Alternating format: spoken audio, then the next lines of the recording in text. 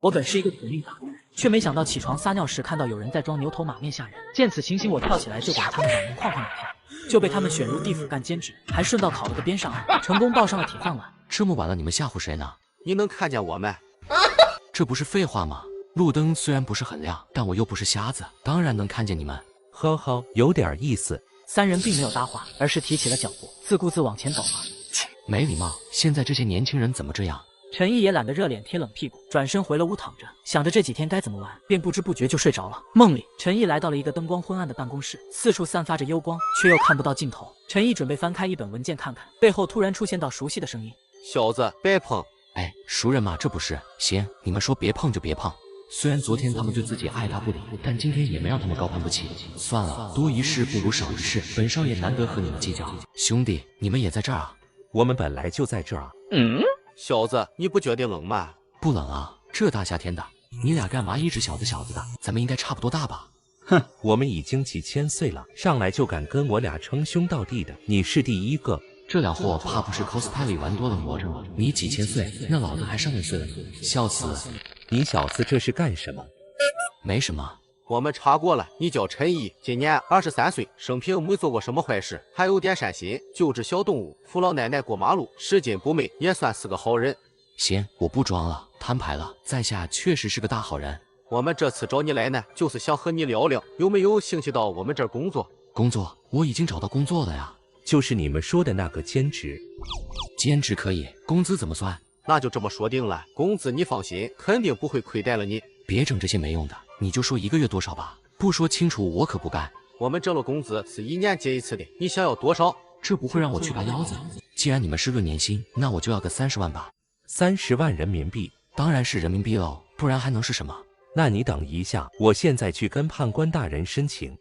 演得还挺逼真。陈毅，判官大人同意了，你明天开始就过来兼职吧。那我的工作内容是什么呀？也是 cosplay 吗？不过我可先说好，得让我扮点帅气的角色，比如李寻欢。陈毅看见他们俩好像想说什么，但只能看见开合的嘴唇，却听不见声音了。一阵白光闪过，所有场景快速后退，消失不见。睁开眼，原来已经天亮了。醒过来后，陈毅静静地躺在床上，回忆着刚才那个梦。哈，真有意思。年薪30万，自己一个月薪4000的搬砖狗也是真敢蒙啊！你个瓜娃子，啷个这么能睡？叫了你多少遍了也不应。咋了吗？现在还早啊。你娃上辈子肯定是个睡神，外面敲锣打鼓那么久都没把你弄醒。哪里在敲锣打鼓？隔壁啊，你留神没了。你在说什么胡话？我昨天回来都还和刘神打招呼了。哎，谁说不是？昨天人还好好的，听说是脑出血，睡梦中走的。桌上给你放了碗抄手，赶快吃了，免得坨了。你爸爸已经去他们家帮忙了，你吃了也过去搭把手。刘婶的家在隔壁不远，陈毅吃完饭就赶了过去，只看见到处挂着白布，灵堂已经布置好了，就快要到刘婶下葬的时间。许多和刘婶关系不错的人都陆陆续续走到棺材旁告别。你不去看一眼？这有啥好看的？吃太饱了。刘婶好歹也是看这你长大的，小时候也经常给你吃糖，这一眼也是最后一眼了。于是陈毅也跟着别人凑到棺材旁，朝里面看去，只见刘婶穿着寿衣，面色苍白的躺在里面，好像睡着了一样。怎么披头散发的呢？他家里人也不给他梳梳。正在胡思乱想间，身后突然响起一阵撕心裂肺的哭声，是刘婶的女儿吴倩倩赶回来。吴倩倩抹着眼泪，陈毅赶紧往后撤了2步，给她让出位置来。后面的事情陈毅就不想参与了，就回了自己家，准备睡个午觉。但眼睛一闭上，刘婶最后的遗容就出现在自己脑子里面。刘婶和昨天晚上在家门口看到被链子锁住的那个人很像，连寿衣都是相同的。那3个人不过是玩 cosplay 而已，肯定是巧合，绝对是巧合。等再醒来的时候，已经是下午3点了，还没起身就听见外面传来爸妈的聊天声，看来他们是帮完忙回来休息了。嘿，你说怪不怪？想尽办法他都不闭眼。妈，你刚才在说什么？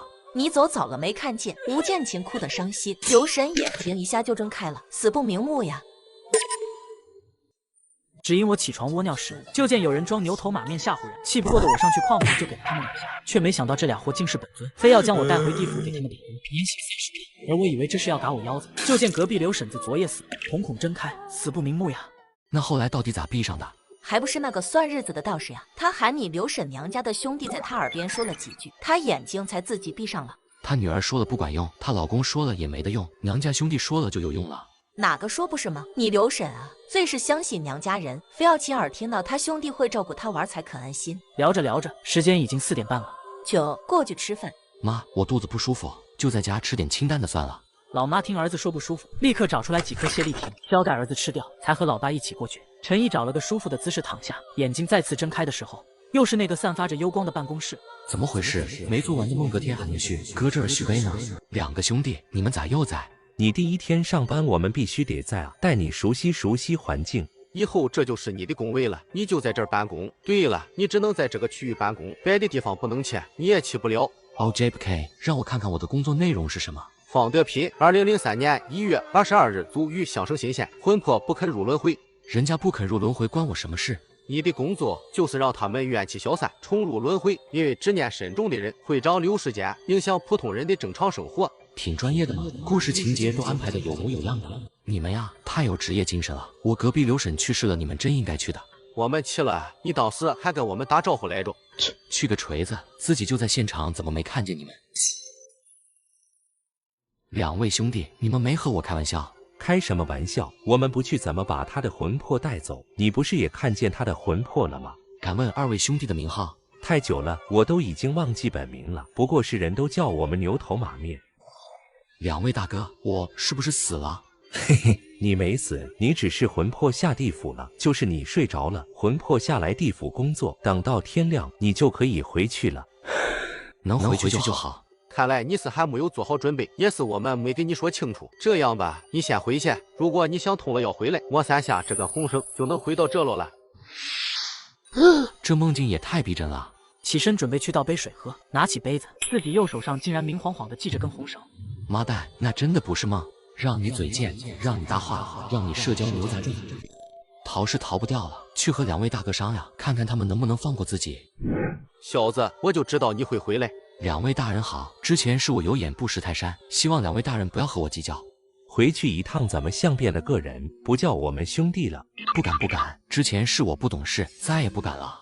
为什么不敢？我倒是觉得很好，已经很多年没人这样叫我们了。对了，你准备好开始干活了吗？那个牛头大哥、马面大哥，我觉得以我的能力不能胜任这里的工作，要不你们还是找别人吧。小兄弟，你既然能看见我们，且来到地府也不觉得阴冷，就已经说明你能力非凡了。对，而且我们已经把你的名字上报给判官大人，现在要打退堂鼓可不行了。为什么非得是我呢？我真的觉得我不行。你看见我们还和我们打了招呼，这就是缘分。放心，你肯定行。牛哥、马哥，你们在千千万万人之中只选中了我，难道因为我是天选之人？我使命是不是拯救世界？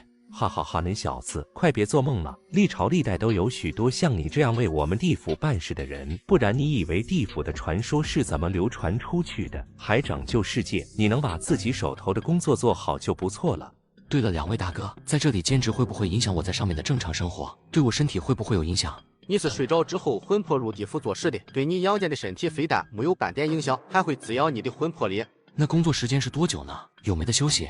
按阳间的时间算，是从晚上11点到第二天早上7点，实在有事可以请假。哎呀，还是8小时工作制，阴间也是有人文关怀的嘛。休息是没有的，你每天都得下来做事，反正身体已经在休息了。妈蛋的，全年无休啊，比打工牛马还要牛马，这绝对是压榨。休息虽然没有嘛，但可以先给你发工资，1年的。可以先发1年的工资。撤回那句话，这哪是压榨呀，这是福报啊！好人一生平安。那什么时候可以给我呀？现在吗？不会是烧的那种币吧？你小子想什么呢？给你的当然是你们阳间用的软妹币。这样吧，明天你随便找一家彩票店就行了。大哥，您没在和我开玩笑吧？哥哥，我没和你开玩笑，明天你去了就知道了。今天你就不用干活了，当熟悉环境了。两位大哥真是太善解人意了，弟弟十分感动，回去就给您2位安排上金元宝，请你们喝喝茶。你小子听上道啊，以后肯定前途无量，哥哥看好你。陈毅赶紧起身去验证30万年薪的事。经过半小时的公交办，陈毅终于来到了彩票店。要是没有中奖，就证明他们骗人，那自己就可以名正言顺的推动这份工作了。老板瞟了来人一眼，继续闭上了眼。陈毅站在柜台，选出了一张了红色封面的刮刮乐。第2排没，第3排也没有，老子就知道哪有这么好的事。玩我是吧？行，回去就把你烧了。刮到最后一排，只因我起床窝尿时，牛头马面非要将我带回地府给他们打工，而工作内容则是帮助亡魂入地府。我本想拒绝，但他们说年薪30万，付款方式则是让我去彩票店刮2张。天生打工命的我果断同意，便入地府和牛头马面做起了好同事。发财了，发财了！于是陈毅马上就打了个车，直奔市里的彩票中心。兑完奖后，陈毅便回了家，躺在床上开始疯狂购买家具、电视、空调，统统下单。弄完一切之后，陈毅开始了他的秒睡大法。没过多会儿，陈毅就置身于熟悉的工作场地了，四周依旧是散发着幽光，但不同的是，这次牛哥马哥都不在。嗨，他们这种人物，估计每天事情多得很，哪有功夫理自己这小卡拉咪啊？陈毅也不是个墨迹的人，打开资料就准备开始工作。方德品，其被人谋死，属横尸，怨气深重。我靠，2003年死的，距今都10几年了，怨气能不重吗？陈毅手指在文件上面轻轻的摩挲，刚好覆盖在方德品的名字上。突然，眼前的景象一变，什么玩意？学校操场，把自己弄这里来干啥？怀念9年义务教育的美好时光吗？陈毅沿着操场走了一会儿，想碰碰运气，就见操场的一个角落里坐着个人。陈毅赶紧快步上前，兄弟，请问这是哪里啊？那人低着头，并没有理会，看这样子是心情不好啊。但陈毅急于弄清情况，只得厚着脸皮继续问：兄弟，麻烦你告诉我这事啊，我问完就走，绝对不烦你。这恐怕不是人了，不会是方德品吧？请问你是方大哥吗？我是。那个，我是来劝你投胎的。我知道你是被人害死的，但你一直徘徊人间也不行，不如跟我走吧。跟你走？你知道我是怎么死的吗？我的尸体至今还埋在这操场下面，家人连我在哪都不知道，而害我的人升官发财，家庭美满，我怎么可能跟你走？呵呵，投胎，不如我先送你去投胎吧。我来劝你投胎，你却要倒反天罡，怎么办？对了，手腕上的红绳。想起之前牛哥说的，想回到地府办公室就摸3下，陈毅赶紧快速的摸了3下。回到了眼前熟悉的办公桌，陈毅正大口喘气时，发现身边似乎多了2人，扭头一看，正是牛头和马面，他们俩正一脸笑意的看着自己。妈蛋的，自己差点来了，他们还笑。牛哥马哥，弟弟我被你们害惨了，差点就回不来了，真是服了，你们也没告诉我这工作这么危险啊。小子，你这不是安全回来了吗？哥哥送你的红绳还好用。我们呀是过来叮嘱你一些注意事项的，但没想到你这么勤快，我们到的时候你已经搁下了。勤快也不行，想做一个优秀的打工人也有错喽。都有些什么注意事项？首先呢，就是这红绳，对付那些横死的魂魄、不好说话的，红绳可以保你的命。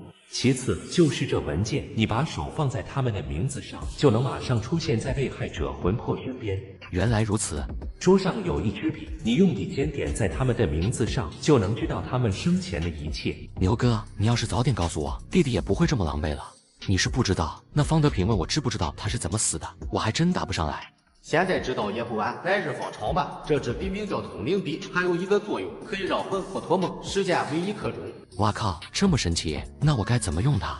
通灵笔碰到魂魄，自然就能把他们送到亲人的梦境里。溜啊，这也太秀了。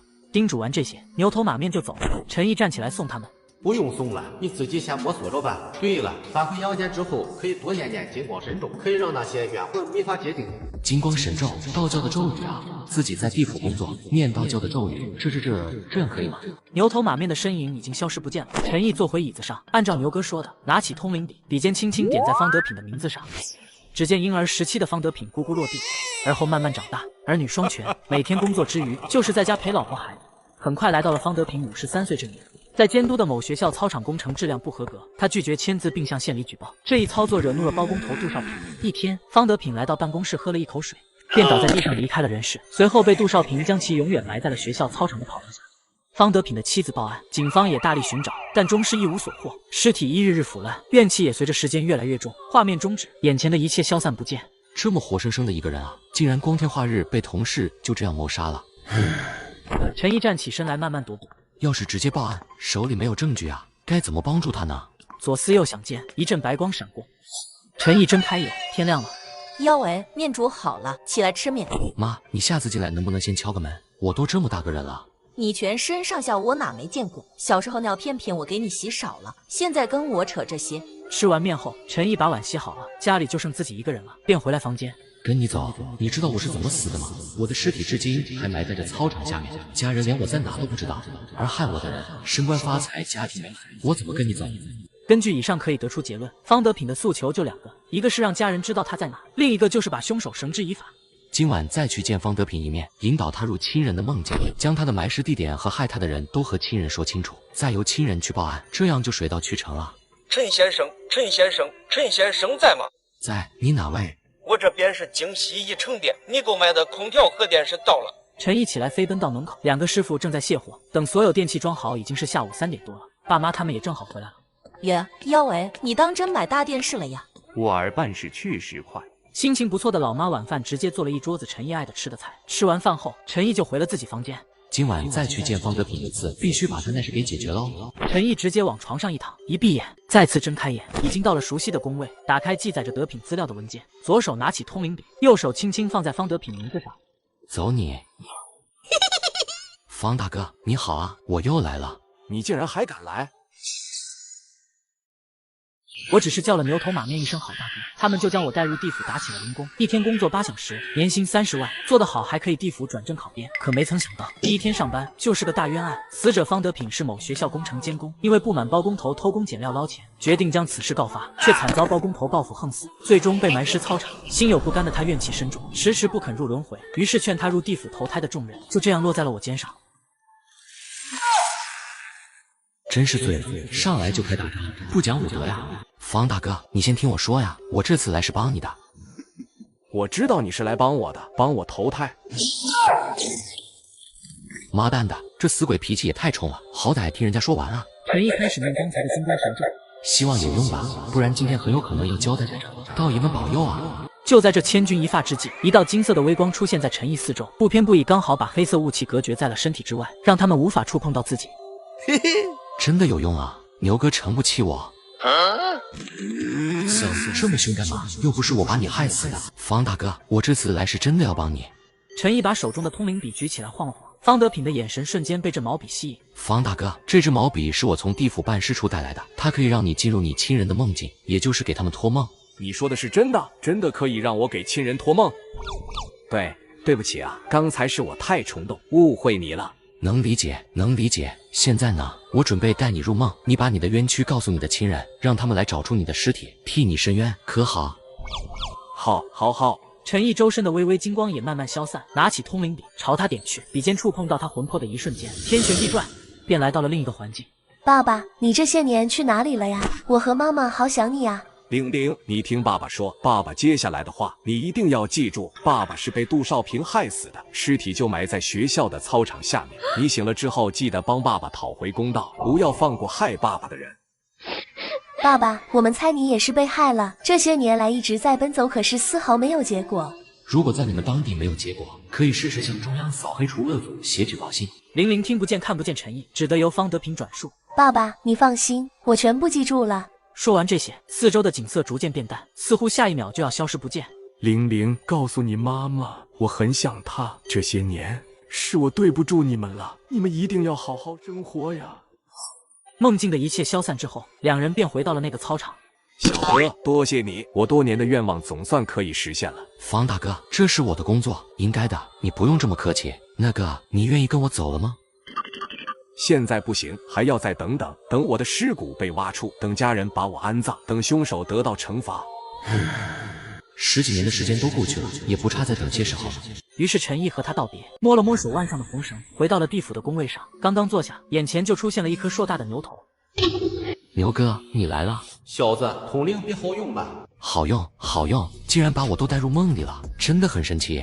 好用就行，我就是来看你一眼，没事我就去忙了。牛哥，等等，我有几个问题想请问下你。方德品这么多年为什么不给自己亲人托梦告诉他们事情啊？早说不早就解决了。你以为这梦是想托就能托的？横死之人怨气深重，除非嫁了人找了道士做法，否则是入不了亲人梦境的。哦，原来如此，难怪呢。牛哥走了之后，陈毅又随手拿起旁边的一个卷轴看了起来。这不看还好，一看则是吓一跳，因为这竟是一家7口同时横死，无一幸免的惨案。天哪，一家7口全都死了，这也太惨了！到底是多大仇，能把人全家都给杀了？陈毅擦了擦灵魂状态额头上并不存在的汗水，不知做了多久，一道低沉的声音传来：“小子，你发什么呆呢？”牛哥，你说这世间真的存在因果报应吗？不是不报，时候未到，无论是现世报或是来世报，都一定会报的。那些大奸大恶的人死了之后是什么下场呢？他们还会投胎做人吗？投胎按照所犯罪行一论处才是。你以为18层地狱是摆设？真的有18层地狱啊？那传说中拔舌头下油锅也是真的喽？废话，这些是在阳间也流传几千年了，你以为是空穴来风吗？好家伙，原来18层地狱都是真的。那些坏事做尽的人，真应该让他们各种酷刑都来一遍，不是来一遍。好好工作，有时间哥哥会带你去长见。陈毅一抬头，发现牛哥不知什么时候已经不见了。幽暗的办公室又只剩下他一人，看着桌上那卷记载着无数人死亡的卷轴，陈毅思索再三，终是拿起了通灵笔。他想看看这一家七口究竟是干了什么，竟要被该死的凶手残忍杀害。凶手最后又有没有被绳之以法？答案下集见分晓。深渊了，深渊了！未被灭满门的一家七口深渊了。可明明凶手早已被绳之以法，死者一家却迟迟不肯入轮回，这究竟是怎么回事？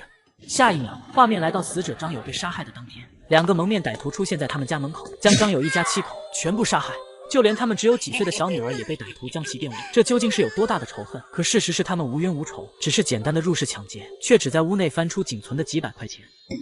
他妈的，就这么几百块钱，还不够我们分呢！这时天上的乌云逐渐散开，一束月光洒在这座充满鲜血的房间里。陈毅连忙摸了3下手腕上的红绳。这歹徒好像在哪见过，从没去过，按道理不可能见过呀？难道？陈毅连忙摸了3下手腕上的红绳，再次睁眼，已经回到了房间里。他立刻拿出手机开始搜。预审鲁宁市一家7口被灭满门，杀人狂魔变狂，跨省作案33起，连杀41人。难怪看着这么眼熟，原来是以前震惊全国的特大新闻。几个歹徒的贱命怎么抵得过被杀的41人？希望这些歹徒都滚去18层地狱。看了眼时间，凌晨3点05，陈毅连忙躺回床上，回到地府的桌案前，拿起卷轴点在了张友名字上。陈毅来到了张友废品回收站，角落里有4大3小7个身影蜷缩在一起，身上笼罩着一层阴气。张友，张友，你们已经死了很多年了，为什么不去投胎呢？我也不知道怎样才可以投胎啊！我们一家好像不能离开这里。张友向外走来，但好像被一个无形的怪圈拦住，让他无法走出那个角落。张友，你知道吗？杀害你们的凶手卞况和同伙，很多年前就被抓住枪决了。话音刚落，剩下的6个身影同时抬头看了过来。真的吗？他们真的死了吗？真的，他们现在正在阴曹地府日复一日的炸油锅呢，你们可以放下了。听到这句话，张友一家7口身上为数不多的阴气渐渐消散，突然一道散发着白色光芒的大门出现在他们身后。谢谢你，我们该走了。这难道就是通往投胎之路的门？张友带着一家老小就准备朝他走去，其中的一个小女孩用稚嫩的声音问道：哥哥，那个坏人为什么要杀我们呀？是我们做错了什么吗？我也还是个小朋友啊，他们为什么要玷污我？这不是你们的错，是坏人丧心病狂，他们会被千刀万剐的。张友一家全部走进那道门后，发光的门也随之消失不见。陈毅摸了3下红绳，再次回到了地府。陈毅，哥哥们没看错你，果然是个踏实办事的。马哥，这怎么说？你一次读懂了一家7口，这次办得很不错。哥哥们会在判官面前帮你说好话的，到时候给你申请点奖励也不是不行。2位大哥，那个奖励是什么呀？你这回啊，可算是给哥哥们长脸了。才来几天就度化了7个魂魄，不像之前叫来的那些人，尽是磨洋工的啊！在我之前这个岗位还有很多人。你这个位置和鬼差一个级别，一直有很多人。牛哥，说到级别，能不能给我详细讲讲呀？毕竟我是阳间的人，对地府的官职不是很了解，万一哪天遇到个大佬，别给你们丢人才好。你这个位置也就和鬼差一兵差不多，你上面呢就是我们哥俩，还有黑白无常和其他几个阴帅，世人称我们为10大阴帅。我们上面还有公曹司、判官司、阴曹司、轮回司，至于10殿阎罗和更高的存在，你就没必要知道了，反正你也见不到。啥玩意？豹尾鸟嘴鱼腮黄蜂，确定不是在搞笑？豹尾他们4个是专居飞禽走兽的魂魄的，所以人间关于他们的传说不多，你不知道也正常。马哥，我之前见到张友一家的时候，他们好像被束缚在一个看不见的圈子里，他们走不出这个圈子，全部缩成一团待在里面。这个圈子是你们弄的吗？我们要是有那时间，直接就读了，还能留他们这么久干啥？以哥哥多年的经验看，应该是他们自身被杀的恐惧和善良，使得他们画地为牢。不仅他们走不出来，别人也不能进去，既保护自己，也保护别人。行了，你也别伤感了，他们一家子下辈子会有个好结局的。今天你也累了，早点回去吧，不用等到天亮了。送完牛哥马哥，陈毅摸了3下手上的红绳，回到了自己房间。陈毅又闭上眼，享受着为数不多身体与灵魂一同放松的安逸的时刻，就睡着了。梦里，一个公园中，远远的就看到张友一家正带着3个小朋友在荡秋千。陈毅快步朝他们走过去。哥哥，你来啦！哥哥，谢谢你，我们就要去过好日子啦。你没骗我，我们看见那些坏人啦，他们现在每天在受刑呢。陈毅正想说些什么，张友夫妻却对自己挥了挥手，画面开始慢慢消散。睁开眼，这么大的弯了，喊半天喊不起来，面都要坨了。起来了，起来了，马上就来。刚才是在做梦吗？那真的是梦吗？吃完饭，陈毅为了不让爸妈怀疑自己在努力赚大钱，便去了一家美发店。洗剪还是烫头？又剪又烫。陈毅，你娃好久回来的了？回来没几天，这不马上就来看你喽。算你妈孝顺，还晓得来看爸爸。对呀，我来看我腰。是这样的，我准备在家里发展了。荣城有个朋友准备教我做代练，我怕我妈老汉不放心，说是和你一起做的。放心，到时候你爸妈要是问我，分分钟给你打好掩护。陈毅和他聊完之后，叫上了另外几个兄弟，便一起去干饭。在回去的路上，突然想起了说好的给牛哥马哥的金元宝，便去买了2袋子金元宝，找了个阴凉的偏僻地方，就把金元宝通通烧掉。牛头马面大哥，弟弟给你们送金元宝了，记得收哈。烧到一半的时候，陈毅觉得不保险，因为牛头马面不过是世人给他们的称呼罢了，万一自己烧的金元宝被别的鬼给抢了或者没到账，那可就得不偿失了。可是我不知道他们的真名啊。有了，找度娘。很快答案就被搜了出来。牛头大哥叫阿棒，马面大哥叫罗刹。阿棒大哥，罗刹大哥，弟弟给你们送金元宝了，记得收哈。回到家后，陈毅躺在床上闭眼，来到工位上的陈毅拿起卷轴。李萌，女，2015年2月27日卒于粤省徐州，死于恋爱脑。陈毅将手指轻轻放在他的名字上，下一秒就出现在了一间小小的房子里。看样子李萌的怨气不小啊。李萌，你在吗？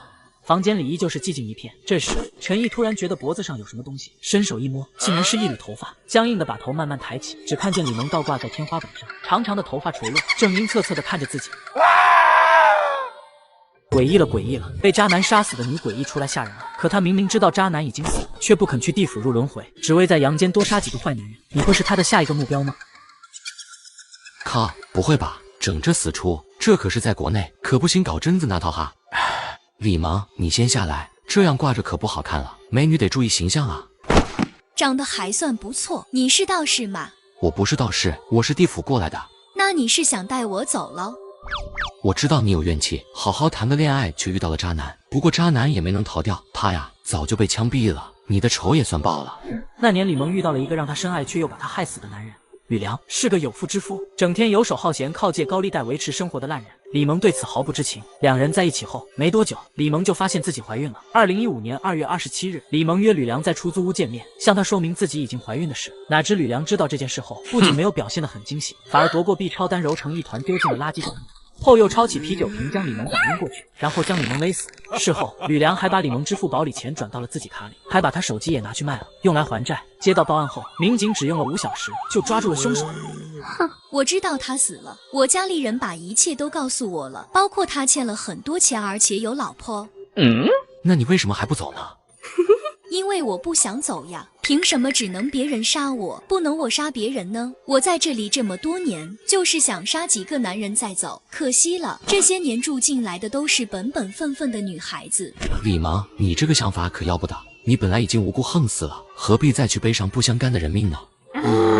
这世上就没一个好男人，我就是要让他们也尝尝我死之前的滋味。哎，这个锅我们其他男人可不背哈。李萌，你冷静一点，不是所有男人都像吕梁一样的，世上还是好男人多，只是你没遇到而已。不过你放心，下辈子还有机会的。这世上还有好男人，你是那个好男人吗？当然了。既然如此，你就留下来陪我吧。说话间，无数的长长的黑发从四面八方袭来，似乎想把陈毅活活的裹成个粽子。我你妈！陈毅下意识的后退了2步，好像踩到了什么东西，扭头一看，竟然是个很小的小鬼，正冲着自己咧嘴。哇这差点忘记了，李萌可是1尸2命了，这也太吓人了。电光火石间，发丝已经冲到了自己面前。房间里铺天盖地的头发还在飘扬，身后的小鬼也虎视眈眈。我倒要看看你这个破罩子能坚持多久。大姐，别说你了，看来今天是不可能把他劝走了。既然如此，咱还是老老实实一剑回城吧。下一秒，陈毅就回到了熟悉的工位。总算安全了，今天这可比之前遇到的凶太多了，而且完全不讲道理啊！遇上一个渣男就否定所有男人，还要拖其他无辜的男人一起死，可怕可怕！女人真可怕，得罪谁也不要得罪女人。李萌这是自己肯定是处理不了了，看来还得请牛哥他们帮忙才行。陈毅看着还早，便又拿起了桌上的卷轴，看到了一个很熟悉的名字：江婷婷，2016年11月3猝死于扶桑东市。这不是之前在网上见过的留学生遇害案吗？他还没去投胎，还盘桓在人间啊！也是，谁遇上这样的事，谁能不恨呢？陈毅回忆了一下之前从网络报道上知道的讯息。闺蜜刘雨欣和前男友发生争执，刘雨欣为躲避纠缠，借宿在闺蜜江婷婷家。11月3日，刘雨欣、江婷婷先后回到住处，性格狂躁狠辣的前男友早已躲藏在暗处。刘雨欣现役不回到家中，而江婷婷却因为刘雨欣关上了大门，被其前男友一刀捅死在自己家门口。凶手陈世峰后来被警方捉拿归案，判处有期徒刑20年。但刘雨欣却没有丝毫愧意，依旧吃喝玩乐，生活得十分潇洒。江婷婷妈妈只有这一个爱女，怎么可能就这么算了？总要知道自己女儿为什么死的。于是找刘雨欣询问事发时的细节。刘雨欣称她不是故意关上大门的，是不知道为什么门就是打不开了。而江婷婷妈妈不信，只得上网求助。这时事件已经发酵，全网声讨刘雨欣。虽然事情已经过去3年了，但刘雨欣依然没有得到应有的审判。一阵白光闪过，陈毅从床上醒来，天亮了。既然江婷婷还在人间徘徊，那肯定也知道后面发生的事了。自己舍命救下的闺蜜，却污蔑自己，辱骂攻击自己妈妈，她该是何等绝望啊！哟喂，出来吃包子了，还给你买了油条。妈，今天不吃面了。今天你爸爸发工资了，我也偷个懒，买个现成的。等陈毅早饭吃好，爸妈也要出门了，是去帮舅舅家收稻子。陈毅也想去，却被老妈拒绝了。于是陈毅只能舒舒服服地待在家打游戏。陈毅一看是新闻推送，某学校操场挖出一具男尸，陈峰多年案告破。操场男尸，第4集冤死的方德平尸体被找到了。方德平女儿真的向中央实名举报了，而中央接到举报后也很重视，安排相关工作人员很快展开了行动，并且顺藤摸瓜抓住了凶手。案子破了就好，方德平自己也终于解脱了。爸妈不在家，陈毅也懒得做饭，便上街来到了在母校门口的小吃店，买了份小吃。一回头却遇到了一个让他曾经面红嚏热的人。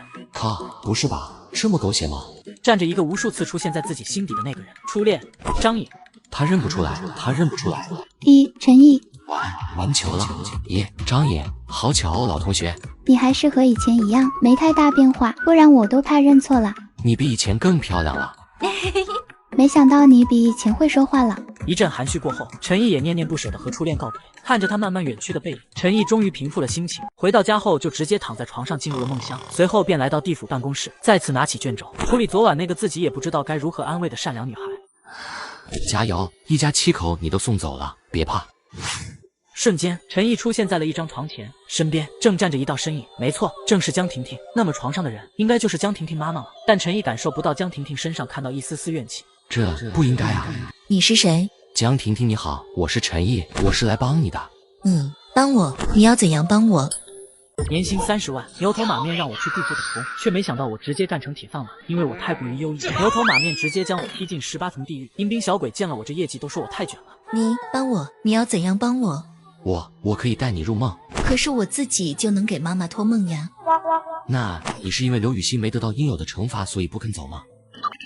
我并不怨恨他，我知道他当时是太害怕了。其实以前我和他关系很好的。那到底是因为什么呢？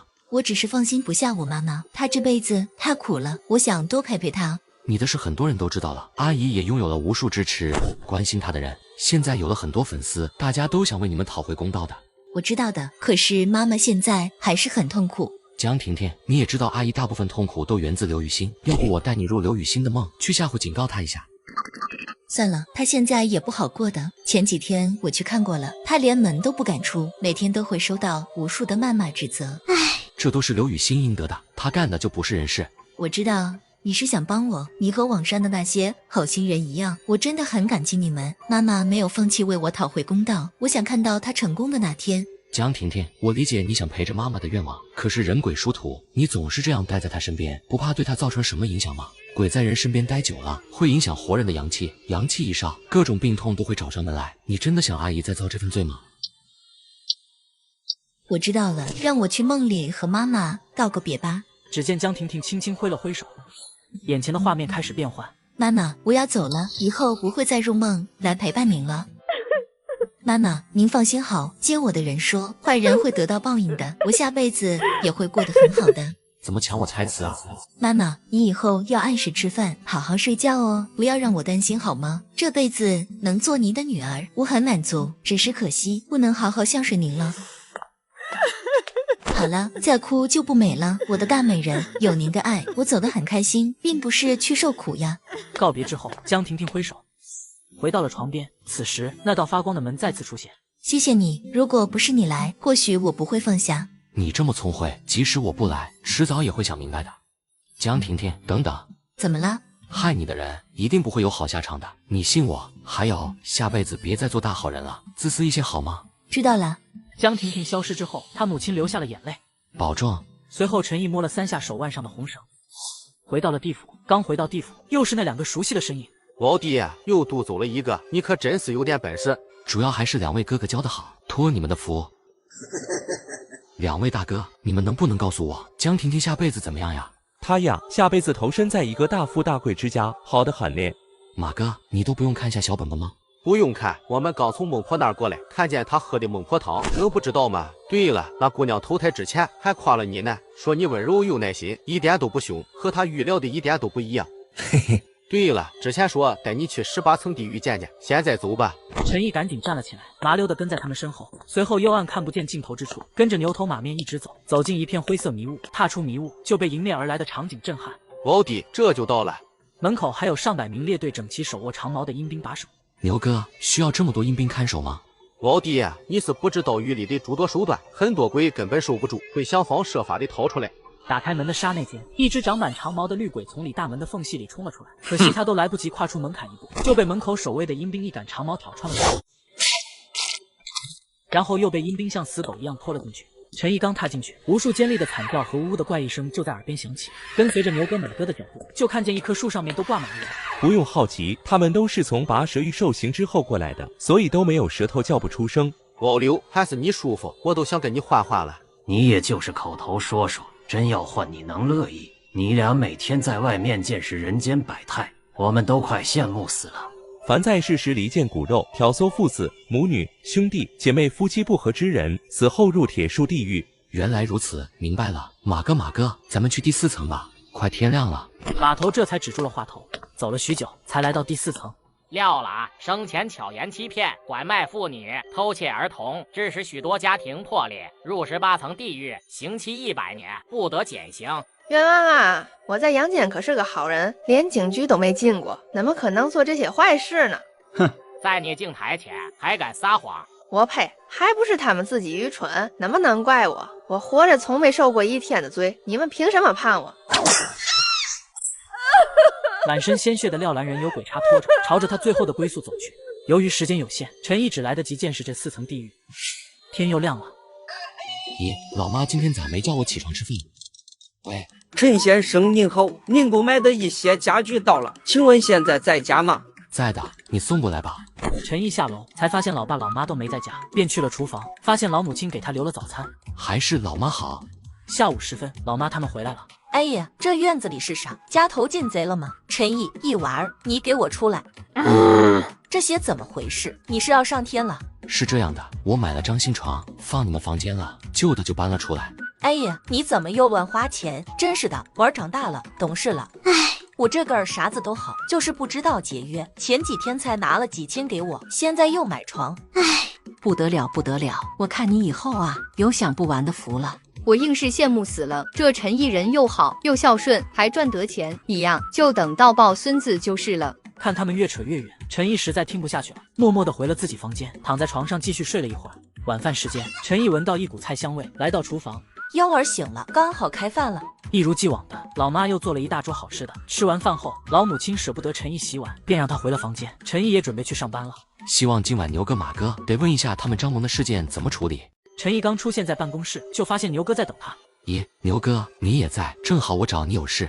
你的视线往后放一放，先跟我走，陆判大人要见你。啊，牛哥，陆判大人为啥要见我呀？咱先透个气，他找我是好事还是坏事呀？当然是好事，你就放心吧。那就好。陈毅被牛哥拉到一座大殿前。你就是陈毅？我叫陈毅，白天是在工地搬砖的牛马，晚上却还要在地府和牛头马面做同事。只因我在地府工作太卖力，别的同事都说我太卷，非要把我当眼中钉。而就在刚刚，判官大人陆判召见了我，似乎是要奖励我。陆判大人好，小子正是陈毅。方得品之事你办得不错，托梦一事已被世人所知，使得他们对因果轮回更敬畏，也从此事得到诸多警醒。这都是小的分内工作，还得多谢陆判大人栽培。好了，你退下吧。退下，这就结束了。陈毅还在思考要不要说2句漂亮话，就被牛哥拉着朝外面走去。哎呀，这趟算是白来了，啥也没捞着，就得个荣誉奖了。奖励之事，阿棒晚些时候会与你商议，安心便是。他能知道我的想法，完了，丢人丢到地底了。回到幽暗的办公位后，老弟，你这次可算是入了陆宽大人的眼了，前途无量啊！你虽然来了没几天，但解决的案子不少，赌的人也多，是个踏实做事的人才。牛哥，陆判大人是因为第4级方德品的案子见的我，这事的影响有这么大吗？含糊，这是在阳间引起的轰动很大，舆论也大，更别说还有许多人知道托梦一事。日后再有人想作恶之前，是不是也要掂量掂量自己逃不逃过审判？也是哈。对了，你的奖励陆判大人已经批了，一共是10万。10万？牛哥，你没开玩笑吧？不用太激动，不仅仅是因为这一件事奖励你，也是嘉奖你办事勤勉，尽心尽责。那牛哥，我这奖励，我正想问你呢，你是想随年终奖一起发，还是想现在就发？牛哥，要不就现在发吧？也行，那早上7点你家门口见，那我就先走了。别，牛哥，我有一事请教。你说。我遇到个难缠的女鬼，怎么劝都不行，你能不能帮帮我？要不你试试渡人经。哈，我就对着她念经。对，反正你护身周保，他暂时进不了你的身，你就一直念。要是还解决不了，就先放着，等着哥哥有空了再来帮你收拾。说完，牛哥就离开了。渡人经管用吗？陈毅刚想要拿起卷轴，还没来得及看，几个人影就从走了出来。来的人是3男1女。你们是谁？你就是陈毅。来者不善啊，好像是我先问吧。你们是谁？我们和你一样，都是阳间下来在这里做事的人。几位有何贵干呢？陈毅，我们都是在这里混饭吃的，你处理案子的速度太快了，让我们这些前辈很难做啊。搞半天是祖传搞事的，可惜啊，哥哥根本不吃这套。你们算哪门子的前辈，自己做事磨叽，怪我。既然拿了这份工资，我就一定会好好做事。陈毅，反正钱已经到手了，事情应付应付就行了，这么认真干嘛？做人留一线，日后好相见吗？做好我的本职工作也有错，麻烦你们不要在这里狗叫，从哪里来滚回哪里去。那个身材强壮的男人就握着拳头走了过来，可陈毅早有准备，站起来把身后的椅子提起来，对着男人头上直接狠狠砸下。说不过就要动手，老子可不是好惹的。第一个上来的男人立刻就捂着脑袋。见状，矮胖男准备和另一男的一起上，可惜自己不会给他们联手的机会。一个箭步冲到矮胖男面前。老子想打你很久了，来，让我看看你的敬酒罚酒长啥样。几人见打不过陈毅，灰溜溜跑了。你给我等着，我们一定会回来的。哼，就你们那只怂样，还回来，脸都不要了是吧？陈毅看差不多快天亮了，便没有去找张萌。回了房间，想到牛哥约定的早上7点家门口见，陈毅赶紧快步走了出去。走到大门口，左看右看也没有牛哥的身影。难道牛哥给忘记了？陈毅正百思不得其解的时候，低头的一瞬间，发现脚边有个不大不小的黑色塑料袋，打开一看，满袋的粉色钞票。惊呆了老铁，还能这样操作？赶紧上下左右扫视了一圈，确定周围没人看见，将黑色塑料袋直接抱在怀里，火速跑回房间。清早8晨跑得飞快，偷牛去了吗？嘿嘿，好家伙，牛哥呀，牛哥，你也太强了，竟然直接送货上门，现实版社区送温暖啊！可是刚出去10大门口，地上明明没有东西啊，这钱又是从哪来的？陈毅把这10万块藏好后，打开手机学习了一下渡人经。老母亲的面已经煮好了，嗦完面，一娃儿，你张叔叔死了，我和你爸爸要去帮忙。啥？又死人了？妈，是不是小时候村官贪污了1万块，被张叔叔发现并举报了的那个张成叔叔啊？是啊，听说是摔死的，在自家门口摔了一跤，人就没了。你乖乖在家，等我们回来再说。真是人生无常，大肠包小肠啊！陈毅一个人在家无所事事，就躺平开始买。晚上爸妈还没回来，陈毅也早早闭上了眼。幽暗的办公室里，陈毅坐在椅子上，马哥走了过来。今天这么早进来了？马哥，我过来就是问一下你有没有说服张萌。还没去，正准备去呢。对了，马哥，小弟有个疑问，不知道当讲不当讲。老弟，金元宝我们哥俩已经收到了，你呀总是这么客气。哎呀，都是弟弟应该的，没有2位哥哥哪有我今天吗？就是我和牛哥约定的早上7点我家门口见，但是我没有看见他呀，而是凭空出现了1包钱，这是怎么回事啊？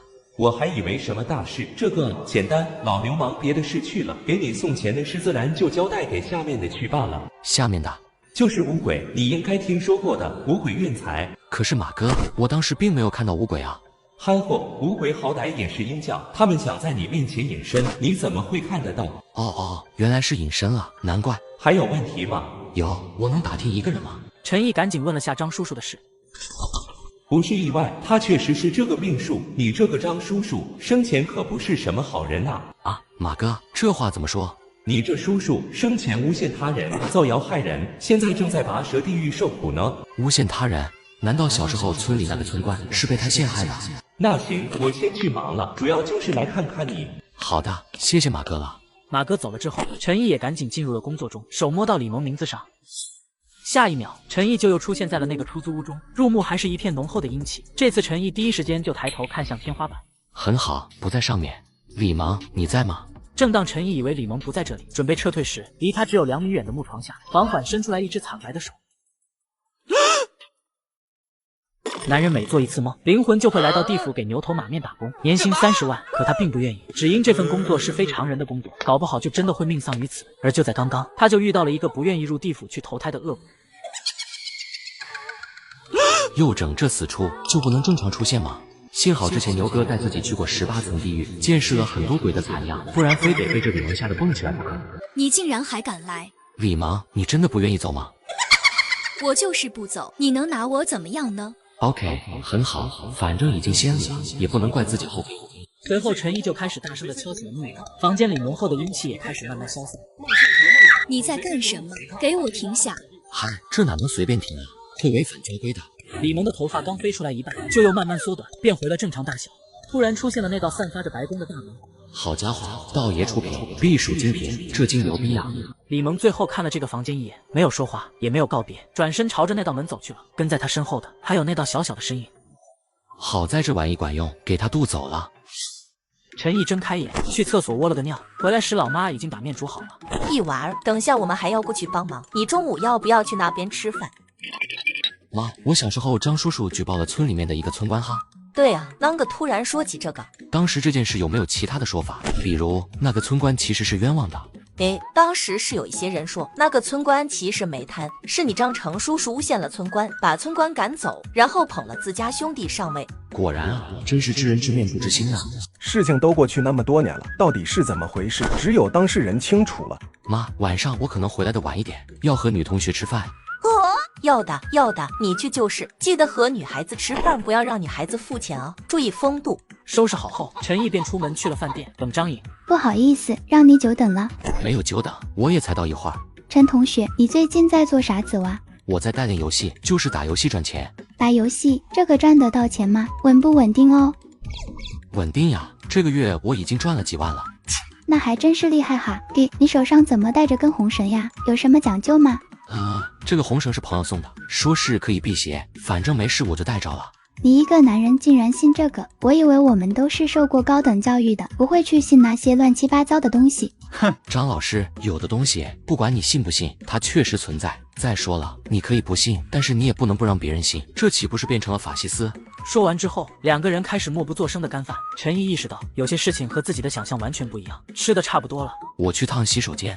路过一个角落，陈毅看见一个女孩，竟然发现有个阴气十足的小鬼挂在她小腿上。他喵的，大白天的见鬼了！难道是在阴间待久了的副作用？要不要告诉这个女生，她被小鬼缠上了？算了，万一把我当成神经病了，那才搞笑了。陈毅回到自己桌，刚好张颖也吃好了，便和她道别，各自回家。路过一家店的时候，陈毅竟然又看见之前那个女生，那只小鬼居然还跟着他。小鬼似乎感受到了被目光注视，冲着陈毅一顿龇牙咧嘴。于是陈毅决定帮他一把。等了大概几分钟，女生终于出来了。美女，麻烦等一下。你是在叫我？没错，就是喊你。美女，你最近有没有觉得吃不香睡不好，精神也很不振？帅哥，你难道就是传说中的高人？高人谈不上，就是看你印堂发黑，身边好像有不干净的东西，所以提醒你一下。不干净的东西，那怎么办呀？高人，你要帮我呀。对不起，我帮不了你，但是你可以告诉你家里人，让他们帮你找人解决。对啊，我给我爸爸妈妈说，他们肯定可以找到人。那没事，我就先走了。美女再见。帅哥，你等一下，我加你一个联系方式，以后好联系。好。今天多谢你了，有时间请你吃饭。好说，你早点回家去吧。分别后，陈毅也没心情闲逛了，打车回了家。回到家，陈毅躺在床上，自己暗恋这么多年的人，根本就是两个不同世界的人。再次睁开眼，又是熟悉的地府工位。既然得不到爱情，那就得到金钱，来吧。打开文件夹，开始干活，顺着一排名字看下来。樊强强，2012年7月12日卒于晋省凤凰市，滞留人间，原因不详。这时的陈毅还以为是桩普通案子，毫无防备的拿起通灵笔点了上去，却没想到8岁小男孩樊强强的生前经历将会让他一个小男孩平安诞生，一家人其乐融融。可随着小男孩的长大，父母的感情却越来越差，直到最后离婚。很快，樊强强8岁了，父亲也再婚娶了个老婆，名叫朱红霞。可这个后妈脾气非常暴躁，人前和强强和睦相处，人后却非打即骂。樊强强对这个后妈很是惧怕，每次挨打也只敢忍着。画面开始变慢。7月12日，强强发现桌子上有鸡爪，便吃了几个。后妈朱红霞看到后脸色瞬间阴沉，直接从院子里拿来斧头，狠狠向强强的脑袋砸去。强强倒在了地板上，鲜血直流。最终，强强没有声音了，一条8岁的小生命就此终结。随即，朱红霞用菜刀在家里对孩子的尸体进行了分尸，她将其4肢斩断，丢弃在了2公里以外的荒江里，又将死者的躯干部位腰斩，藏进了自己卧室的衣柜里。其后家里已经开始散发出臭味，樊强强奶奶觉得媳妇举动可疑，这才在7月14日那天，循着臭味在家里各处翻找，最终找到了孙子的尸体。至此，一件后妈杀害分尸继子的惊天血案东窗事发，判处死刑。太残忍了！朱红霞这个猪狗不如的畜生，世上怎么会有如此恶毒的女人？因为几个鸡爪就把一个孩子活活砍死。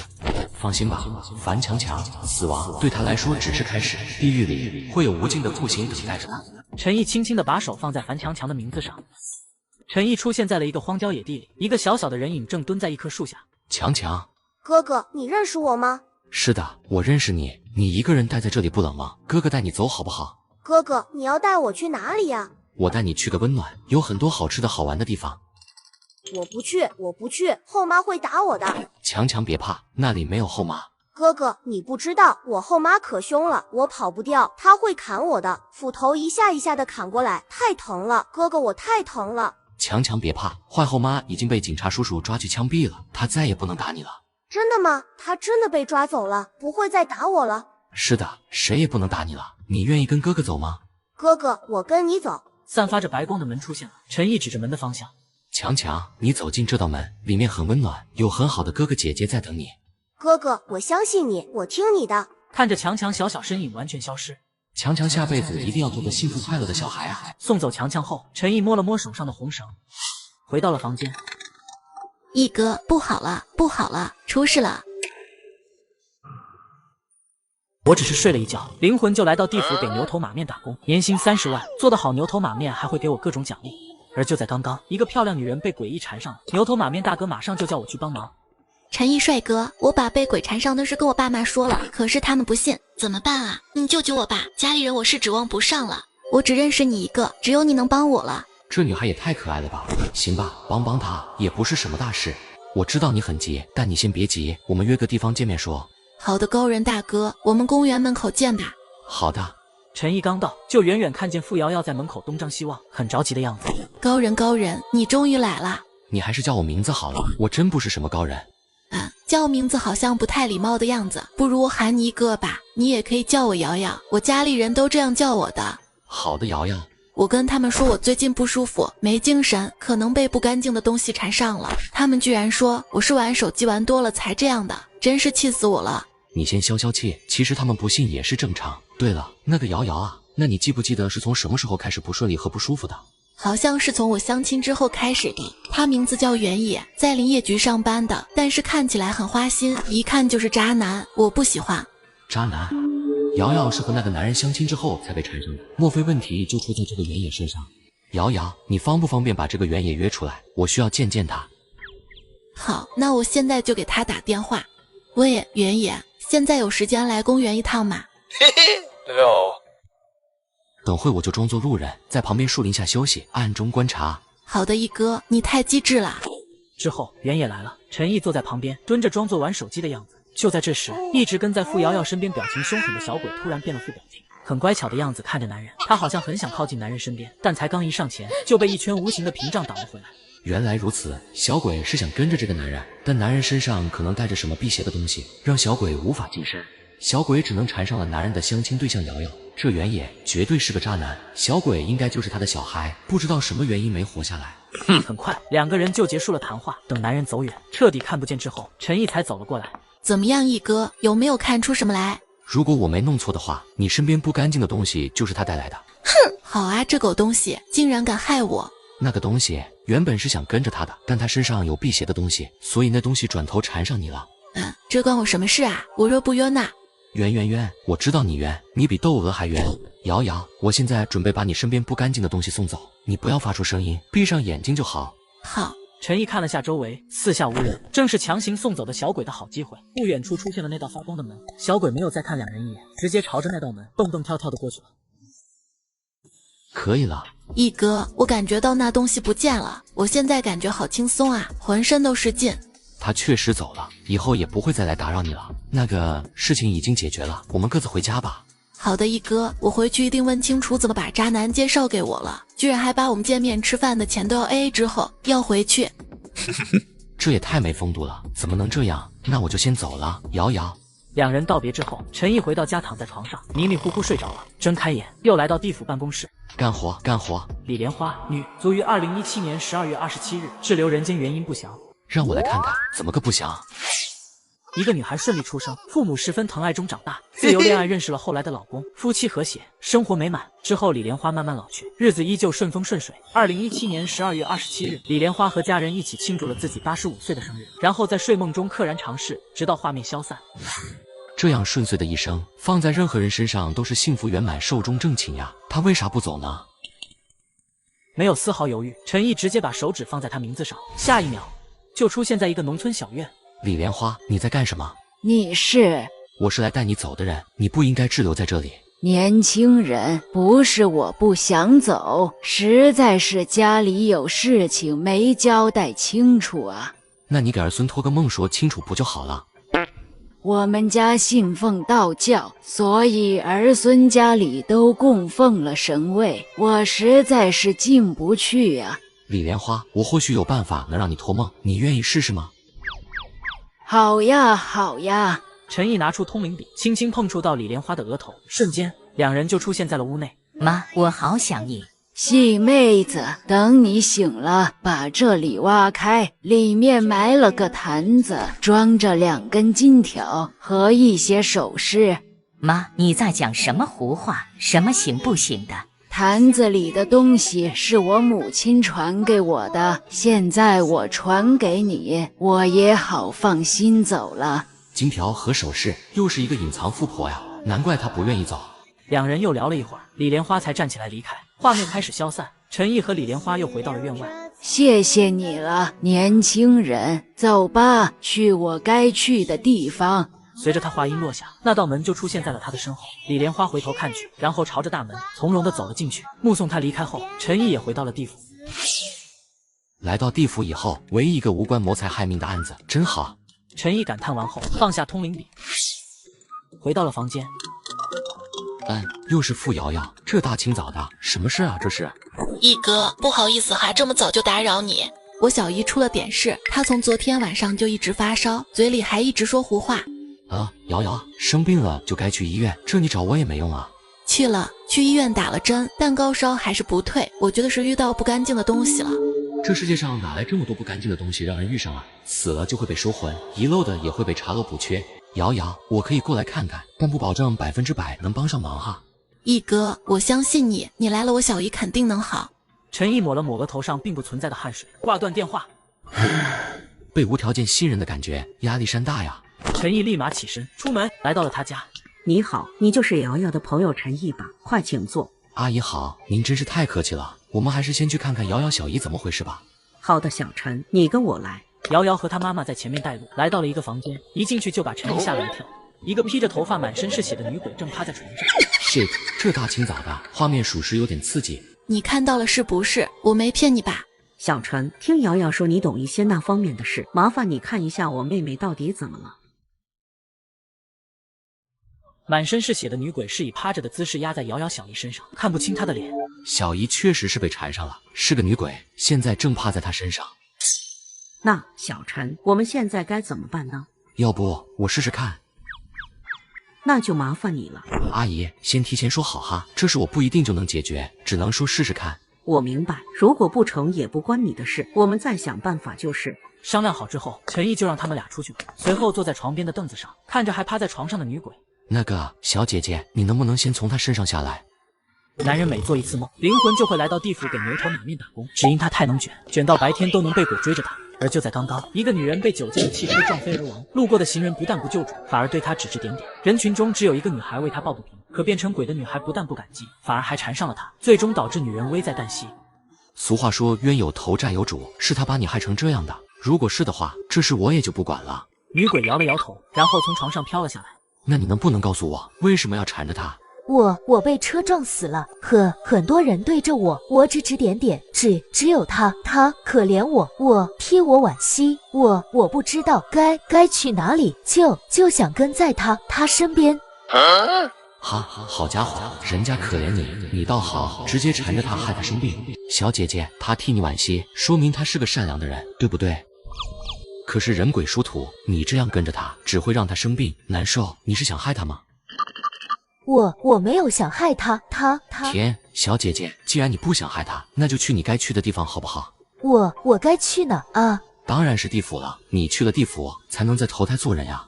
好，我去。随着他话音落下，散发着白光的门在他身后出现。你进去这道门就到了。女鬼看看床上的人，又看看大门，朝着大门飘去了。眼看马上就要进去，女鬼突然又停了下来。靠，不是后悔了吧？可不行这样的哈。谢你，还有他，等他醒了，替我说一声不好意思，我没有想害他生病。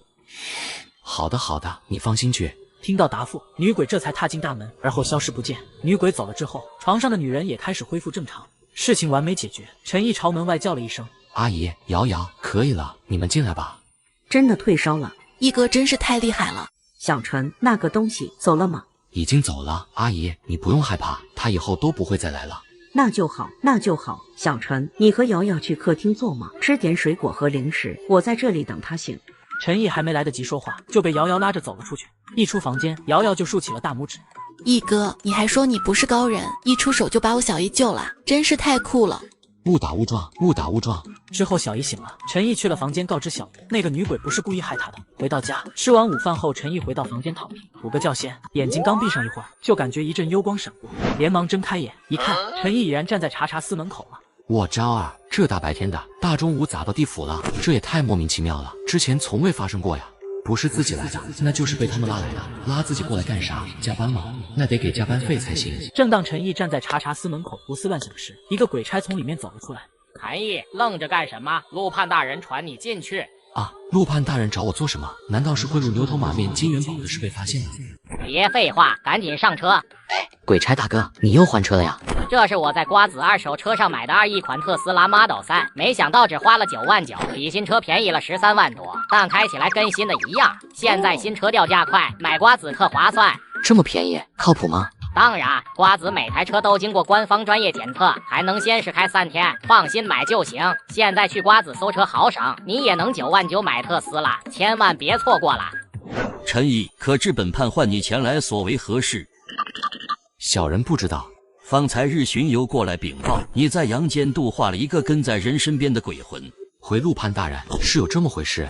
哦，那你且说说，日间并非你的工作时间，为何要做这些费力不讨的事？回大人，白天虽然不是我的工作时间，但既然看见这种影响世人正常生活的阴魂，我又怎么能袖手旁观呢？有句话说好，我为人人，人人为我，就是这个道理。陈毅，你真的很不错，本判没看走眼。我再问你，你是如何将滞留人间的阴魂渡走的？回大人，我是用渡人经将他们渡化的。只是渡人经，没有使用别的法器。法器？什么法器？你们也没给过呀。那你渡人经念了多少遍将他们渡走的？1遍。你是说你就念了1遍渡人经，就将他们送到地府了？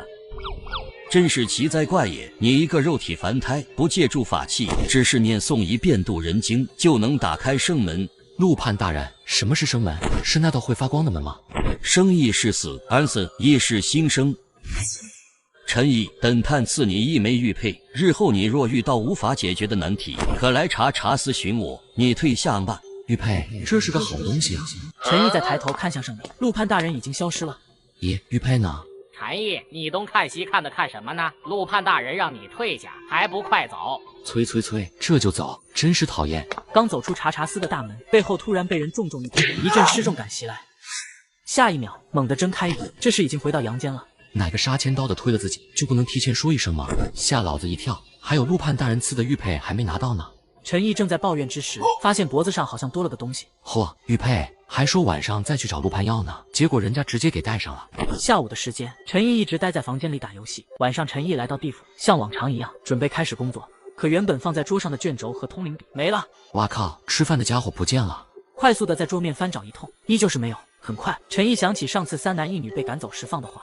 他喵的，敢偷老子的东西，我这次可不会再轻易的放过你们了。天堂有路你不走，地狱无门非要来。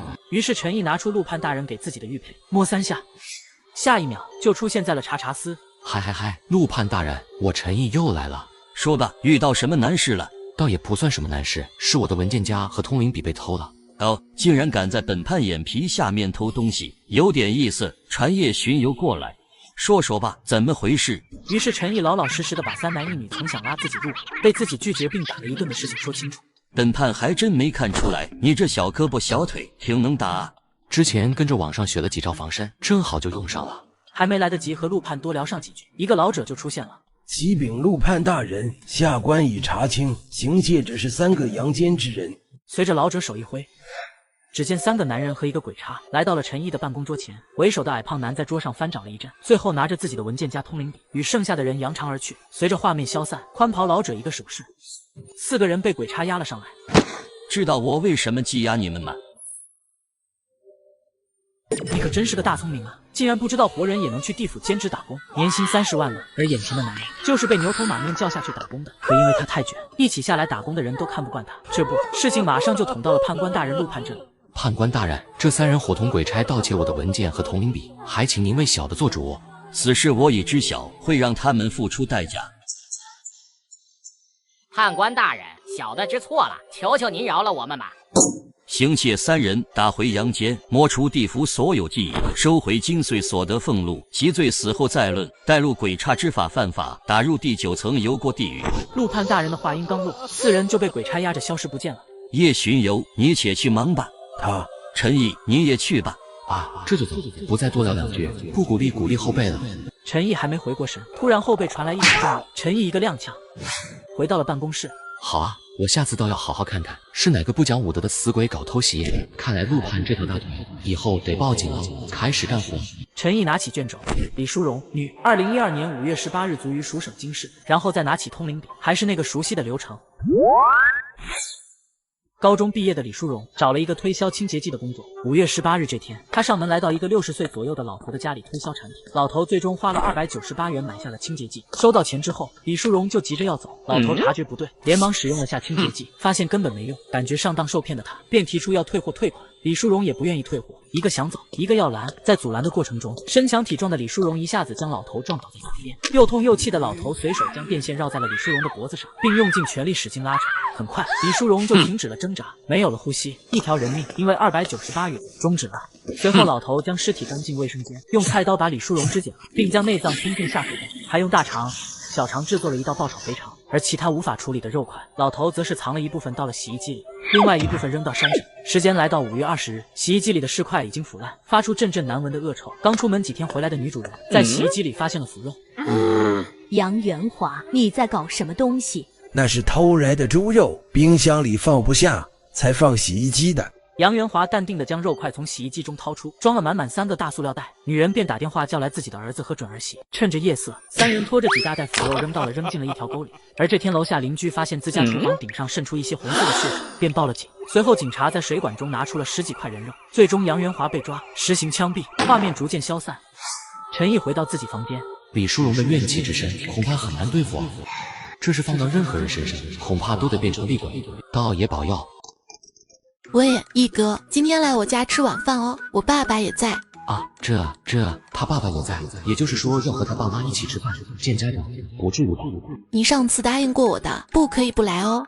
啥？已经答应了？什么时候的事？我自己怎么不知道？好的，挂断电话。陈毅摸了摸额头并不存在的汗水。下午，陈毅提着东西来到了樊瑶瑶家。毅哥。陈毅是吧？请坐，我们家请你吃饭，你怎么还拿东西来了？太客气了。叔叔，哪有空手过来做客的道理？一点水果不是什么贵重的东西。听瑶瑶说，你帮了她一个大忙。算不上大忙，碰巧而已。昨天又救了瑶瑶小姨，年轻人，你有点本事在身上。别聊了，先吃饭吧。小陈啊，阿姨做的饭菜还合胃口吗？阿姨，您这手艺比星级饭店做的好吃。小陈啊，你有考虑过换一份工作吗？叔叔，目前还没有。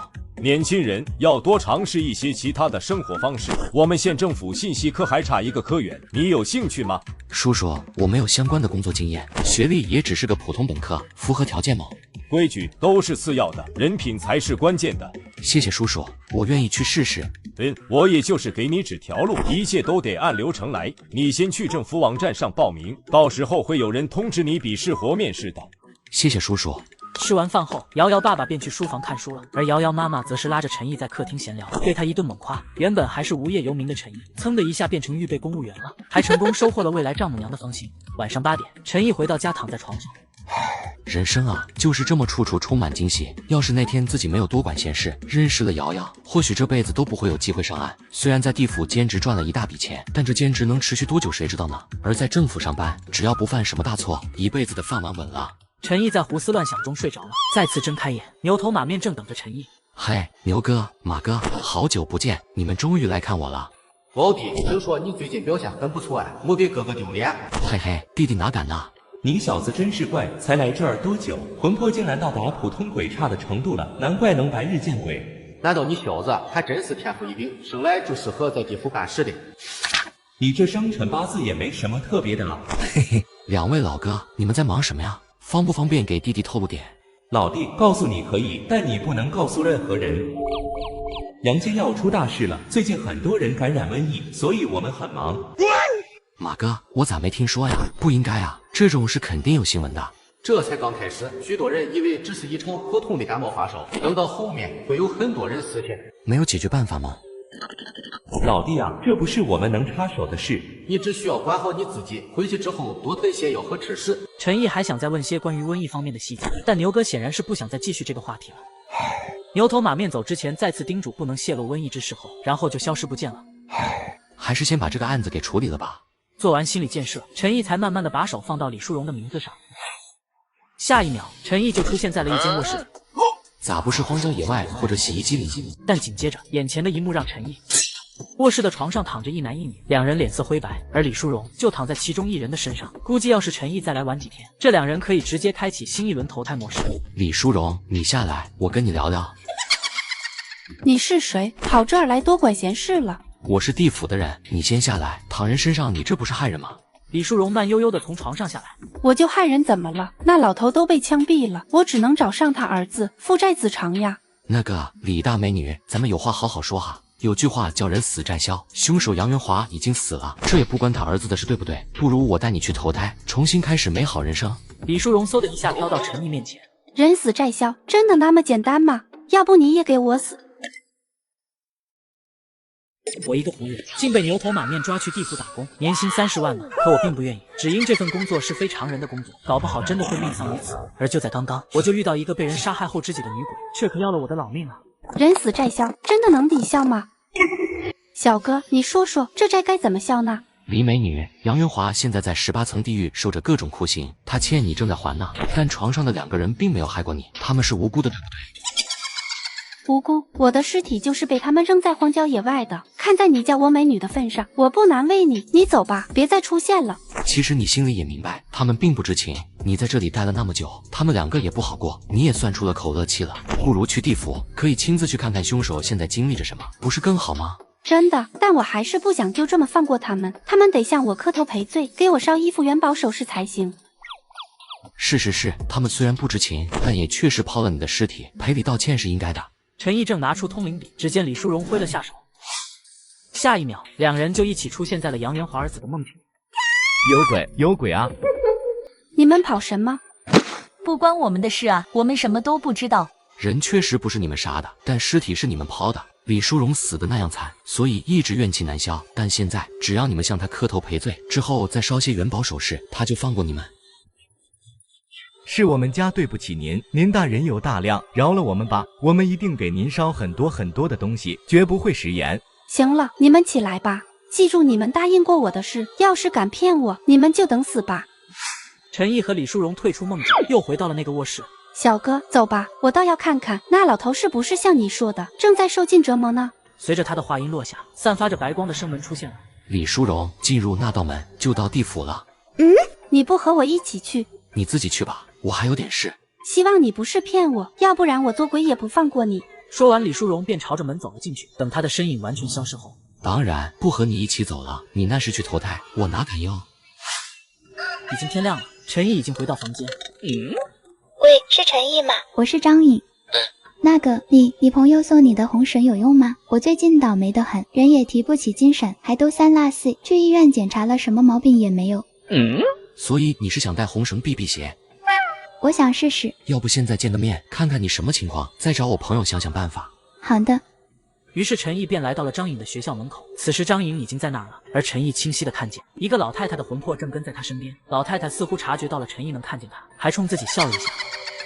爷，笑得很好，下次别笑了。老同学，上次是我讲话过分了，我向你道歉。没事，张老师，说说你最近的情况吧。我最近总是睡不好，也提不起精神，还都3落4的，以前从来没有过。身边跟着个鬼，能睡得好才怪。张老师，你最近有去过什么地方吗？我最近没去哪，就前几天和朋友去爬山了，但是他们现在都一切正常啊。年轻人，小姑娘爬山的时候说了，她才不信这世上有鬼，否则怎么没让她遇见我呀？就勉为其难的跟她几天，也算给她点教训。你爬山的时候有没有说过什么不该说的话呀？我那天确实说了些话，但我就是随口说说的，没别的意思。可能你说的话得罪了一些存在，要不赔个礼道个歉试试？怎么事啊？年轻人，算你懂事。算了，他给我老婆子上2炷香也就算了。陈毅没有直接告诉张颖该怎么做，而是带着她去买了香和纸钱，然后找了个没人的地方烧掉。不好意思，不好意思。燃烧殆尽的纸钱下一秒就出现在老太太手，老太太也是个手快人，拿到东西就麻溜的走了。陈毅，我突然觉得好很多了。那就好，以后千万记得不要乱说话了。陈毅，明天有空吗？我请你吃饭。不吃了，不用这么客气，都是老同学了，而且我明天也有事。说完，张颖便转身独自回了家。陈毅也拦了辆出租车准备回去，刚上车，手机就响了起来。瑶瑶，怎么了？毅哥，你在哪呀？我在中心路呢，正准备回去。好的，没事了，明天考试加油，挂了。小伙子，被查岗了。查啥子岗哦？就是朋友。你看看后视镜。陈毅朝后看去，瑶瑶的身影就在马路边上，随着出租车的离去变得越来越远。还好你刚才没扯谎，不然就完蛋了。咋感觉一股背着女朋友私会白月光被抓包了一样？回到家时已经是晚上9点多了，陈毅就一直待在房间里看书。明天笔试，可千万不能让瑶瑶失望啊！看着看着，陈毅就开始犯困了，再次睁眼，已经坐到桌前，打开卷轴，看看今天轮到谁了。方广之，女，2012年4月30日卒于勇士桥城，执念深重。拿起通灵笔，轻轻点在他的名字上。方广之独自一人拉扯2个儿子，2个儿子长大后也就把他接到了城里一起生活。一向勤劳的方广之早早起床出了家门去买菜，为了节省时间，他没有选择走很长一段路去过红绿灯，而是从马路中间穿过去。就在这时，一辆疾驰的汽车冲了过来，将他撞飞。方广之躺在地上，很快车上的下来一个年轻小伙，抱起他就放在了后座上。过了10几分钟，方广之感觉到自己被人抱下车，正当他以为自己到了医院，而撞他的小伙子正在跑起，后又将他丢进了坑里。不知道过了多久，方广之被痛得清醒过来，呼吸也变得十分困难。他拼命挣扎，将双手伸出泥土，想爬出来，但很快68岁的方广之呼吸停止了，直到他死亡，双手还保持着伸出泥土的姿势。而那辆撞他的汽车就停在不远处，只是车里的人早就不见了。开车的人名叫陶静金，当天他和女朋友在酒吧玩了个通宵，凌晨才开车回家。撞倒人后，本该将老人送医院抢救，但在将老人抱上车后突然改变主意，最终不治身亡。做贼心虚的陶静金便带着女朋友直接弃车跑路，以为出逃千里之外就可以逃脱罪行的一对情侣，最终还是落网了。画面消失。这特么是畜生啊！竟然把方老太活埋了。明明只是场交通事故，把老人家送去医院就好了，顶多赔点医药费。可这年轻人竟然如此丧心病狂啊！麻绳专挑细处断，厄运总找苦命人。陈毅直接将手指放在方广之的名字上，下一秒，陈毅就站在了一片荒滩之上，方广之就静静地坐在一块石头上，一动不动。老太太，你在这儿坐着干什么？我在等人，我在等那个撞我的小伙子。老太太，你等他干嘛呀？他早就死了。死了？他已经死了，那我该怎么办啊？这么多年都白等了。说完这句话，他周围的阴气瞬间变得浓烈，把他包围在里面，都看不清他的身影了。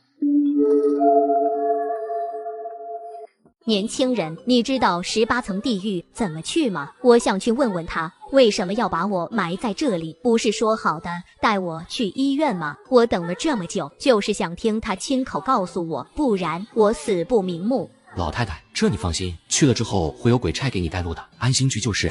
我要你带我去，我信你。那我哪都不去，我就一直待在这里。老婆子，我啊命苦啊，被人丢在这里等死，现在连想见凶手一面都见不到。好，我陪你去。真的？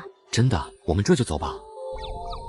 一瞬间，生门就出现在他身后。陈毅走到方广之身边，和他一起跨入了生门。走进生门之后，陈毅发现他们来到了一个散发着微黄光亮的房间。房间里面有一张桌子，坐着2个鬼差，其中一个肥头大耳的在打瞌睡。啊，奇怪了，这么一下来2个，姓甚名谁，死于何年何日？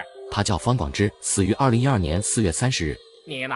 鬼差大哥，我是帮地府做事的，特意渡他过来。哦，活人呐！行了，这儿没你事了，你回去吧。不好意思，鬼差大哥，我答应过他带他去见一个人，你看他方便吗？大胆，竟敢在我渡口闹事！他喵的，这是在商量吗？怎么就闹事了？我这里什么时候轮到你们活人说话了？真把自己当个东西了。年轻人，要不我们回去吧？来了渡口还想回去？守卫速来，将这2个不知天高地厚的给我拿下！一瞬间，周围就涌出6、7个拿着棍棒的鬼差，把2人团团围住。好，一言不合就摇人是吧？以为谁也不会是的。且慢，我们都是为地府做事，你好歹也要问清前因后果，再做处置吧。我们？谁跟你我们？我可是正经在地府当差，记录在册的。你是个什么东西？或许你在阳间是个人物，可到了这儿，石龙你得盘着，石虎得给我握着。小小的差役，这气势比刘哥马哥都厉害。不知道的人还以为他才是判官呢，难怪别人都说阎王好见，小鬼难缠。徐主不是吧？你这样目中无人、蛮横霸道，就不怕陆判大人处置你吗？哟，你还知道陆判大人呢？像你这种小喽啰，这辈子怕都没机会见到他老人家，还妄想扯这虎皮做大旗。如果我能直接面见他老人家，再告你一状呢？哼，你要是能过了我这关，尽管去告就是。陈毅赶忙摸了3下脖子上的玉佩，消失在原地了。陈毅这时已然站在查司内堂。说吧，又遇到什么事了？别怕，陆判大人最是公平公正了。你小子少给我戴高帽，是不是在外面闯祸了？瞧您说的，我哪敢呀？不过小的确实是遇到点事了。方广之无辜惨死，想见一见凶手也在情理之中。去吧。对了，开我的车去吧。我勒个道，判官大人，你又换车了？这是我在瓜子2手车上买的21款特斯拉Model 3，没想到只花了9万9，比新车便宜了13万多，但开起来跟新的一样。现在新车掉价快，买瓜子特划算。这么便宜，靠谱吗？当然，瓜子每台车都经过官方专业检测，还能先试开3天，放心买就行。现在去瓜子搜车好省，你也能9万9买特斯拉，千万别错过了。谢谢大人您的好意，但是没那么容易啊。我们刚到渡口就被围起来了，差点还挨顿毒打。幸亏有您给的玉佩，这才逃出来了。哼，何人如此大胆，竟敢私自动刑？徐主簿啊，徐主簿，瞧好吧，您哎，我教你什么才叫人。是一位姓徐的主簿，我们刚到的时候他正在睡觉，可能是我们打扰到他睡觉了，所以才这么恼怒。来人，带渡口徐方斌过来。对了，徐主簿还说了，让我尽管来告，谁也不能把他怎么样的。很快，姓徐的就被押了过来。徐方斌，你今日可曾私自对堂中2人用刑？大人，小人冤枉，是这2人猖狂叫，目无法纪，小人这才让差役将他们拿下呀。谁知这2人不仅逃了，还跑到大人面前颠倒黑白，真是罪该万死。我操，这狗贼竟然倒打一耙！陆判大人拿起毛笔，对着徐主簿轻轻一点。本判倒要看看你2人谁在撒谎。下一秒，渡口刚才发生的一切就变成巨大的画面，在所有人面前展现。嚯，这笔好用啊，比自己那笔高端多了。很快，全过程就回放完毕了。来人，剥夺徐方斌主包之位，打入拔舌地狱，刀具地狱，刑期3年，刑满之后方可重入轮回。大人，求求您饶了我吧，小的再也不敢了。徐胖子就这样被鬼差拖了出去。人已经处置了，这结果你可满意？大人的决定自然是公平、公正、公开的，小的举双手，双脚赞同。行了，快带他去18层地狱吧，天快亮了。好的，大人，多谢大人。多谢大人的大恩大德。随后，陈毅他们便跟着鬼差大哥的脚步，2人穿过一阵迷雾，就到了18层地狱的第6层铜柱地狱。这里立着无数烧红的铜柱，每个铜柱上都有一个鬼魂，以抱的姿势抱着铜柱，空气中弥漫着一股烤肉味。是你？是我就是想问问你，你一开始就想害我吗？还是后面改了主意？这些年我一直没去投胎，就是想找你当面问清楚。我一开始是想送你去医院的，后来我摸了你鼻息，以为你死了，才把你拉去埋了。原来是这样啊，年轻人，我们走吧。就这样吗？你不再问问别的？就这样吧，我已经知道我想要的答案了。阿婆，对不起。之后，鬼差大哥带走了方广之，陈毅也瞬间回了卧室。公务员考试时间是上午8点半，这可不能迟到啊！陈毅带着要用到的东西就出门了。到达指定的考试地点后，找到了自己的座位坐好，准备考试。瑶瑶瞧不起我。陈毅走出考场后，陆陆续续有人从里面出来，甚至已经开始对了答案。哎，你第3道选择题选的什么？我选的 A， 好像选错了。当然是选 B 了，这么简单的题。嗨，好多考完了，还对什么答案啊？徒增烦恼。出来之后，陈毅找了家面馆吃面，给瑶瑶打了个电话报告他考完了。嘿嘿嘿，应该下午就会出成绩，到时候我告诉你哈。吃完面后，陈毅来到一家药店，最后走出药店的时候，他肩上扛了个大袋子，里面装着各种常用的药品，塞得满满当当。扛着这么大一袋东西，只能打车回家了。要是我自己也有一辆车就好了。回到家，陈毅刚把药藏在床下的储物柜，一回头，我操，这是什么时候招惹上的？直接到老巢找自己来了。一觉醒来，我床边多了个鬼，他说他是来给我送钱的。你不必害怕，我乃五鬼运财里长司，奉陆判大人致命运财而来。嗨，自己人，早说呀，吓我一跳。原来男人是被牛头马面带到地府工作的，年薪30万，但因为他工作太卖力，于是下面的领导又安排五鬼之一的张四给他送来奖金。你好，你好，运财，运什么财啊？陆判大人赞你工作认真负责，还为地府拔出一个视为苏灿的坚定小人，特让我送来10万以示。啥？又来10万？老天爷啊！哦不，陆判大人呐，我可真是太爱你了，我要一辈子做您的狗腿子。其实这都是我应该做的，真是多谢陆判大人了。哇靠，他们就是这么运财的吗？这钱能用吗？财已运到，我就这回去复命。那些多谢张四大哥了，麻烦你专门跑一趟，实在是不好意思啊。你我乃是同僚，无需如此客气，再会。说完就直接原地消失了。陆判啊，陆判，您可真是个完美的领导，我刚决定买车钱就送来了。陈毅躺在床上，美滋滋的打开软件，开始看车。吃完饭的时候，妈，你觉得我买辆车怎么样？买车好啊，有车是要方便些，想去哪就去哪。有没有想好买啥子车了？差好多钱你说就是。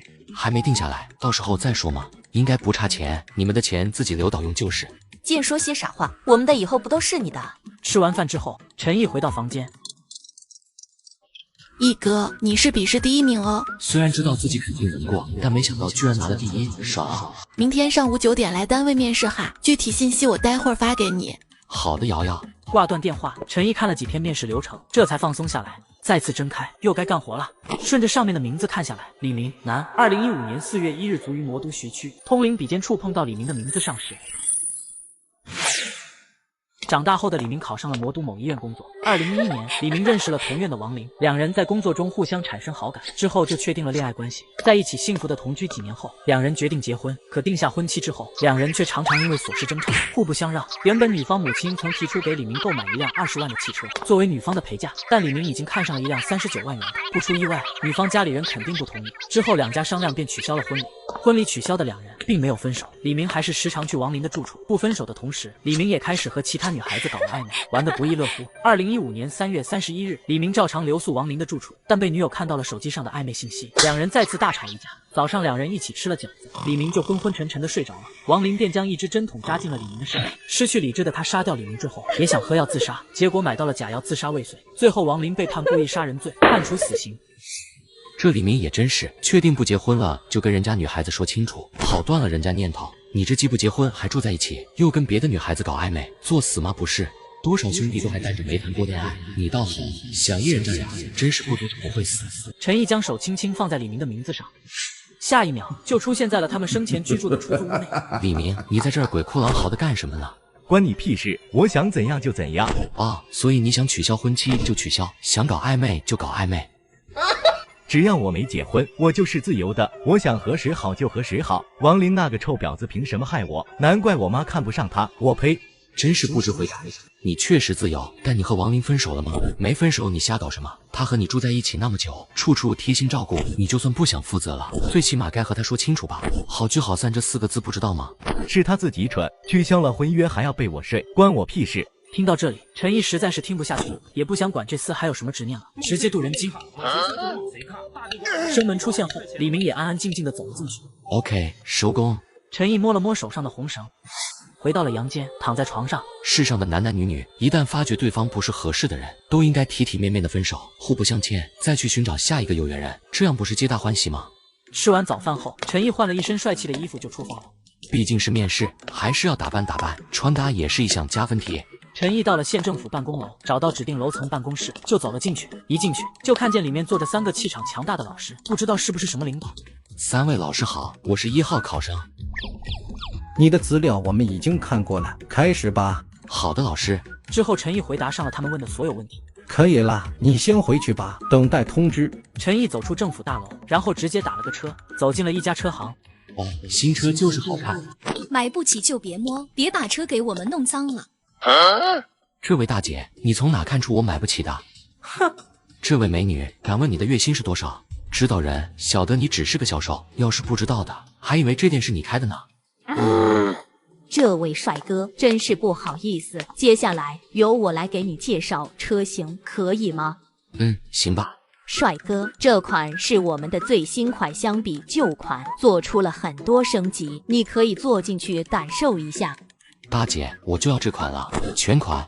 好，帅哥，我马上为您安排。签完合同已经是下午了，陈毅就直接把他开了回去。一开始接待他的那个销售脸都绿了，突然一个电话打了进来。你好，是陈毅吗？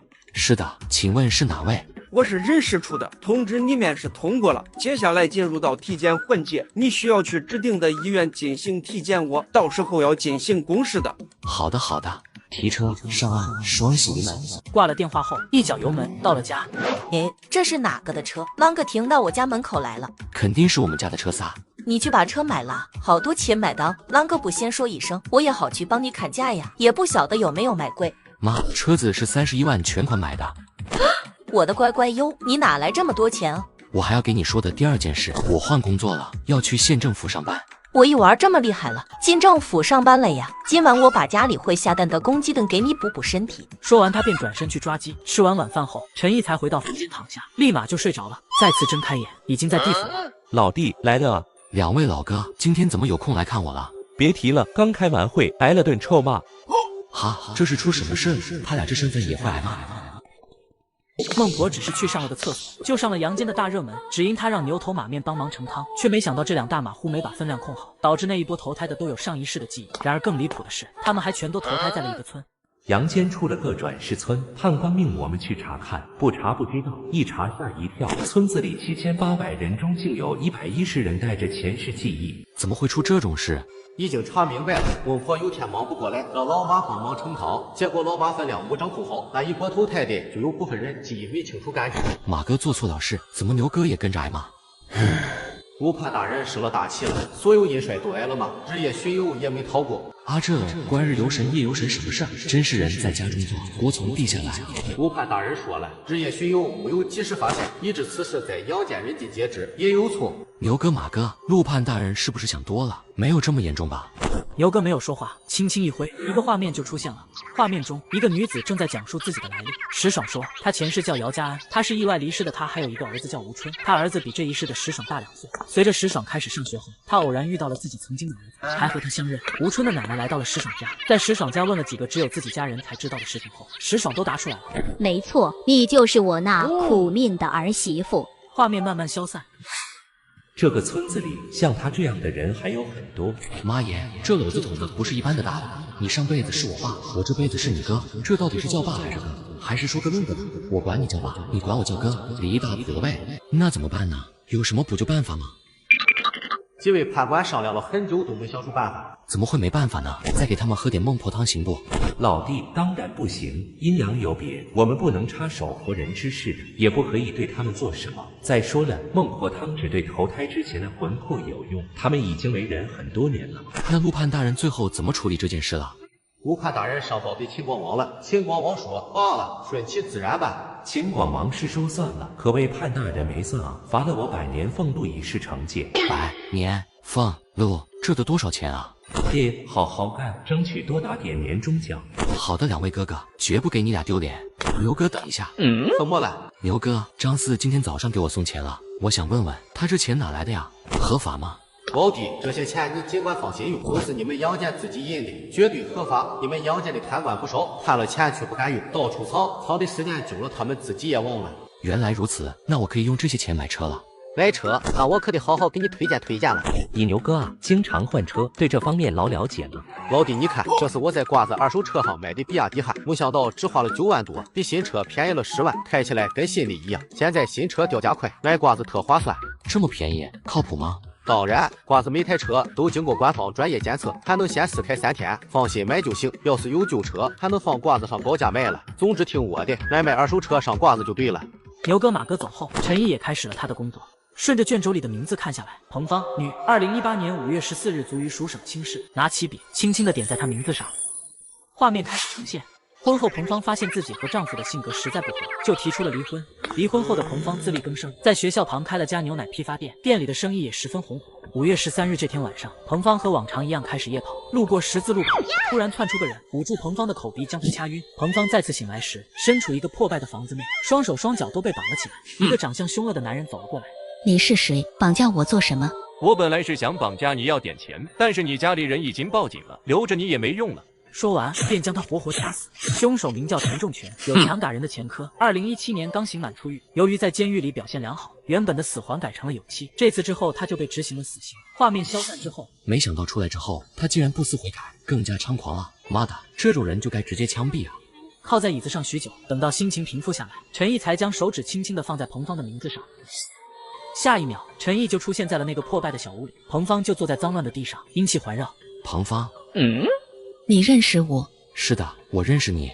那么你也觉得我活该吗？什么活该不活该的？很多人都说我活该，晚上7、8点还出去夜跑，才会被人杀害。这种话你听谁说的？我也不知道是谁了，就记得我飘荡在街上，听见很多人都这样说，我也迷糊了，一直没想明白到底是我的错还是坏人的错。你没有错，你白天要看店，只有晚上有时间，镇里又没有健身房，只能晚上运动啊。热爱运动，健康生活有什么错？错的不是你，而是那些躲在阴暗角落窥视人间美好的恶心爬虫。只要有这些毒瘤存在，即使不是你，也会有其他人遭受毒手。可他们还说一个巴掌拍不响。尼玛，老子最讨厌这句话。你当时就应该一巴掌扇在那些人脸上，看看响不响。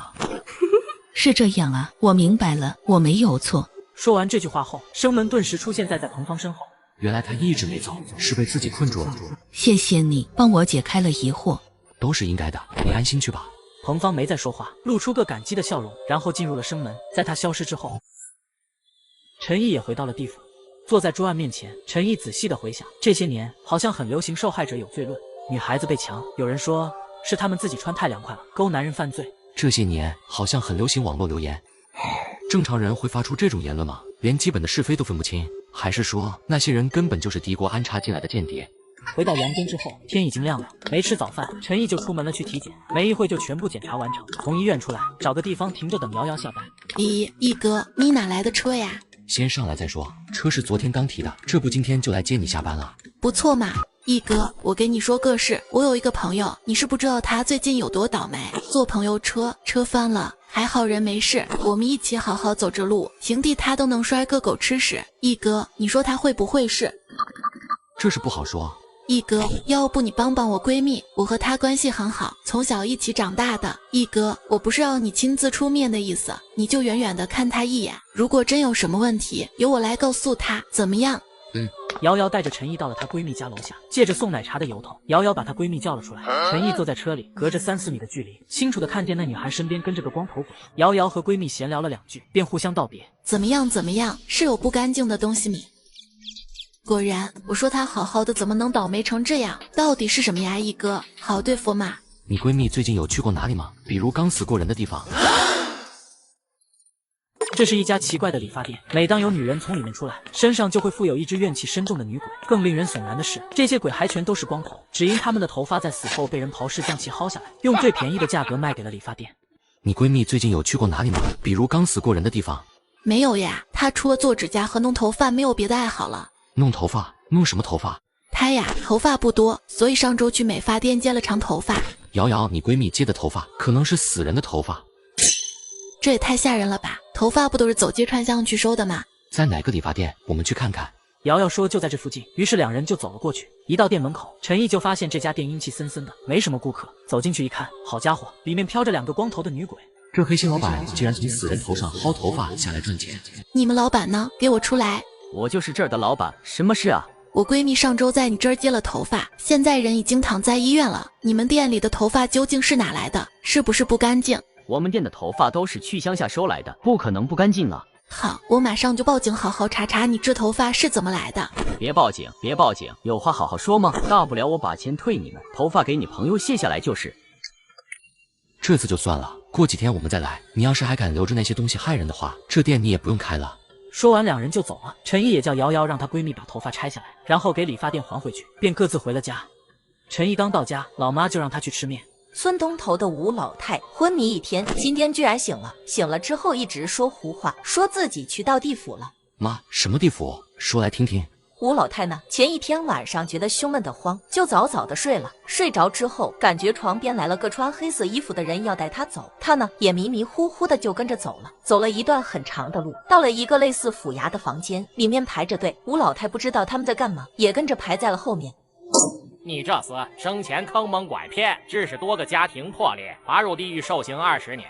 我冤枉了，冤枉了！哈，在本官面前还敢狡辩？刑满之后罚入畜生道，实是为畜生。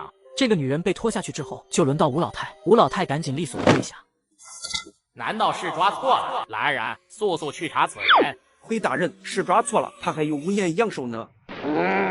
还不赶紧把他送回去，晚了就回不去了。记得抹除他的记忆，别让他说漏嘴。你把这碗水喝了，往前一直走就能回家了。吴老太一听能回家，赶紧往前跑。你等等，把水喝了再回去。吴老太哪敢停留啊，拼了命的跑，跑着跑着就醒了。睁开眼之后一看，已经是第2天中午了。醒来的吴老太到处跟别人说她去过地府了，但是村里没几个相信。那个衙役肯定得受罚了哟。闲聊了一会儿，爸妈就去休息了。陈毅也躺在床上闭上眼，到了地府办公室，坐到桌案前，翻开卷轴。张巧巧，女，2009年9月9日卒于吉省原市。又是个女孩子。拿起通灵笔，轻轻点在她弟名字上。张巧巧再一次擦肩而过，认识了当过兵的孙向辉。之后两人谈起了恋爱。张巧巧父母也知道了这件事，老两口坚决反对两人在一起的，因为孙向辉的家庭条件不是很好，舍不得自己精心养大的宝贝女儿嫁到别人家过苦日子。但张巧巧怀了孕，老两口这才松了口。可能是觉得自己配不上张巧巧，婚后孙向辉一直都表现得很好，什么活都抢着干，是外人眼中的完美丈夫。然而就是这么个完美丈夫，竟然染上赌博，还偷岳父的钱。这件事以后，张巧巧就严格控制孙向辉的私房钱。孙向辉每天只有10几20块的零用钱。就在这时，张巧巧前男友，同时也是孙向辉的战友，时不时就跑去张巧巧工作的地方找他。不过张巧巧每次都没有搭理对方。直到2009年9月9日晚上，张巧巧早早的睡下了。下班回来后的孙向辉站在床边盯着自己的妻子看了很久，突然他伸出双手掐住了妻子的脖子。被窒息感惊醒的张巧巧拼命的挣扎着，挣扎了几分钟之后，张巧巧就一动不动了。杀死张巧巧之后，孙向辉走向厨房，再次回来时手里已经提着一把菜刀。他将张巧巧拖到厕所后，把张巧巧的头颅砍下来，再砍下了她的4肢。孙向辉将妻子的上半身躯干留在了热水井管道，将头颅和双腿抛尸在一个隐蔽的地方。处理好一切的孙向辉回到了家中，甚至开始贼喊捉贼。我要报警，我老婆失踪了。接到失踪报案后，警方立即赶到了孙向辉和张巧巧的家中，没有任何打斗的痕迹，更没有可疑的血迹。因为孙向辉当过兵，具有反侦查意识，警察通过走访亲戚邻居都表示两人十分恩爱。张巧巧失踪案也渐渐成了桩悬案。直到2012年12月10日，一个幽暗的地洞中，一个工人正手拿电筒发现了那具干尸。几辆警车迅速赶到，已经变成干尸的张巧巧终于得以重见天日。警方再次把目光放回了孙向辉身上，时隔3年，再次把孙向辉传唤去讯问。令人意外的是，这一次巧巧是我杀的，原因是我怀疑他背叛了我。一条鲜活的人命，至亲的伴侣，孩子的妈妈，仅仅因为丈夫莫须有的怀疑，就香消玉殒了。陈毅将手放在张巧巧的名字上。陈毅发现自己身处一间卧室，张巧巧正翘着2郎腿坐在床边，床上的男人正在呼呼大睡，浑然不知现在处于危险之中。张巧巧，你好啊。弟，你身上的气息好奇怪，你不是鬼？我确实不是鬼，也不是阴差，你可以理解为阳差。那你是想救他喽？能说说床上这人是谁吗？我要是没猜错的话，他好像和你无冤无仇。无冤无仇，他当过兵，这就是怨，就是仇。当过兵就有仇，难道是因为她老公孙向辉当过兵，所以张巧巧搞上连坐了？可不行这么弄哈，要是没有当兵的，谁来保卫我们国家呀？张巧巧，你冷静一下，不是所有的退伍军人都是坏人，你遇见的只是个例。个例，杀我的孙向辉不是退伍兵吗？我那前男友不也是退伍兵吗？要不是他们，我怎么会死得这么惨？突然，张巧巧的目光变得怨毒，四周也忽然涌出许多阴气。陈毅倒是安全了，床上那人却裹紧了被子，瑟瑟发抖。张巧巧伸出双手要对床上的普通人动手。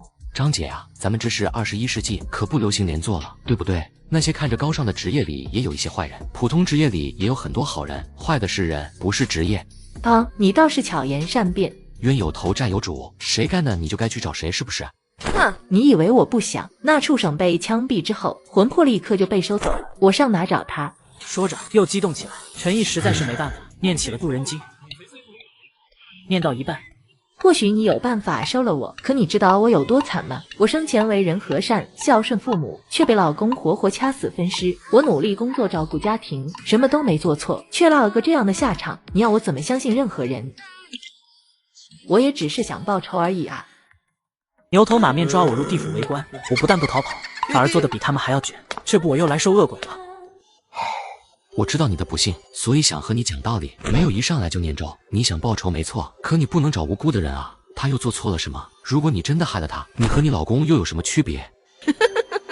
我死的这样惨，可偏偏凶手干脆利落的走了。难道我这辈子就这么冤死了吗？孙向辉虽然死得干脆，但那是在阳间，他在阴间的日子不会好过的，你相信我。他在阴间再不好过，能抵消我受的罪吗？我亲眼看见自己的尸体被分解，又被丢在野外成为了干尸，你懂那种感觉吗？如果你是我，你会怎么办？会以其人之道还治其人之身。你要是信得过我，我带你去见判官，你把你的冤屈告诉判官，由他来定夺，如何？陈毅上前牵起他的手，另一只手摸向玉佩。陈毅和张巧巧便站在了查查司。你来了，大人，我冤枉啊！张巧巧，你先起来回话。你的冤屈本官已知晓，你丈夫孙向辉此刻正在冰山地狱受刑，刑期漫长，而你下辈子可投胎为人，享荣华富贵。你还有什么要求，尽可告诉本官。大人，我什么都不要，我只要他和我一样受尽痛苦，只要能够满足我的愿望，下辈子做猪做狗我都让了。此事没有先例，但也并非不可。这样吧，我让鬼差去第8层地狱把孙向辉带过来。很快，2个鬼差就拖着犹如死鬼般的孙向辉，躺在地上的他蜷缩在一起，瑟瑟发抖。张巧巧直接从地上爬起来，一脚踹向孙向辉，发疯似的踢打。你怀疑我出轨，你不是应该去找勾引你老婆的人？欺负我一个弱女子算什么？软骨头，你怎么不去找我那人高马大的前男友呢？因为你打不过他是吧？他舌头被割了，说不了话。张巧巧拿起刀一顿戳去。孙向辉的身体已经被切割成了5份。这是练过了，是不熟练？多谢判官大人给小女子这个报仇的机会，这大恩大德，唯有来世再报了。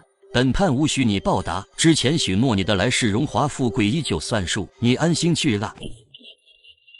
然后张巧巧在鬼差的带领下就去投胎了，把孙向辉带回冰山地狱，继续他未完成的刑罚。鬼差便拿起孙向辉的肢体离开了。好了，快天亮了，你也回去吧。下一秒，陈毅就从床上醒来。毅哥，你的体检结果已经出了，完美通过。大清早的，这可真是个好消息。体检过了，那就只剩一步了，正审。毅哥，你需要准备征信报告、无犯罪证明、村里开具的表现资料等等，最重要的是需写一篇自传，就是结合自己的基本情况、家庭情况、读书情况和工作经历，800到2000字的文章。收到，瑶瑶。挂完电话，陈毅就去为这些事情做准备。弄好之后就到晚上，吃完饭，陈毅带着老妈出门溜达。就在快走完一圈的时候，迎面走来了3个人。黑白无常、村西的邓三丰。擦身而过的一瞬间，陈毅明显看到黑白无常转过头看了自己一眼，但他们什么也没说，锁着邓三丰径直往前走，逐渐远去了。回到家，老爸就跑过来给老妈说：“邓三丰死了，让我们明天过去搭把手。”好好的怎么突然死了？说是他又去他姐姐家借钱，没借到，就在地上撒泼打滚，结果打滚的时候脑壳撞在楼梯的一角上，没一会儿就死了。这死法还偏偏死在他姐姐家，真是会接。聊了一会儿之后，陈毅就回到房间了，躺在床上闭眼，再次睁眼。陈毅的桌前多了2人，不是牛头马面，而是黑白无常。黑大哥、白大哥好。什么黑大哥？我叫范无赦。我叫谢必安。范大哥好，谢大哥好。你就是老牛找来的那个干活勤快的杨差。是小弟我谈不上勤奋，就是把分内的事做好而已。嘴挺甜，看着还不错。下午我们收魂的时候，你看见我们了？没什么特别的，奇怪了，竟然白天也能看见我们。你别害怕，我们和老牛老马都是好兄弟。既然你叫我们一声哥哥，我们以后自然也会照顾你的。早就听说两位大哥的名号，不想竟然是这么亲切随和，而且两位大哥如此英俊潇洒，小弟我真是自愧不如啊。已经很多年没人和我们这么说话了，你倒是有趣。行了，今天就是来看看你，我们还有事就先走了。两位哥哥，你们平时都是一起吗？大部分时间一起，有时也分开。怎么了？收魂的阴帅总共就10位，你们怎么忙得过来呢？老牛没告诉你吗？10大阴帅都有诸多分身，否则华夏大地如此广阔，如何收得过来？原来是这样啊，弟弟明白了。送走2位新认识的大哥后，陈毅这才坐了下来。两位大哥都说了照顾我，等明天也得给这2位大哥烧金元宝。陈毅翻开卷轴，顺着名字看下来，赵荣，2009年11月20日卒于贵水湖城。熟练的拿起通灵笔，轻轻点在他名字上。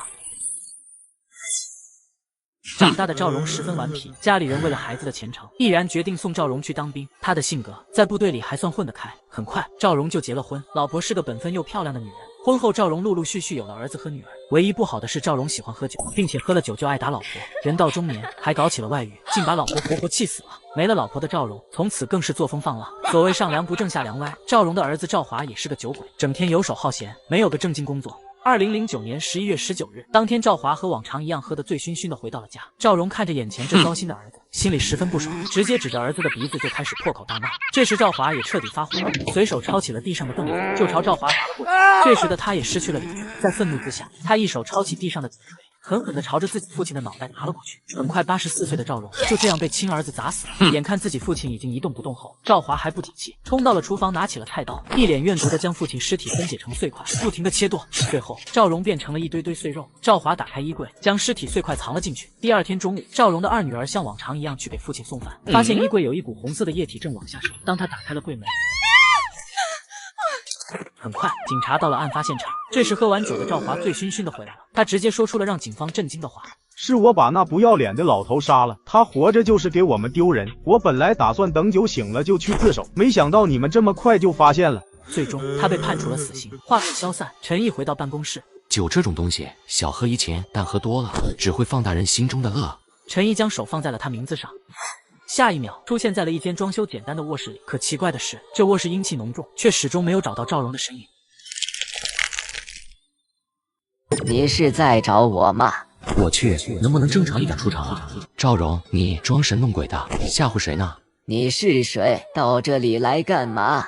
我是谁不重要，重要的是你在这儿干嘛？我当然是想念我女儿，来陪我女儿了。你不该在这里。就算你放心不下女儿，可人鬼殊途，你在这里会影响他们的身体和气运。我就是要让她身体不好呀，让他们不好过。你这是闹哪样？床上躺着的可是你亲生女儿。亲女儿，我亲儿子都靠不住，还会在乎他这个女儿？是你儿子把你杀了，关他什么事？关他什么事？怎么能不关我这好女儿的事呢？我死了，他非但不伤心，还在警察面前说我死得好，我不害他害谁？所以你这么多年不走，就是想让你女儿不好过？没错。尼玛，这老东西气死了自己老婆，还要害自己的亲生骨肉。养不教父之过，你自己是个烂人，所以不怪生出来的儿子也是烂人。对你这么孝顺的女儿你都害，活该你死得这么惨。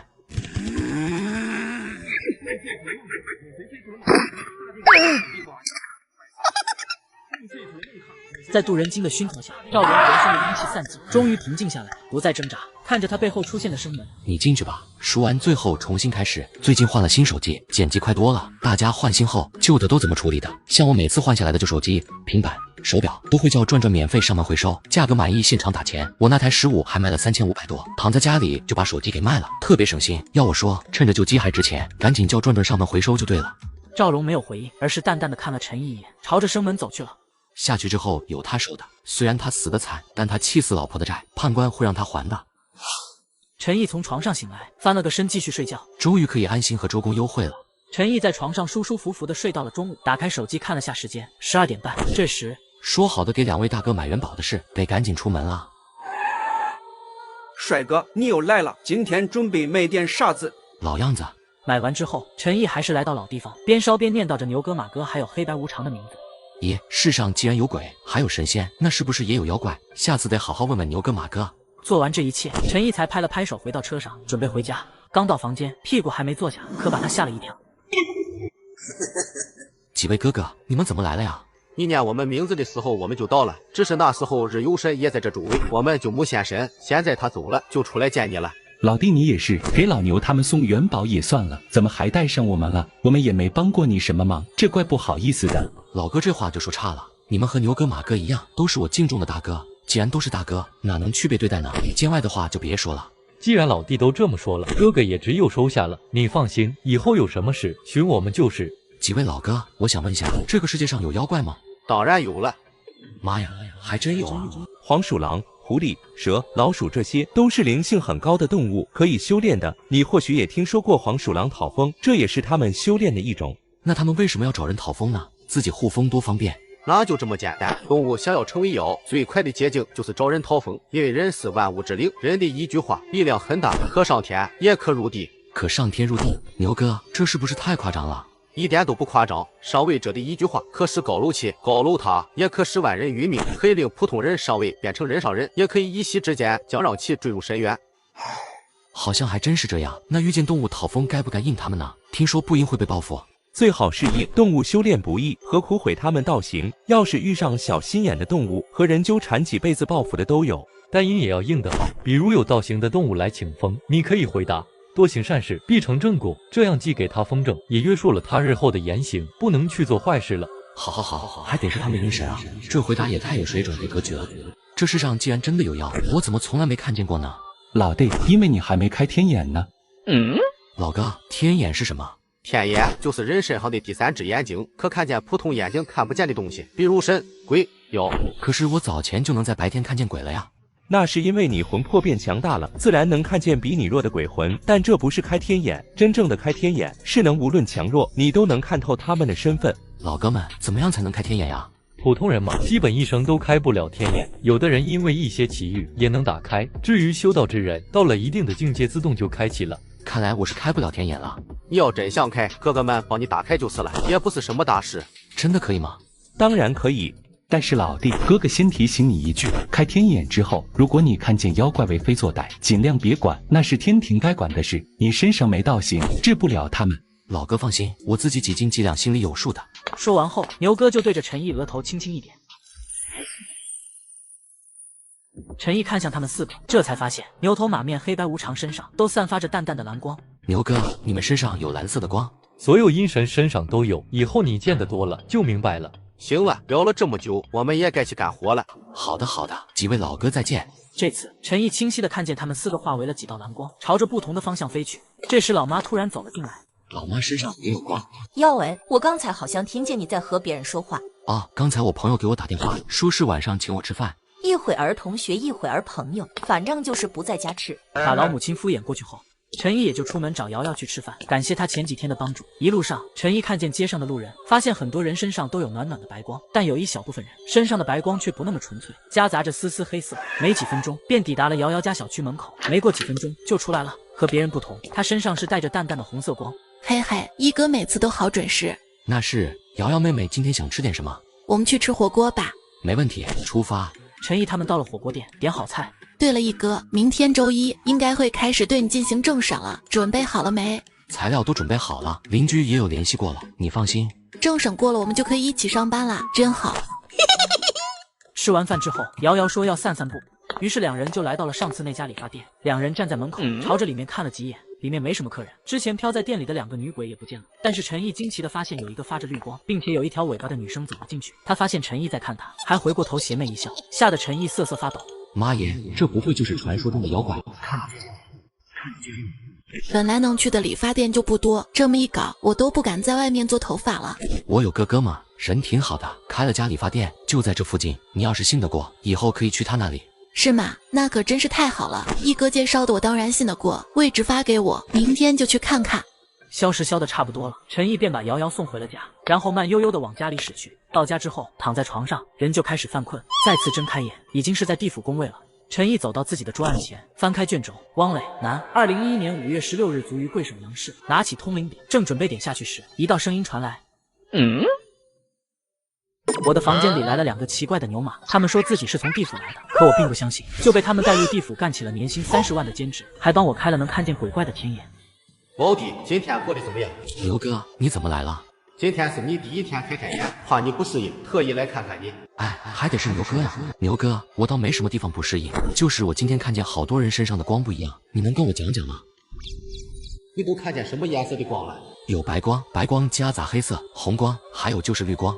白色是身体健康的人，夹杂黑色说明身体有问题了，带着点病痛。红光嘛，这种人一般是在官府做事的。至于绿光，就是你之前好奇的妖怪了。果然，那牛哥，妖怪混在人类中间，没人管吗？老弟，你要知道，这个世界并不都属于人类，动物本就和你们是活在一片土地上的，只不过其中一些有了道行，他们混在人类中间，也不过是为了讨口饭吃。只要他们不害人，天上和人间也都是睁一只眼闭一只眼了。可是牛哥，万一他们害人呢？天上只会派人处理，并且人间的道士也不会放过他们的。反正呢，天上会管，人间自己也会管，这事就是不归地府插手，明白了吗？牛哥，天庭和地府是什么关系啊？上下级吗？什么上下级，同期同做罢了。只不过天上主管凡人生前的事，我们主管凡人死后的事，各司其职。好了，这下没疑问了吧？都清楚了。那好，我去忙了。牛哥走了之后，陈毅才继续拿起通灵笔，笔尖轻轻放在汪磊的名字上。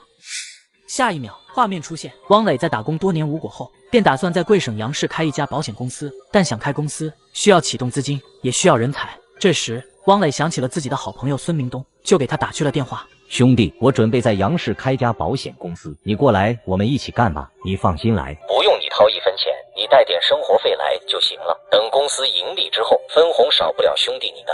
面对这么优厚的条件，电话那头的孙明东很爽快地答应了。可是要开始公司，哪就这么简单？前期汪磊投入20-30万进去后，还是没筹备好。孙明东见状，直接拿出了自己的10万存款。2010年10月，两人保险公司终于筹备完毕，正式开张了。创业初期，两人的日子过得也是十分艰难，钱全部都投进公司了，连租房都没钱，只能办公吃住都在公司解决。很快就熬过了艰苦的日子。2011年年初，公司逐渐开始盈利了，达到了70多万，钱赚到了。但汪磊飘了，觉得公司的盈利大部分都是因为自己，其他人不过就是锦上添花而已。到了发工资的时候，汪磊就只给孙明东1万块，孙明东自然不乐意了，找到汪磊谈工资。兄弟，以前我在老家工作，一个月都有5-6千，我来这儿尽心尽力的帮你，还投进了10万块，你只分了我1万，这说不过去吧？咱们看着是盈利了，但其实没赚钱啊！开公司的钱都是我去借的，得先把钱还上啊！公司的事以后再说吧。孙明东也没和他撕破脸，到了5月份，快发工资之前，便又来找到汪磊谈工资。兄弟，咱们这个月可还是在盈利的，你可不能再给我发1万了，我投进去那10万，你总得给我吧？10万？不可能，我看你是想钱想疯了。孙明东直接掏出一根电线勒住了汪磊脖子，汪磊拼命挣扎，而后就一动不动。5月16日，杀完汪磊之后，孙明东将汪磊拖到了卫生间，拿出刀就开始分尸，并装进了编织袋里。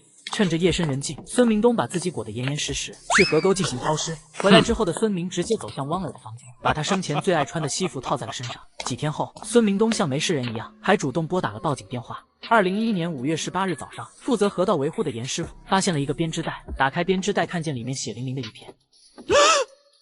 公安局刑侦人员迅速赶到了现场，在调查中，警方很快怀疑上了孙明东，但在询问的过程中，他并没有一丝破绽，一切都很正常，只好先放了回去。然而，负责调取监控的民警却发现了一个异常情况。监控显示，2011年5月16日，案发当晚22点47分，一名男子以很快的速度从电梯口走出了大厅。据汪磊老婆辨认，该人是他丈夫。可按照法医的鉴定，汪磊是死在5月16日下午5点左右，怎么晚上10点又出现了呢？但在接下来的调查中，民警又在监控中发现一个可疑男子，手里还拿着编织袋，把自己捂得严严实实，而且他手里拿的编织袋和装尸体的编织袋一模一样。于是经过一系列的排查对比，警方最终确定这个人就是孙明东。在大量证据面前，孙明东最终也承认了这一切都是他做的。画面就此消散。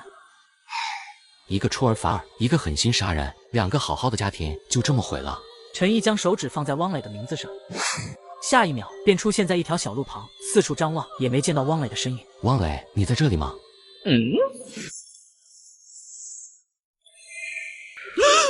你是谁？靠！故意搞出这个场景，就想吓人。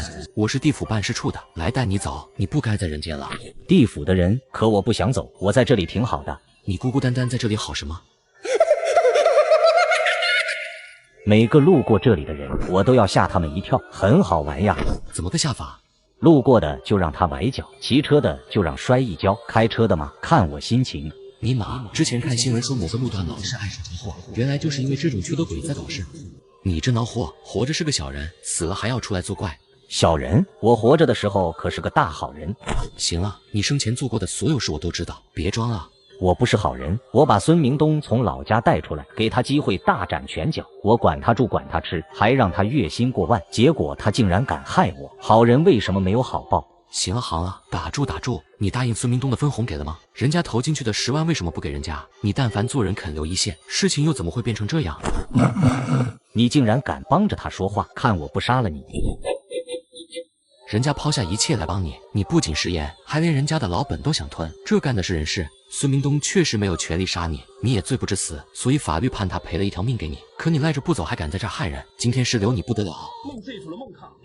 汪磊也从发狂挣扎逐渐趋向平静，不管他愿不愿意，生门已经出现了，他也只能慢慢的朝着生门走进去。这条路恢复清静了，以后应该也不会莫名其妙出事了。陈毅从床上起来，老妈正在厨房准备弄早饭。妈，今天单位的人可能会过来和你们谈话哦。今天就要来了？是的，你平常心对待就是了。9点半的时候，门口就来了3个人，他们身上是白光中隐隐透着红色。家里面呢，5、6个关系好的邻居也都在院里等着。陈毅平时性格好吗？好的很哦，很有礼貌，每次看见我们都要打招呼问好的。对他自己妈老汉就更不用说了，又是买金镯子，又是给钱的，孝顺的很啦。陈毅平时有没有接触过邪教之类的组织？木有，我们村子里没得人信那些乱七八糟的东西的。那他身上有没有什么缺点？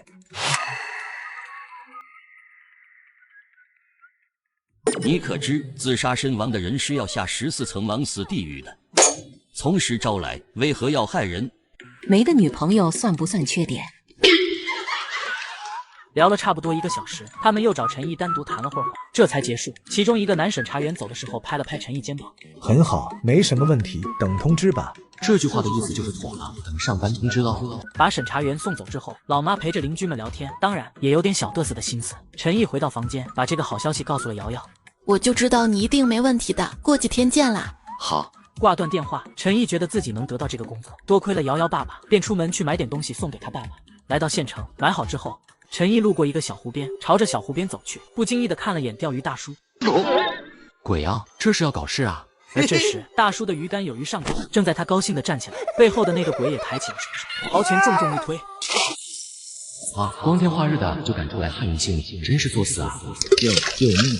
陈毅掏出手机，随意丢在草坪上，就一头扎进了小湖里。这湖是个人造湖，并不深，就算不会游泳的成年人都淹不死。陈毅刚拉住他手臂，就被他一把拽到了水下面。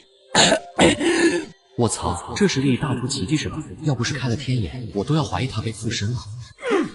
陈毅看准时机，拉扯着他就朝岸边游去。这时岸边已经聚集了几个人，大家通力合作，很快就把2人拉了上去。上去之后，大叔趴着吐了几口水，过了好一会儿才回过神来。不到一会儿的功夫，这里就围了好多人，拿着手机不停地拍来拍去。小哥，真是多谢你了，要不是你，我今天可能就交代在这里了。这湖不深，其实你不慌张的话，自己也能上来。小哥，你叫啥子名字？住在哪？我下午带上东西去你们家表示下感谢。不用了，我还有点事，先走了。不顾围观群众的挽留，陈毅便离开了人群。刚回到家，我的天，你就出去一会儿，怎么就变落汤鸡了？这也没下雨啊。刚在公园里面救了个落水的人，没来得及脱衣服。救起来了哇！救人是好事，是好事。腰围能救人是好事，但是妈希望你是在保证自身的前提下。如果你为了救人出了什么事，那简直是要我的命啊！妈，你放心，没有把握的事我不会去做。公园的水不深，加上我本身就会游泳，要是换了其他地方，我不一定会去救哦。好，快去洗澡。洗完澡后，陈毅回到房间。妈的，看老子不把你这只恶鬼揪出来！青天白日的，实在是太猖狂了。躺在床上，陈毅手指轻轻摸了3下脖子上的玉佩，下一秒，陈毅就出现在查查司了。陆判大人，我又来了。陈毅，你救人了？不是吧？信息传播的这么快吗？大人，你怎么知道的？你身上积攒了功德。功德在哪？长什么样？自己怎么看不见？好了，别找了，你自己是看不到的。说吧，遇到什么事了？陈毅连忙把在公园看到恶鬼害人的事告诉了陆判大人。陆判大人听完，立刻就要召见日游神，可还没来得及下令，日游神就拎着内鬼进来了。嚯，怎么来的这么快？因为我开车来的呀。日游神，你又换车了？禀大人，这是我在瓜子二手车上买的比亚迪汉，没想到只花了9万多，比新车便宜了10万，开起来跟新的一样。现在新车掉价快，买瓜子特划算。这么便宜，靠谱吗？当然，瓜子每台车都经过官方专业检测，还能先试开3天，放心买就行。要是有旧车，还能放瓜子上全国拍卖。总之听我的，买二手车上瓜子就对了。日游神，说说今天发生的事吧。禀报大人，都是下官一时疏忽，才让这恶鬼出来害人，现已抓捕归案了。好，还得是你啊，难怪没看见他了，原来是被抓了。下跪何人？为何要害人性命？大人，我查过了，他叫李三，是去年自杀的。世间多少人为了活着，用尽全力与命运对抗，连本官都不免动容。你这厮竟然不珍惜生命，跑去自杀，你可知自杀身亡的人是要下14层枉死地狱的？从实招来，为何要害人？我才一死就后悔了，看着公园里那些享受生活的人，心里嫉妒，就把人推进水里了。大人，我没想害他性命，我就是想把他推到水里而已。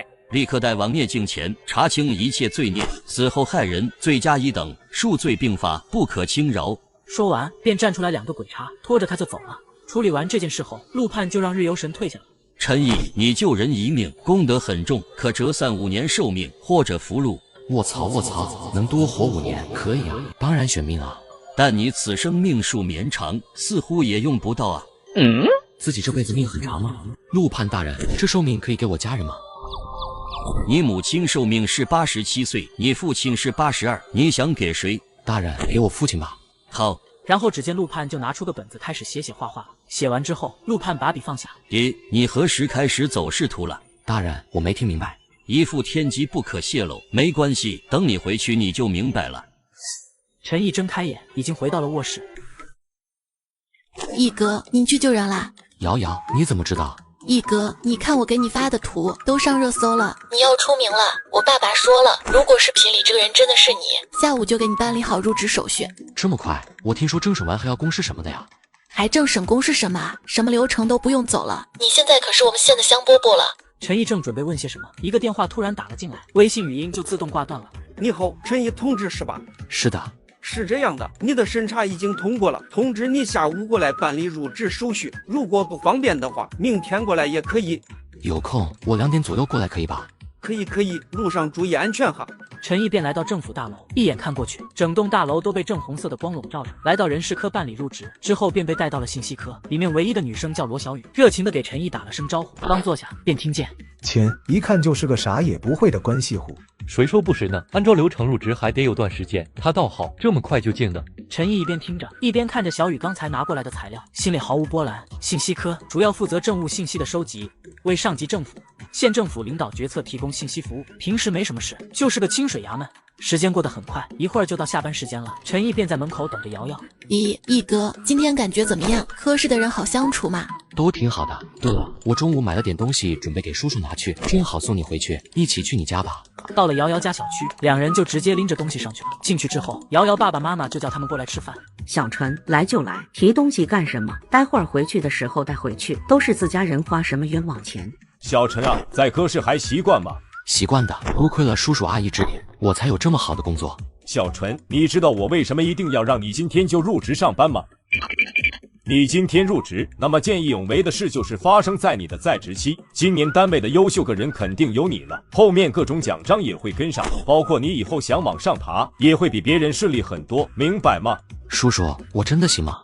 年轻人就要敢想敢做，别怕。吃完饭后，陈毅从瑶瑶家出来后，回了家，躺在床上闭眼，已经是在自己工位，又要面对惨案了。翻开卷轴，于红霞，女，2014年10月18日卒于苏省吴市。拿起通灵笔，轻轻点在她名字上。男人拥有一块直通地府的玉笔，只要他轻轻摸3下，下一秒就会来到地府工作。而刚刚，他就接到一个关于奇葩邻居吵架致死的法。现在的年轻人哦，动不动就嘎人，戾气可真重。拿起通灵笔，轻轻点在他名字上。婚后，于红霞觉得家里的花销越来越大，于是她就萌生了去外地打工的想法。夫妻俩商量好后，于红霞就背着行囊出发了。根据朋友的介绍，进了一家电子厂，电子厂里管吃不管住，她便在外面租了一个小房子。10月18日当天，准备睡觉的于红霞，因为隔壁音乐声太大，久久无法入睡。隔壁的邻居，你音乐声小一点啊！我在自己房间听音乐，凭什么要小声？你吵到别人睡觉了，不知道吗？你把声音调小一点会怎样？我就不调小，我声音再大都没人管得了我。没素质，有爹生没娘养的东西。你敢骂我爸妈？信不信老子砍死你？没素质就是没素质，有爹生没娘养。哼！随着这道话音落下，于红霞的门被砰的一声踹开，一个男人提着刀就走了进来。于红霞还没来得及反应，那把刀就捅进了他尸体。吃痛的于红霞拼命挣扎着，可惜身板太小，无力反抗，最终也还是成为了一具尸体。隔壁的音乐还在大声的放着，而这个房间里只剩下逐渐冰冷的尸体和满床的血迹。凶手高小龙怕被人发现，趁着夜黑风高，把他的尸体丢弃到河边。2015年5月19日早上，一位散步的大伯来到附近河边散步，突然他看到河边躺着一具女尸，吓得他立马报了警。警方也立刻赶到现场调查，发现河边不是第一现场，于是来到于红霞生前居住的地方。而隔壁高小龙在案发后就去向不明，警方便立刻开始抓捕行动。2015年5月30日，高小龙被警方抓获。谁能想到吵2句架就把命吵没了？手指轻轻放在他的名字上，下一秒，陈毅就出现在了他身亡的那个出租屋。我冤枉啊，冤枉啊！是你确实冤枉。你也觉得我冤枉？你也觉得我不该死，对不对？骂个人而已，罪不至死。你只是运气不好，遇见个无法无天的恶种。自从凶手被抓到后，我在这附近飘荡，听到很多人说我不该骂人，这才惹怒了凶手，活该送命。高小龙大晚上音乐放那么大声，是他有错在先。你也尝试讲道理了，可他不听，反而振振有词，你这才开始骂人。现在的人都是站在上帝视角，谁又会站在他这个受害人的角度看这件事？邻里间有矛盾吵架再正常不过，谁家还没和别人碰过嘴皮呢？高小龙本来就是个抢劫犯，进去几年不思悔改，骨子里都带着恶，他不过就是欺负你是个弱女子。要是他知道隔壁住了个彪形大汉，他敢惹吗？虽然他那条贱命根本不足以赔付你，但等你去了地府，判官会给你最公正的裁决。真的吗？你原本命中该有的寿命、福气都会折算到下一世的。我相信你，你和别人不一样，你明是非，知善恶，我这就去地府。话音刚落，散发着光芒的生门就出现在他身后，然后于红霞从容地走了进去。看见生门完全消失后，陈一刚准备松口气，身后突然传来一道嗤笑。呵，你这小娃娃说的倒是轻巧，这本就是一场结束，就算换了别人，也未必能躲过去。陈毅这才反应过来，眼前发绿光的家伙竟是个妖。你是谁？这话怎么讲？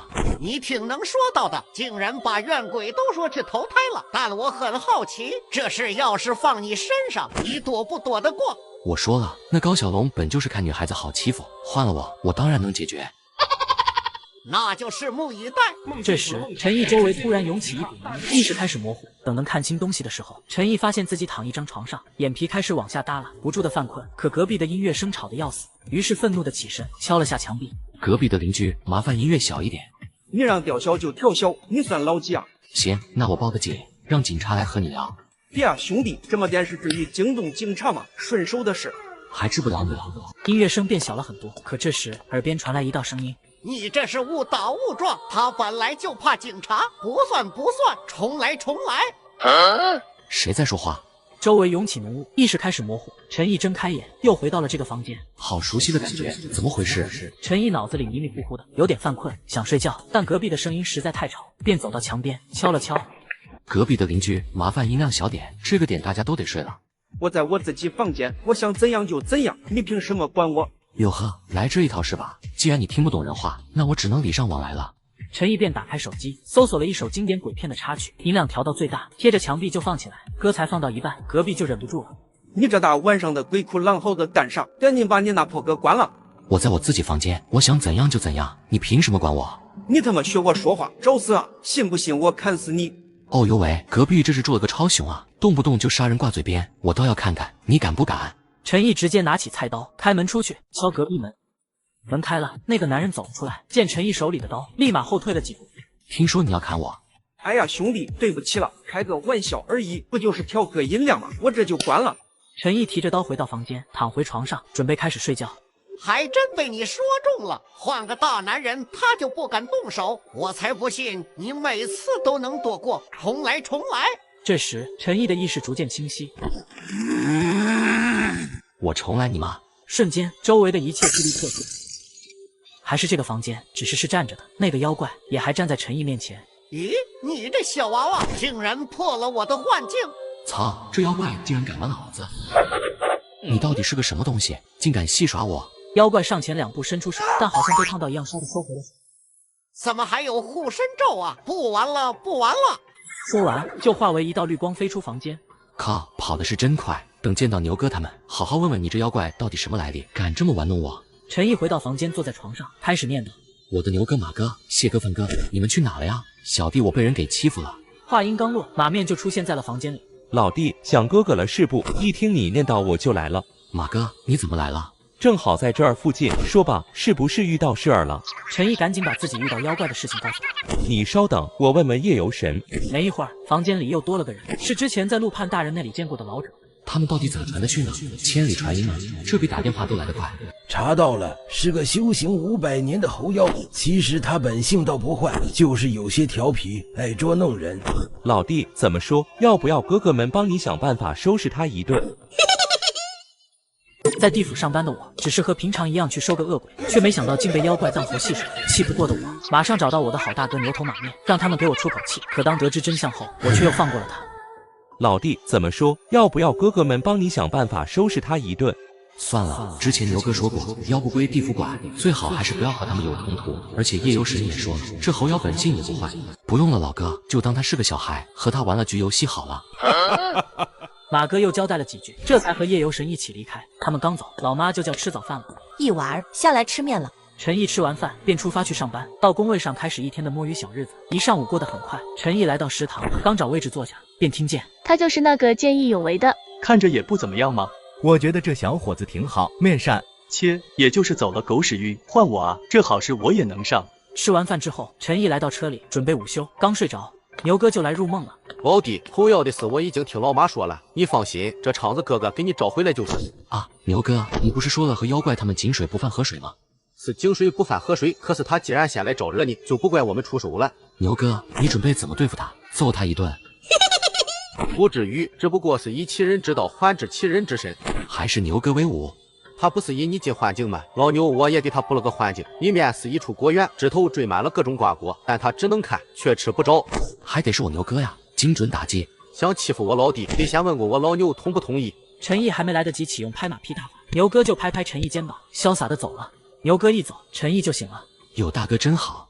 陈毅刚到县政委大楼下，就来了一大堆人，副科长也在其中。小陈，这是咱们的县委副书记。书记好。小陈同志，你见义勇为的事情已经上了县里的报纸了，像你年纪轻轻就能有这样的思想觉悟，很难得啊。书记，您夸的我都不好意思了，这都是我们每一个社会公民应该做的。我为人人，人人为我吗？大家听听，小陈这样的同志就是当之无愧的道德模范，你们啊都要向小陈这种高尚的思想品的看齐。你们不会是排练过的吧？这也太默契了。接下来又有几个领导出来说了些差不多的官话，给陈毅颁发了一张荣誉证书，便都离开了。回到信息科，装模作样的在工位上看书，终于熬到了下班时间，从单位里出来，直接一脚油门去了香烛店。牛哥马哥这么为自己的事上心，不感谢下说不过去吧？买了几大袋金元宝之后，还是去了老地方烧了。这次陈毅不光给牛哥马哥黑白无常烧，甚至还带上了日夜游神。烧完之后，陈毅便赶往和哥几个约定好的地方。你小子是真能憋啊，这次直接憋了个大的。溜了，悄悄咪咪抱上铁饭碗了，竟然连我们都瞒着。我看不止端上了铁饭碗，还买了新车哟。别乱说，这是我在瓜子二手车上买的比亚迪汉，没想到只花了9万多，比新车便宜了10万，开起来跟新的一样。现在新车掉价快，买瓜子特划算。这么便宜，靠谱吗？当然，瓜子每台车都经过官方专业检测，还能限时开3天，放心买就行。要是有旧车，还能放瓜子上全国拍卖。总之听我的，买卖二手车上瓜子就对了。你们最近都在干嘛？有没有发生什么有趣的事啊？最近没什么特别的，就是总梦见个女的在我床边哭。我就说那女鬼咋一见我就跑了。这梦从什么时候开始的？好像是我纹身之后开始的，一做梦就梦见她一直哭，也不说话。你不会是惹上什么女鬼了吧？不然能一直在你梦里哭。要不让你家里找人看看吧。酒足饭饱过后，大家就散了。陈毅就被王川拉住，兄弟，要不你帮我去问问上次的大师？你先托家里人问问，实在不行我再拜托人去找他。你也知道的，大师一般不轻易出手。回到家之后，躺在床上，打开手机，难道是牛哥说的瘟疫要来了？热榜第1条，汉城出现不明疫情，患者症状是咳嗽，伴随着反复发烧。这疫情很古怪，大家手里都买点常用药备着吧。就是你因为你这种危言耸听的人多了，才会有那么多强颜强泡面的。神经病吧你！煽动群众影响市场，老子举报你！真是服了，一句善意的提醒都会被这么恶意的揣测，那还提醒个嘚儿？陈毅关掉手机，闭上眼睛，就直接来到了地府办公位。日游神似乎早已在此等候多时。咦，日游神，您怎么有空来我这坐坐了？陈毅，下午的金元宝我收到了，按道理无功不受禄，这些元宝本不该收的，但是他们几个都劝我收着，说你人挺不错，那我也只好厚着脸皮收下了。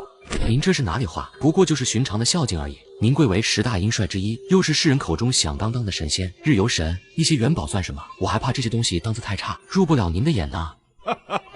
数你嘴甜罢了，既然收了你的元宝，我也帮你个小忙吧。白日你和朋友吃饭时，我也在场。你想知道那个女鬼的来历是不是？是，您老人家知道。那个女鬼其实是你朋友上一世的妻子，因为执念太深，一直不肯去投胎，苦苦寻找了许久，这才找到你朋友。这我他喵的，他上辈子的老婆呀！那您知道他是想干什么吗？虽然是上辈子的夫妻，可这辈子已经没关系了呀。他或许是想再续前缘，但又不忍心害他，所以夜夜托梦哭泣。好家伙，再续前缘，整上现实版3生3世了都，这咋续？把兄弟弄死了陪他去，有什么解决办法吗？这件事你最好不要管啊！这是为什么？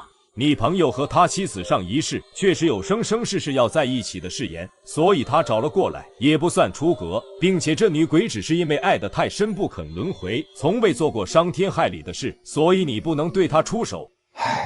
办法还是有的，否则我也不会来这一趟。你们县里有一处道观，里面的道士是有些真本事的，你朋友可去求他帮忙。对了，因为你朋友身上那个刺青，才把那个女鬼招了过来。从古至今，刺青一直在传承，所以有着某种触发的力量。好，真是因为那个刺青啊！明天我就去劝这大傻子去把他给洗了。说完，日游神便离开了。嗨，历尽千辛找到自己的丈夫，可她早已喝下孟婆汤重活一世了。王川现在就是个每天只知道赚钱和干饭的大傻子，哪里还记得这个上辈子的老婆呀？如果他知道自己身边跟了个女鬼，第一反应也应该是……坐到桌案前，陈毅打开卷轴，那就看看你小子是怎么回事吧。通灵笔轻轻点在田胜的名字上。只因一句等我20岁，我赶你全家。于是，在一个夜黑风高的晚上，一家4口全部葬身谢海。又是一个分尸案，怎么我遇到的都是这种惨案啊？陈毅将通灵笔轻轻点在田胜的名字上。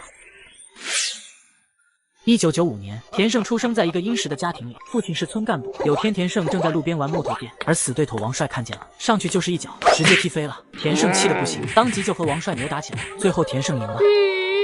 你给我等着！然后王帅就跑回了家找自家的老哥去了。这时的田胜正埋头苦玩的时候，一颗鞭炮突然掉到他的身上，这让田胜怎么能忍？立刻就扑上去和王帆扭打在了一起。可是王帆比他大几岁，田胜根本就打不过。你要是再敢欺负我弟弟，以后我见你一次打一次。你等我20岁，我杀你全家！就凭你！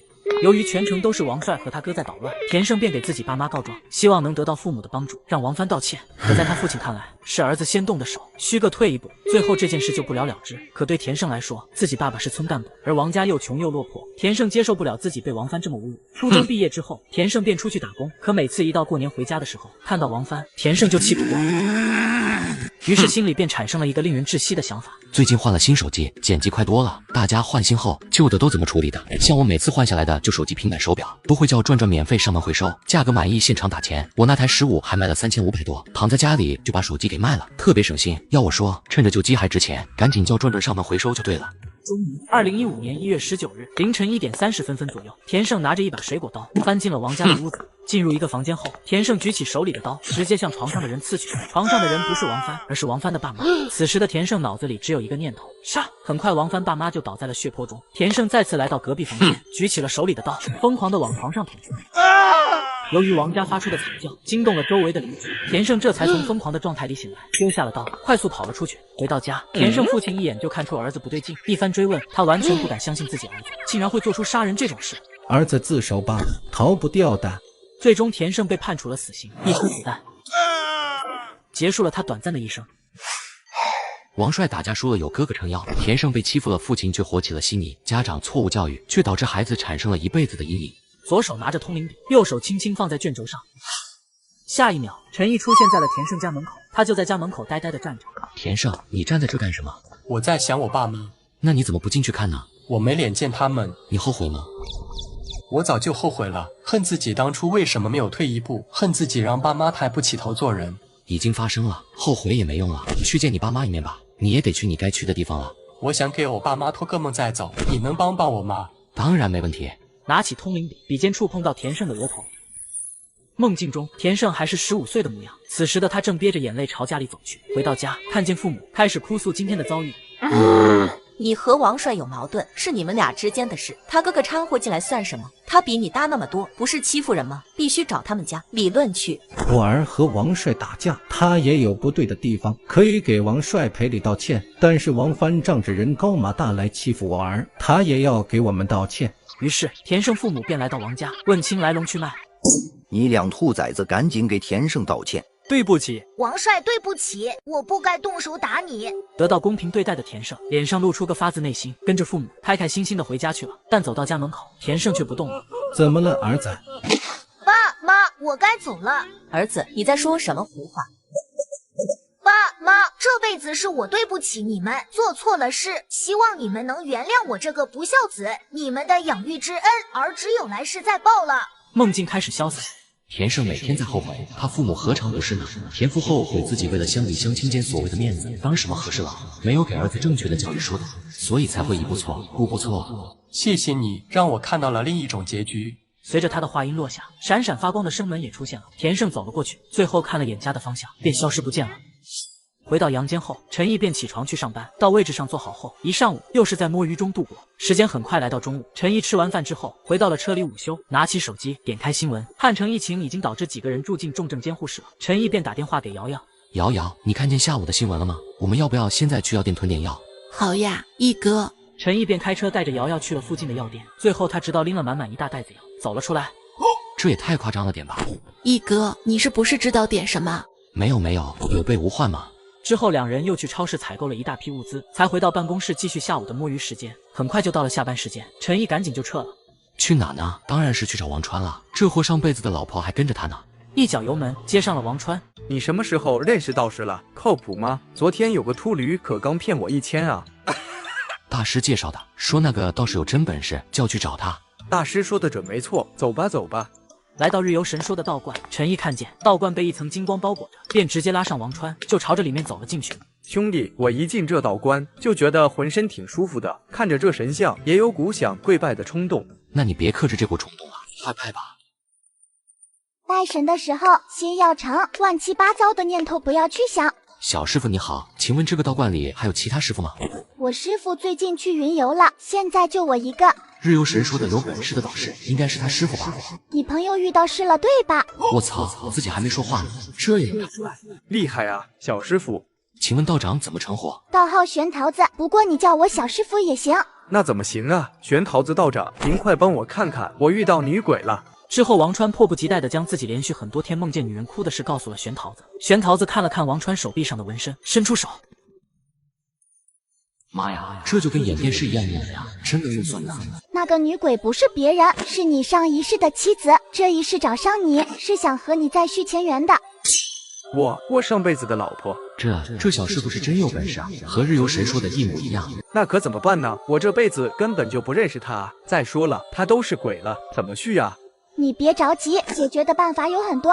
能不急吗？这也太吓人了。我说怎么最近睡觉总觉得凉飕飕的？他是真坐我床边了啊？他并没有想害你的意思，因为你们上一世有过约定，但你轮回重新做人了，他却一直没忘。好不容易找到你，又不知道该怎么办，所以才会夜夜在你梦里哭。那有什么办法能不伤害他，又把他送走吗？好兄弟被前世的老婆缠身，老婆不要他命，只想和他长相厮守。于是他找到在地府上班的我却带他去找了个只有3岁的小师傅。那有什么办法能不伤害他，又把他送走吗？简单，你把这个符带在身上，他就不能再靠近你，久而久之，他也就走了。他真的是我上辈子的老婆吗？那我这样对他是不是太残忍了？那要不你下去陪他？不了。之后两人就告辞了。我有预感，这符绝对管用。把他送走之后，你抓紧时间把刺身洗了，免得再招来什么东西。洗，必须洗，再也不瞎混了。嗨，你说，如果我上一世真的和他很恩爱，那我这辈子是不是算渣男了？要是上一世的我知道这辈子的我不能再和他走过一生，还会许下那些承诺吗？承诺在说出口的那一瞬间肯定是真心的，但既然阴差阳错，阴阳两隔，缘分已尽，就别再去想了。回到家的陈毅早已饥肠辘辘，径直走进厨房，刚好开饭了。刚扒拉了2口，陈毅发现老妈今天身上的光和之前不一样了，金色。妈，你今天做什么去了呀？有发生什么特别的事吗？没做什么，和你爸去山上收花生了，也没发生什么特别。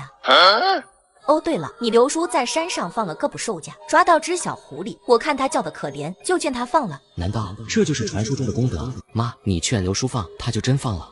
他开始不想放的，我跟他说这么小的狐狸都没什么肉，抓了也是浪费功夫，他才放了。吃完饭之后，陈毅回到房间，躺在床上刷着新闻。热搜第一条：之前那些咳嗽反复发烧的病人被确诊为新型冠状病毒，传染性极强，可通过空气传播。汉城的发热门诊人数也从每天几十激增到了几千。封城。他瞄的评论区这些人不是害人吗？到了干活时间，陈毅闭眼，再次睁开眼，又进入了干活环节。翻开卷轴，雷小兰，女，2014年10月5日卒于云省宣誓。拿起通灵笔，轻轻点在雷小兰名字上。雷小兰在家照顾女儿，而丈夫陈斌在外地打工。由于常年的异地，雷小兰喜欢上了侄子阿金。侄子阿金也有家室，可天长地久，两人最终还是越过了红线，发生了不正当男女关系。2014年10月5日，接近凌晨，雷小兰打完麻在回家路上，遇见了等在一边的阿金。两人一见面，阿金就想和婶子找个地方约会。阿金，你有没有钱？什么钱？我没有啊。没钱为什么不去挣？不然我们什么时候才能买房？买房？买什么房？当然是在镇上买房了。到时候我和陈斌把婚离了，和你一起过日子。我没有打算和我老婆离婚。你要是不答应，我就把咱们俩的事情闹得全村皆知。我们俩本就是露水情缘，玩玩而已。我怎么可能抛弃妻子和你结婚？这在村里是要被戳脊梁骨的。雷小兰一听，立刻尖叫着和阿金扭打起来。现在虽然是夜深人静，但阿金也怕惊动了村子里的人，于是便摸出了口袋里的一麻绳，套在雷小兰脖子上，狠狠地收紧。就在这关键时候，陈毅突然被一股神秘的力量救出了梦境。牛哥，你这么着急找我有什么事吗？老弟，事是肯定有的，不过在此之前，你先帮哥哥看看这车帅不帅。牛哥，你怎么又换新车了？老弟，这是我在瓜子二手车行买的比亚迪汉，没想到只花了9万多，比新车便宜了10万，开起来跟新的一样。现在新车掉价快，买瓜子特划算。这么便宜，靠谱吗？当然，瓜子每台车都经过官方专业检测，还能先试开3天，放心买就行。要是有旧车，还能放瓜子行全国拍卖。总之听我的，来买二手车上瓜子就对了。好的，牛哥，那我继续上班去了。画面一转，陈毅又回到了雷小兰的回忆里。雷小兰挣扎了几下后就彻底不动了。雷小兰死后，阿金惊慌失措，趁着夜色把尸体带到一处废井旁，将尸体丢了进去，杀人抛尸之后，阿金回到家，连夜收拾了衣服，告诉妻子自己要去西双市打工。2014年10月14日，一位大妈路过闻到一股异味，就在她走进水井时，警方在接到报案后也赶到了小村庄，在一边挨家挨户调查中，发现同村阿金在雷小兰死亡的第2天，他就去西双市打工了。于是民警直接把他带了回来，协助调查。最终他承认是他杀了自己的婶子。哎，又来大活了，手轻轻地放了上去。下一秒，陈毅便和雷小兰进行了脸贴脸。靠，贴脸太大呀！呵，有人来了。这里是哪？阿金家呀，你是谁？你死了不去地府，跑阿金家来做什么？当然是找他老婆麻烦了。要不是他，阿金早就和我双宿双飞了。尼玛，大无语啊！遇上恋爱脑了，都被人杀了，还记恨人家正牌老婆呢，真是服了。你不恨阿金吗？恨，当然恨了。但是阿金肯定也是爱我的，不然我们也不会在一起这么多年。可恶的是他老婆，既然没有爱情，为什么还抓着阿金不放？好，你一个婚外情的小三觉得自己才是真爱的，人家拿了结婚证的合法夫妻反而对不起你了。这种傻逼我只在网上见过，没想到还真遇上了。你这个蠢笨如猪的东西，阿金爱你个锤子，爱你能把你勒死丢井里。你闭嘴，他爱我，他不可能不爱我。好，搁这儿演上琼瑶剧了是吧？有什么不可能？男人最了解男人，他怎么想的我能不知道？本来就是想着免费玩玩，你情他愿的，结果你还想和他长相厮守了。这种破事要是被村里知道，还能有脸待吗？所以怒上心头就把你杀了。不过这下可好，不仅你们村的人知道了，全国很多人都知道了。这是外地的人也知道。可不是嘛，我也是听说了你们的事才想过来看看。过不了多久，会有源源不断的人来看看你到底有多蠢。不行，绝对不行！阿金把你害得这样惨，他自己倒好，死得轻轻松松。我要是你呀，死了也不会放过他，非扒了他的皮不可。我知道阿金被枪毙了，可我死后就没见到过他，也不知道是不是故意躲着我。阿金早就去地府了，说不定都要投胎了。不行，我不能就这么放过他，我要去找他。这就对了，冤有头债有主嘛。随着闪闪发光的生门就出现了，你从这里进去就能找到他了。你没有骗我，你我素不相识，骗你有什么好处吗？雷小兰便朝着那道门走了进去，完美解决。回到房间，还未睁眼便听见一娃，你再不起来就要迟到了。陈毅赶紧起床，就开车去单位了。刚到科室才坐下一会儿，隔壁的同事就过来通知5分钟之后开会。一进入会议室，领导就直接切入正题了。相信各位同志都看见新闻了，新冠疫情形势很严峻啊！为了阻断病毒的扩散蔓延，确保人民群众生命健康安全，现在开始将试行一系列的防控措施。这个会开了整整3个小时，要求今天开始必须戴好口罩办公，而且每天都要下楼做核酸。这时的陈毅还不知道自己接下来即将要面对什么，直到一根棉签从喉咙里捅进来，瞬间人都懵了。刚做完核酸，手机就响了。妈，咋了？一娃，你下了班来趟医院，你二叔住院了。住院了？二叔身体不是一直很好吗？情况有点复杂，等你来了再说吧。二叔这不会是得新冠了吧？这要是真的，那爸妈怕是都得隔离了。总算熬到了下班时间，陈毅赶紧开车去了医院。到了医院病房，一娃，你下班了。你二叔光喊肚子疼，就是检查不出来什么原因啊。B 超什么的检查都做了吗？都做了，显示一切正常，但你二叔就是痛得不行。陈毅走到二叔面前，掀开被子看了一眼，好家伙，好家伙，都跑到别人肚子上去了。只看见二叔肚子像是胀了气一样，鼓鼓的，上面还附着一团黑色的光。二叔，你最近都吃了什么？有没有什么特别的东西？没别的啊，就昨天在山上抓到条蛇，炖了蛇羹吃了。但是医生说了，应该不关蛇肉的事，那蛇没毒啊。这还不关蛇肉的事？这明明就是蛇肉搞的。二婶，两个堂哥怎么说？你大哥的意思是去市医院再看看，但你二哥又觉得是不是撞到不干净的东西了，让去请师傅。市里面医院最近最好别去，新冠肺炎很厉害啊，要是去一趟再染上肺炎了，不是更难受了？要不就按二哥说的试试，要是和那方面没关系，再去市里面医院也不迟嘛。坐下陪二叔聊了一会儿之后，陈毅就带着爸妈准备回去了。走出大门，陈毅看见个浑身绿光的蛇脸老太太在角落盯着自己，正想再看仔细些，那老太太又不见了。完了，看着老太太怨毒的眼神，二叔这次是惹上大麻烦了。回到家和爸妈吃晚饭时，二婶就打来了电话。嫂子，我们这次要遭殃了。你别着急，慢慢说。我刚刚联系了一个师傅，可最后师傅打电话说不来了，因为他说路上遇上鬼打墙了，对手道行太深，他对付不了，便决定不来了。我操，牛逼啊！都安排上鬼打墙了，看来对面是知道要对付他的呀。嫂子，要不让一娃来接下我们吧？他二叔刚才说，一娃在的时候，他肚子就没那么难受了。而且师傅也说了，可能是一娃身上阳气重，又为政府工作，那脏东西不敢来。于是陈毅又开着车往医院赶去。刚进医院门口，又看见那蛇脸老太太正远远地看着自己。他能用鬼打墙困住我来帮忙的师傅，却不敢对付我，看来我还是有点威严在。陈毅把二叔二婶接到家，准备住一晚，等明天天亮再帮他们找人解决。见他们安顿好之后，陈毅也回房间休息了，躺在床上闭上眼睛，开眼就看见了牛哥。牛哥，你来了？听说你遇见麻烦了啊？牛哥，你听谁说的？听日游神说的，白天你去医院，有个蛇妖在暗处盯着你。这种小事日游神也知道？只要是白天发生的，他都能知道，就看他愿不愿意知道了。原来是日游神有心工作，才会注意到我这些小事。日游神说了，确实是你二叔先招惹他们的。这蛇妖有400多年的道行，你二叔吃掉的是他孙子。要是其他的妖怪也就算了，赔礼道歉再补偿就过去了。可蛇类的妖物最是睚眦必报，有点棘手啊。那怎么办呢？总不能眼睁睁看着他把我二叔害了吧？老弟，其实哥哥们出手，这蛇妖就是小菜一碟，但你知道的，我们不方便管活人和妖之间的事。我明白。老弟，要不你去找上次那个小道士看看，活人和蛇妖正好都是他们的职责范围之内。当然，如果他道行足够的话。玄桃子，但是他这么小了，能对付400年道行的蛇妖吗？事已至此，好像也没别的办法，只能试试看了。好了，老弟，我要走了，你最近不要到处乱跑，瘟疫马上就会蔓延阳间各地了。牛哥，你又换新车了？哪有？这是我在瓜子二手车行买的比亚迪汉，没想到只花了9万多，比新车便宜了10万，开起来跟新的一样。现在新车掉价快，买瓜子特划算。这么便宜，靠谱吗？当然，瓜子每台车都经过官方专业检测，还能先试开3天，放心买就行。要是有旧车，还能放瓜子行全国拍卖。总之听我的，来卖二手车上瓜子就对了。牛哥走后，陈毅刚准备打开卷轴开始工作，就感觉身体被一股大力摇来摇去，耳边还传来老妈的声音：“快醒醒，快醒醒！我们家门口有条好粗的蛇。”好家伙，直接把自己从地府摇回来了。妈，你不要怕，我马上出去看看。陈毅走到门口，果然看见一条很粗大的蛇盘在自家院子门口，但他没有要进来的意思，似乎就是想守着，怕二叔跑了。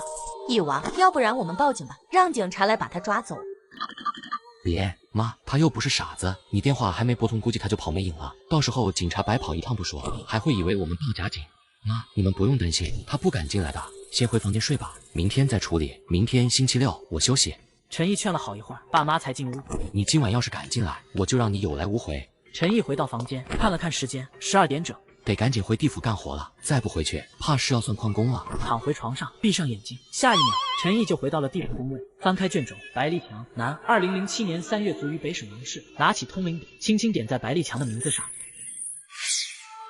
白立强被老婆胡梦雨发现没有生育能力，胡梦雨想当妈妈，所以就提出离婚，但白立强一直不同意，所以两人经常因为这事吵架。这天白立强也被厂里开除了。回到家中，没想到妻子又给了他当头一棒，大白天竟然和同村的王浩正在床上颠鸾倒凤，不知天地为何物，当即就冲上去和王浩扭打在一起，奈何白立强的身体实在是单薄，反被王浩暴揍了一顿。打完之后的王浩便扬长而去。经过这一遭，白立强决定要和妻子好好谈谈。老娘怎么会嫁给你这么个废物？真是瞎了眼，不仅赚不到钱，还让自己怀不了孕，不能当妈妈。你算什么男人？我现在要回娘家，还有就是我还会去找男人，你不愿意就赶紧同意离婚。白立强从此就自暴自弃了，成天除了喝酒还是喝酒，浑浑噩噩。有一天，白立强出门买酒的路上，碰到了妻子的情人王浩。爹，这不是那个连孩子都不能让老婆生的人吗？怪不得你老婆天天在外面找别的男人，原来是你不行。于是白立强在大街上又跟王浩打了起来。然而这一次，他依旧不是情敌的对手。你个手下败将，回去好好练练。回到家的白立强，嘴角不时扬起一丝狰狞的微笑。时间来到晚上8点，走出了家门，找到了王浩，并告诉他妻子在家做了一桌好菜，他们3个人需要坐下来把这件事说清楚。此时的王浩丝毫没有将这个手下败将放在眼里，于是就跟着白立强回家了。可当王浩进屋后，并没有看见胡梦雨，正准备回头询问白立强，就被迎面而来的一根木棍打晕在地。等王浩醒来时，双手双脚已被捆住。你不是很能打吗？再动我一下试试。你不是很能逼逼吗？怎么不骂了？白立强手起割掉了王浩的下体，割掉下体之后，又对着王浩连捅4声，让他活生生折磨而死。眼看对方死，白立强还是不解气，他把王浩的头颅砍下来，为了自家的狗。此时的白立强已经彻底崩溃，便给妻子打电话：“你回来吧，我们签下离婚协议。”白立强，你混蛋！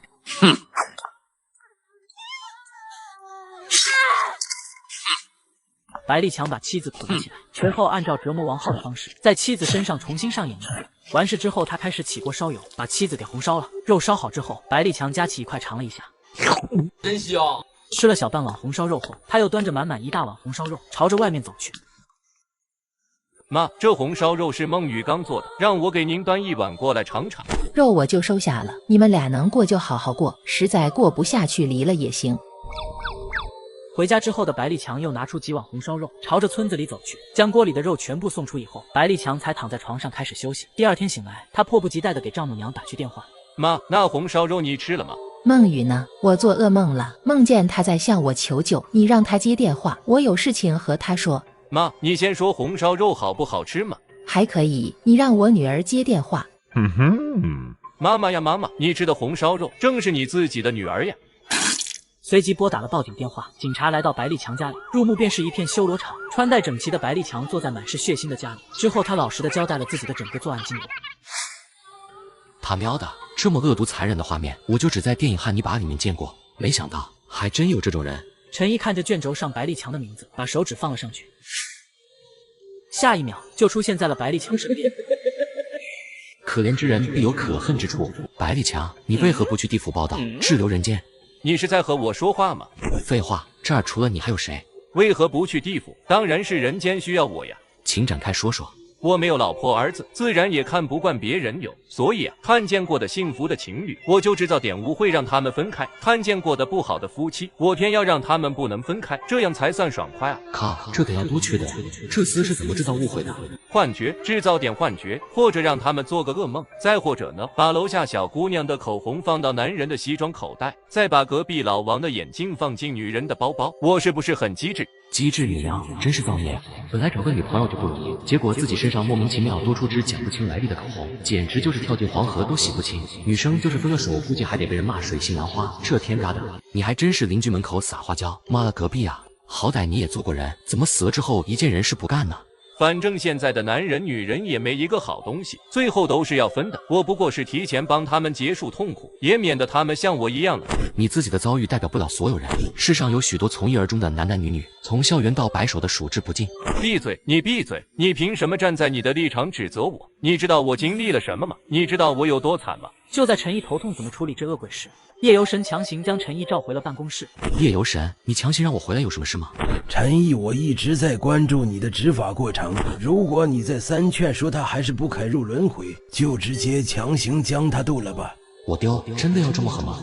好了，事情交代清楚了，我忙去了。夜游神，你又换新车了？哪有，这是我在瓜子二手车上买的比亚迪汉，没想到只花了9万多，比新车便宜了10万，开起来跟新的一样。现在新车掉价快，买瓜子特划算。这么便宜，靠谱吗？当然，瓜子每台车都经过官方专业检测，还能先试开3天，放心买就行。要是有旧车，还能放瓜子上全国拍卖。总之听我的，买卖二手车上瓜子就对了。夜游神走后，陈毅又继续回来上班了。你刚刚怎么走了？你还没回答我问题呢。Shut up， 快闭嘴吧！你遭遇的一切我都看过了。你可知道，你死了之后，你卧病在床的父亲从此无人照顾，你倒是死了清净了。可你的亲戚朋友却要为你背负骂名，就连认识你都变成一种耻辱，走到哪都要被人阴阳怪气一声。瞧，他就是那个杀人狂魔的亲戚也。什么别的办法？我做的一切都是被王浩他们逼的，是他们把我往死路上逼，我没办法才杀人的。我知道你是想带我去地府，你身上肯定有能对付我的法子，但我告诉你，你不过是站着说话不腰疼罢了。你若是我，或许还没有我的胆量敢去杀人。嘎人，我为什么要嘎人？明明能和平解决的事情，我为什么要背负人命？我爸妈可没教我长大之后成为一个嘎人犯，对社会产生极大负面影响的恶人。好，我让你置身我当年的处境，不带你自己的记忆。要是你能做得更好，我立刻去地府报道；如果不能，你即刻离开，不能再管我的事。你敢试试吗？有何不敢？白立强双手一挥，陈毅眼前的景象就开始变换。陈毅在路上浑浑噩噩地朝着家里走去，打开门，房间里传来不堪入耳的声音。陈毅走进去，竟然看见同村的王浩正和自己老婆纠缠在一起，便直接冲上去和王浩扭打在一起，最后还是打输了。看见王浩潇洒离去的背影，给老子等着！没用的东西，连生育功能都没有，我要跟你离婚！老子正有此意。陈毅可不管他，拉着他的手就往外走。哎呀，小两口怎么了这是？我呀，刚听说那个王浩得了艾滋病，有些事本来想睁一只眼闭一只眼，可现在是必须去离喽。白立强，你他妈竟敢污蔑我！污蔑你什么了？我说王浩得了艾滋，又没说你。没想到百里强还挺硬气，直接就离了。是啊，以前觉得他窝囊，没想到是个有主意的。之后，陈毅带着胡梦雨来到了民政局之后，火速办理了离婚手续。办完手续后，废物男人，活该你一辈子生不出儿子。活该你一辈子水性杨花。陈毅回到家第一件事就是把他的东西收拾好，丢到了门口。然后陈毅就翻出床垫下藏着的5000块现金，朝着附近一处工地走去。正有3个皮肤黝黑的工人蹲在工地旁。哥们，怎么没干活呢？这儿满工了，我们来晚了。哥几个，要不要试试赚点快钱？第二天，陈毅坐在村头和大妈们坐一起摘菜，听得津津有味。你们听说了吗？王浩昨晚打完牌回家的路上就被人用麻袋套住，狠狠地打了一顿。这个我知道，我还听说王浩肋骨都被打断了2根。入夜，房门被打得百里强，你他妈给老子开门，看老子今天不好好收拾你！陈毅打开了门，王浩就举起手里的木棒，正要动手，一个麻袋从他身后出现，又把他套住。第二天的村头，陈毅依旧开心地和大妈们聊着八卦。你们听说了吗？王浩昨天晚上又被打了，最后是被抬回去的，好像腿都被打断了，下不了床哟。也不知道是谁干的。从这天开始，村子里开始传他被打成了猪头，他有艾滋，伤好了之后，王浩就背着包裹去外地打工了。胡梦雨的口碑也是烂得不行，再没有什么男人和他纠缠。而陈毅重新找了份工作，开启了一段新的人生。突然，只因我无法生育，我就把我的妻子杀了，还将她做成红烧肉，分享给丈母娘和全村人一起享用。却在我被枪毙后，遇到一个自称是在地府上班的人，他说要将我带入地府入轮回。陈毅看着身前的白丽强，这才把刚才发生的所有事都想了起来。好，这是体验了一波无痛代孕吗？幸好幻境里面自己虽然没了记忆，但智商依旧在线。原来你说的都是真的，不用杀人也能解决一切。怎么说？愿赌服输。说到做到，我这就过去。随着他话音落下，闪闪发光的生门就出现在了他身后。白丽强走到生门门口，快要跨进去时，又收了回来。我当初要是有你这么冷静，也不会犯下这弥天大错了。可我那时好像钻进了牛角尖，除了杀人，脑子里没有别的想法了。怎么还磨磨叽？我现在可没时间再安慰你了。陈毅直接上前就是一脚，他踢进了生门，见他的身影完全消失后，便赶紧火速返回阳间。刚一睁眼，老妈也走了进来。一娃，我5点起来上厕所，看见一只白狐狸在和那条蛇对峙。妈，你确定没看错？绝对没看错，那只狐狸我认得，前几天我梦到过，他还说会报答我。报答？难道是老妈之前救下的那只小狐狸，她的家里人来报恩了？但陈毅出来时，外面却是空空如也了。莫非是亲戚阳光让蛇妖不敢现形啊？正好趁这时间去把玄桃子小师傅接来。给爸妈交代了几句之后，开着车就朝着道观赶去了。到的时候，小师傅正盘坐着在诵经，也可以说是睡着了。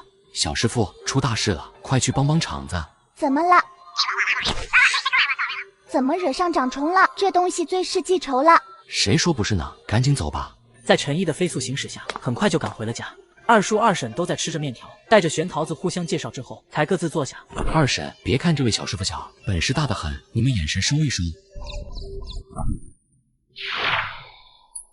肚子里只是一些脏东西，待会儿烧到符喝了就解了。最主要还是看那条蛇肯不肯和解了。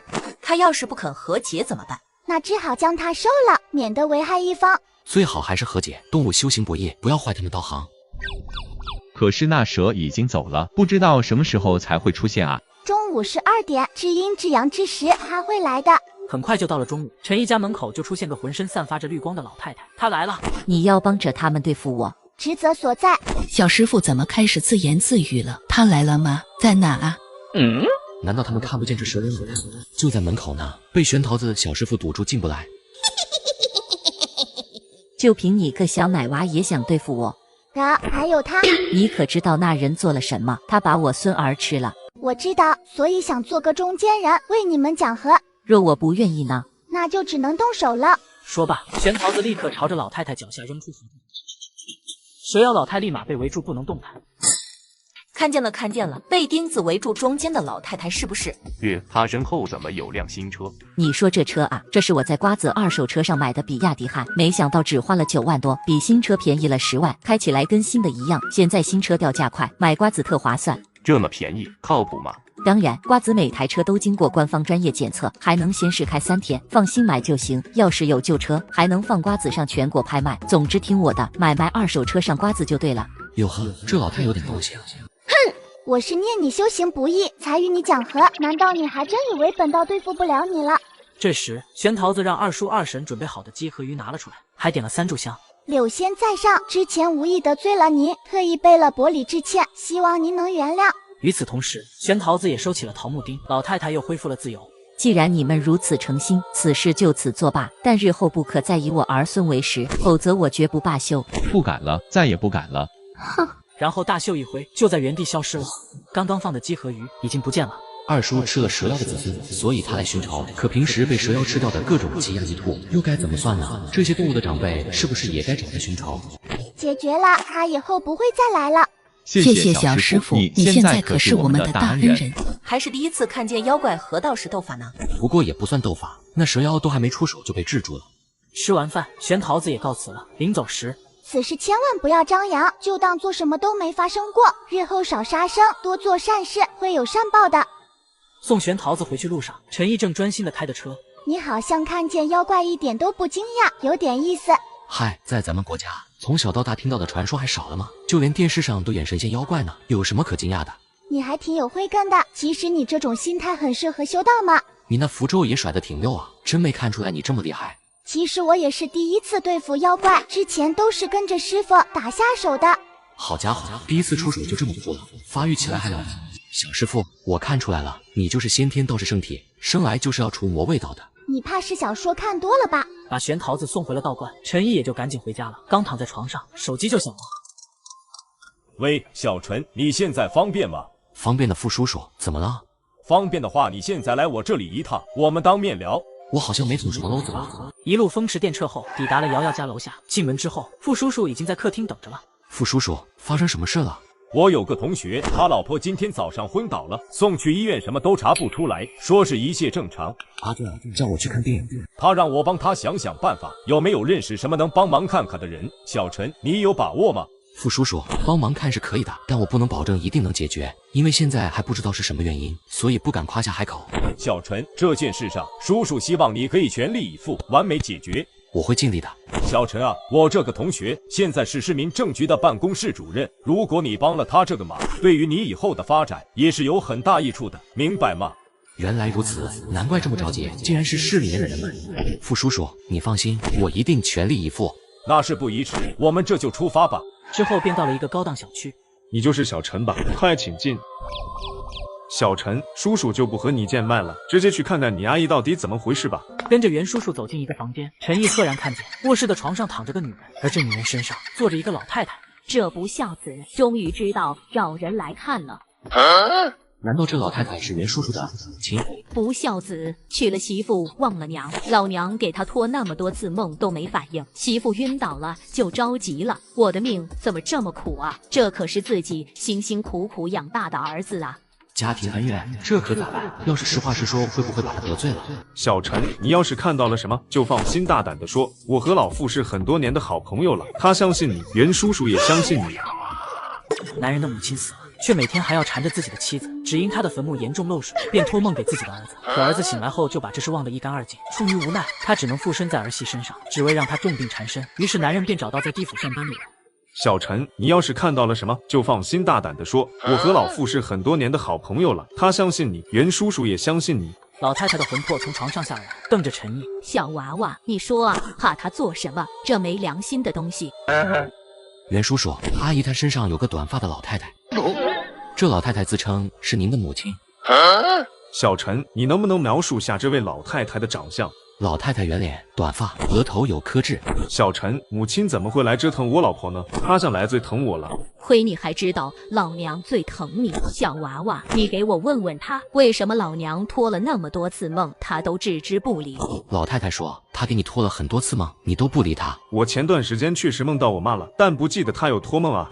老娘跟你说了3遍，房子进水了，进水了！你这不孝子，自己住的舒舒服服，却让自己老娘没地方住。早知道你这么没良心，我又何必吃那么多苦，把你拉扯大？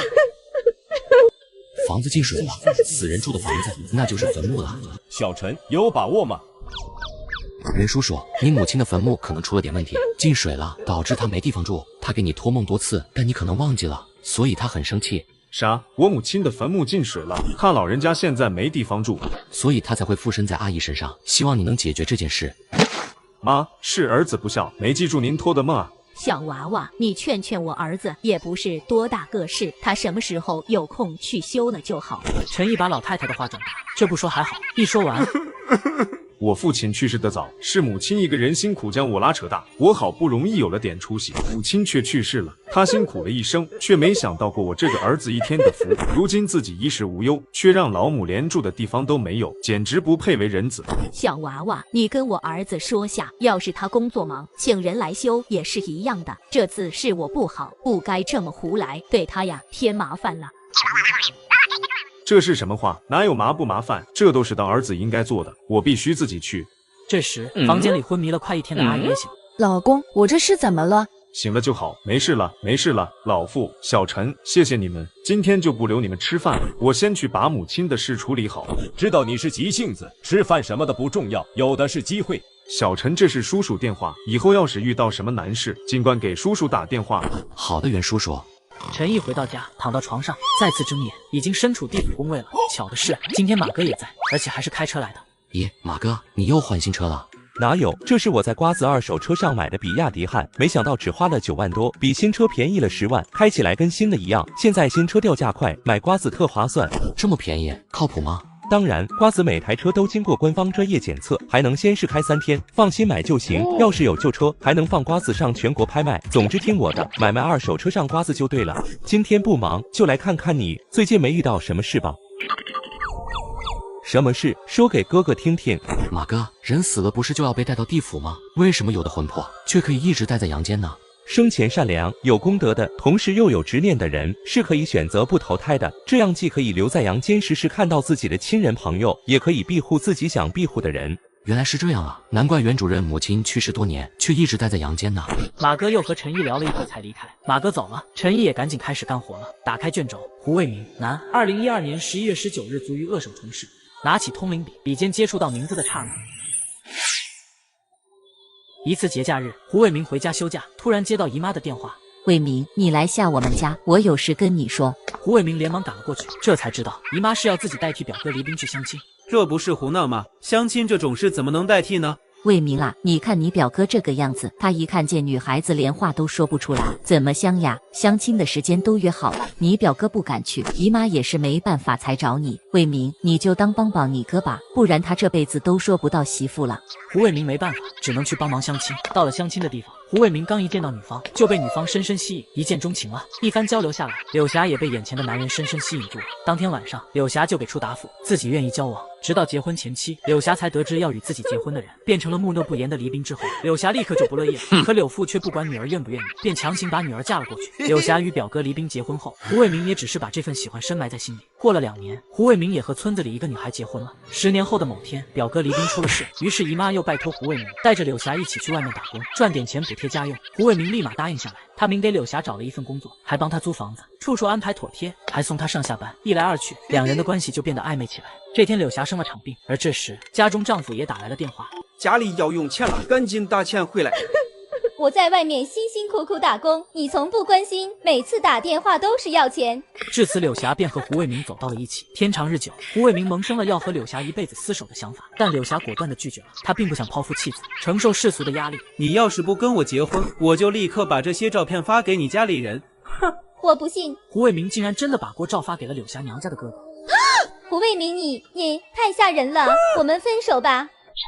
柳霞被眼前的男人吓到。第二天，趁着胡卫民去上班，柳霞收拾好东西就回了老家。下班回家的胡卫民看见柳霞的东西都不见了，立刻就开始发疯，打不通柳霞的电话，便给老家姨妈家打去。你马上给我回来！你要是不回来，我就把这件事闹得所有人都知道。反正我是豁出去了。胡卫民，求你了，我们不要再联系了。你收拾好东西，我马上回来带你走。柳霞被吓得不知道该怎么办，只能主动把这件事告诉了婆婆，希望婆婆能制止外甥。得知外甥和儿媳的不伦之恋，婆婆狠狠地把儿媳打骂一顿。你放心，外甥要是真敢上门来闹，我这把老骨头来对付他，你照顾好我儿子就是。第二天，胡卫民真的从粤省赶回了老家。这时的姨妈拿着木棍，对着外甥就是一顿棍棒相加。柳霞不可能跟你走，她是我们黎家的媳妇。胡卫民掏出身上早已准备好的匕首，对着亲姨妈连捅，姨妈直接就倒下了。最后，胡卫民就被依法宣判了死刑。一家子疯皮，姨妈骗婚，胡卫民颠公。看着卷轴上胡卫民的名字，陈毅缓缓地将手放了上去。下一秒，陈毅就出现在了柳霞家门口。姨妈让我代替表哥去相亲，我却看上了相亲对象。为了能与其天长地久，我便生出歹念，拉着姨妈下地。不是，你俩在这儿干嘛呢？你是谁？跑来管我们家闲事？我是地府的人，来带你们入轮回。我自然是愿意去地府的，要不是因为这畜生，我早就去了。这话怎么说？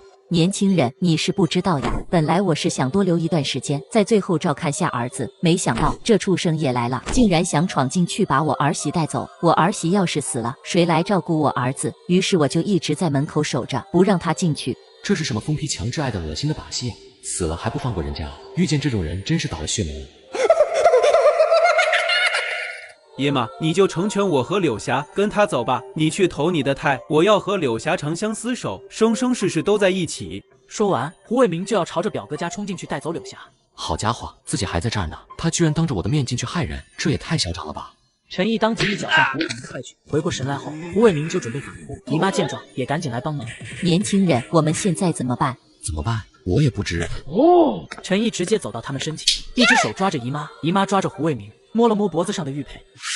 这是呢，我要去找我的柳霞。大胆，查查司门口竟敢喧哗！嚯，这一棍力道之重，你带你外甥跟在我后面，我带你们去见判官大人。直接拖起地上死狗一样的胡卫明，跟着陈毅进去。陆判大人，小子我又来了，嘿嘿，什么事？说吧。哼，大人，我冤枉啊！原本就是我和柳霞相亲的，我们俩一见钟情，天作之合，是表哥非要横插一脚。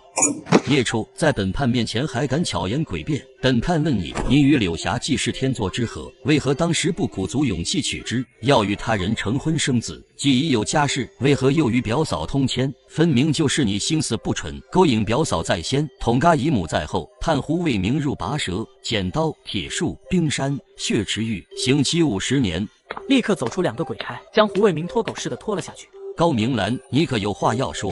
大人，我有错，我不该让外甥冒充儿子相亲，把媳妇骗进门来。哼，带去聂镜台吧。随着高明兰也被带走，堂内就只剩下陈毅了。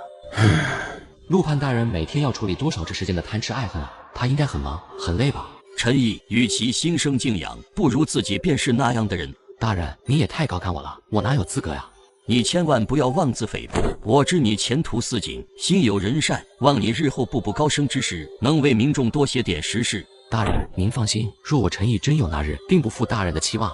今日之事你做得不错，那胡卫明身上的执念已快要化为实质，稍有不慎，柳霞或许真的会被他害死。没有十足的把握处理，选择带来本判这里，实属于明智之举。嘿嘿，今日你也辛苦了，回去休息吧。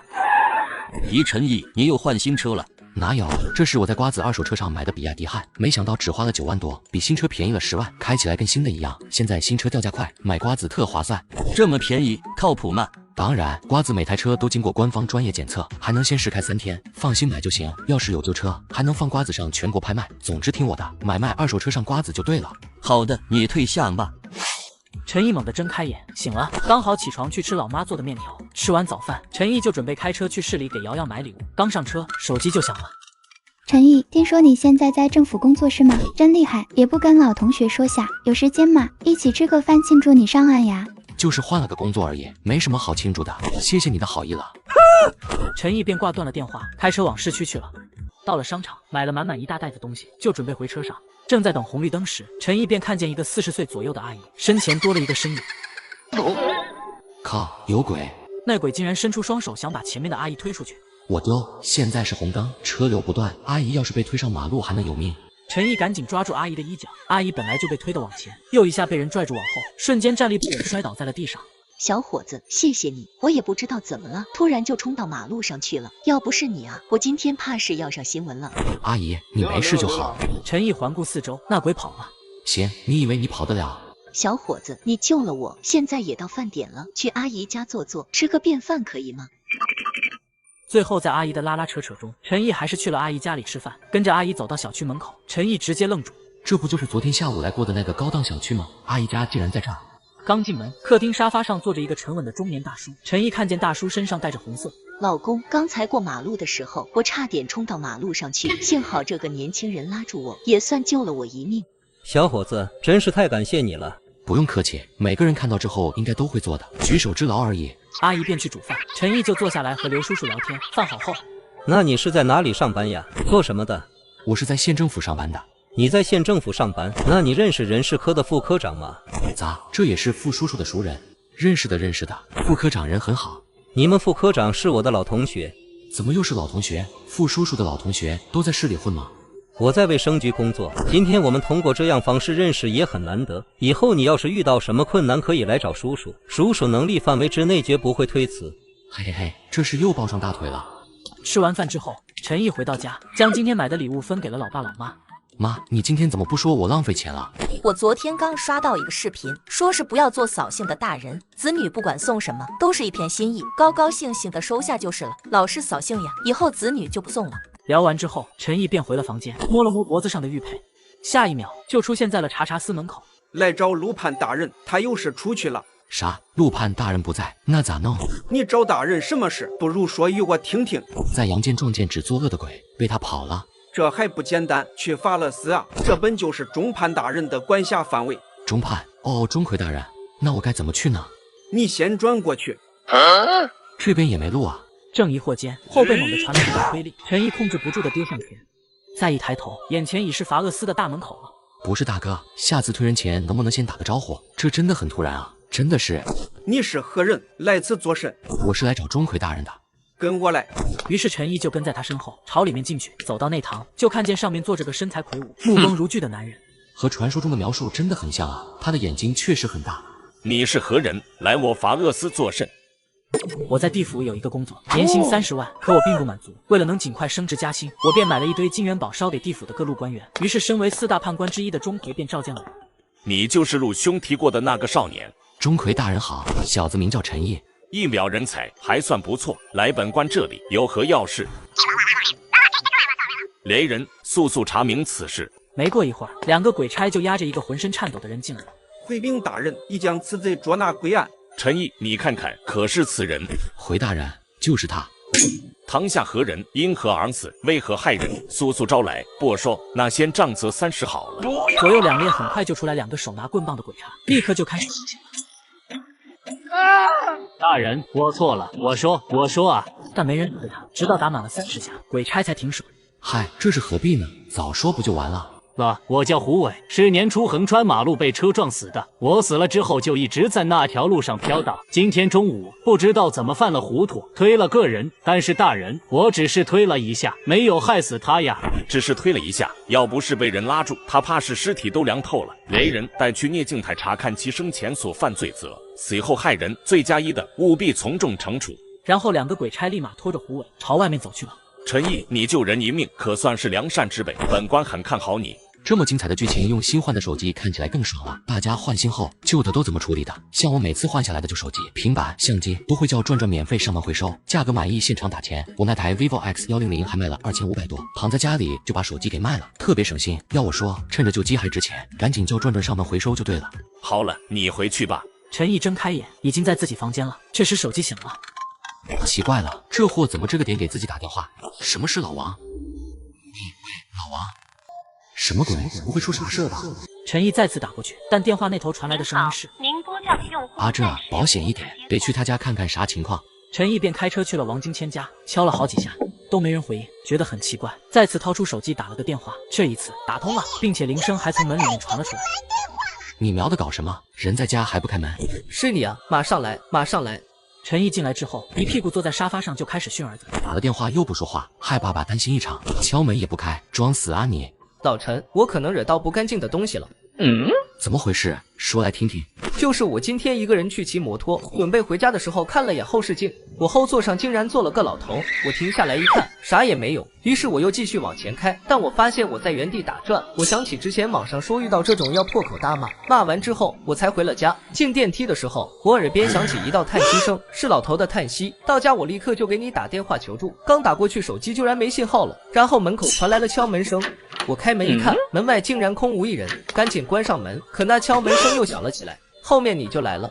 你骑车的路上有没有遇到什么人或者是？没有啊，为了骑得尽兴，我还专挑了条没人的路线。别说人了，连狗都没一只。喵喵的，没遇见人也没遇见事，那真是撞了鬼了。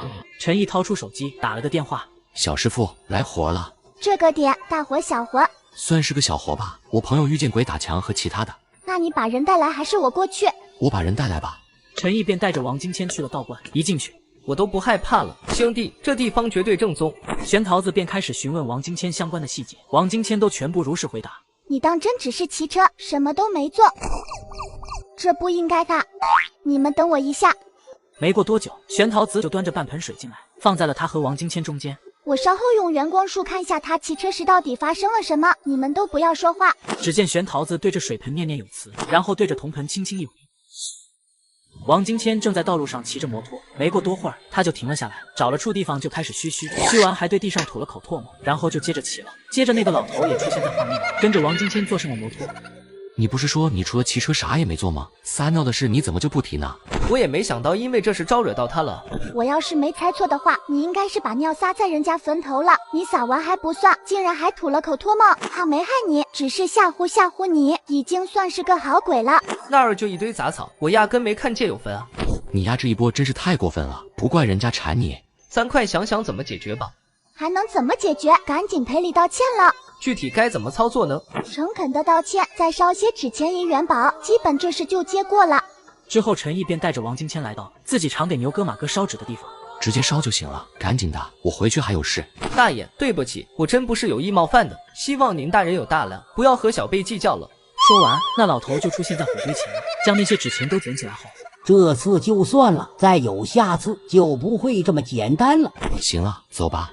要不我们再等等，这大爷也没给个反馈什么的。反馈你个头啊，人家早走了。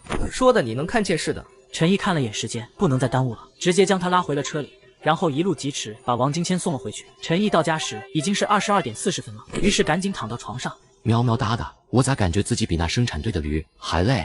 闭眼便到了办公室，一个鬼差大哥已经等在这儿了。没错，就是查查司门口那个守卫大哥，也是几次把陈毅推回阳间的黑手。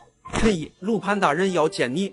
好的，差大哥，你在前面带路。跟在鬼差身后，走进重重迷雾，出来时就已经在查司了。陈毅来了，大人，白日之事我已经知悉，你又救人一命，做得很好，都是大人教导的好。行了，别贫嘴了，郑南兄对你的印象很不错，大赞你心性纯良，嫉恶如仇。郑南是？就是钟馗判官。哦，原来钟馗的名字叫钟定来啊。你白日因为救人积累了不少功德，我且问你，是想存放着，还是现在换点什么？大人，我想问一下，福禄寿里面的福具体是什么呀？凡康健安宁，吉庆如意，全备圆满，皆为之福。陆判大人，我想把功德换为福气，给我爸妈可以吗？你为何不为自己换点东西？我还年轻，但爸妈年纪大了，他们正需要这些。很好，本判会帮你处理好的，你去做事吧。陈毅回到办公点，翻开卷轴，左键男，2010年3月15日卒于雾都沙城。拿起通灵笔，笔尖接触的名字的刹那。白天我是人人都要求着帮忙捉鬼的大师，晚上却是在地府上班的牛马。这天我遇到了一个心理畸形的男鬼，别人不和他谈恋爱，他要杀别人全家。好家伙，比狠还得是你啊！陈毅拿起通灵笔，笔尖接触到左键名字的刹那。小时候的左健在外公家戳伤了眼睛，从此他心里便充满了自卑。进了学校后，同学也嘲笑他，孤立他。直到这天，左健遇到了自己喜欢的女孩蒋雪玲，于是便把这份喜欢藏在了心里。毕业后，左健外出打工，受尽白眼，他开始不由自主地想起蒋雪玲。终于，在2010年2月份，左健鼓起勇气向蒋雪玲告白。毫不意外的，左健被拒绝了。被拒绝后，他并没有就此放弃，而是每天蹲守蒋雪玲上下班，途中进行骚扰、强行表白。这可把蒋雪玲吓坏了，只能告诉自己妈妈。蒋雪玲的妈妈便警告了左健，自己的女儿是不可能和他在一起的。这句话让原本性格就十分怪异的左健记恨上了。你们给我等着！回到住处后的左健开始发疯，拿起尖刀，不和我谈恋爱，那就把你嘎了，通通都嘎了。第二天，雾都下着小雨，左健悄悄地埋伏在了蒋雪玲上班的路上。见蒋妈妈还是陪着蒋雪玲上班，左健直接冲上前去把蒋妈妈捅倒。左健又把尖刀放在蒋雪玲的脖子上，你要是敢动一下，我立刻送你下去见你妈。然后左健挟持着蒋雪玲坐上自己的摩托车，朝着小树林开去。下车之后的左健深感自己今天是跑不掉了，因为警方已经将左健给围困起来。你要是真喜欢这女孩，你就把她放了，有什么话可以放下刀慢慢说。你是真喜欢她，能让她挨饿受冻吗？民警拿出自己的外套，向左健丢了过去。现在冷，可以先给她穿我的衣服。民警故意把衣服丢在左健手够不到的地方，于是左健只能走过去捡。就在他弯腰去捡衣服的刹那，一颗子弹飞来，左健被当场击毙。警察叔叔干得漂亮！陈毅将手指放在左健的名字上，下一秒便来到了左健丧命的那个小树林。陈毅就看到了被怨气包裹的左健。好家伙，你把人家蒋雪玲妈妈都杀了，你还有怨气呢？陈毅还没来得及做什么，左健就朝着陈毅猛扑了过来。陈毅连忙念起来金光神咒，左健就被格挡在外。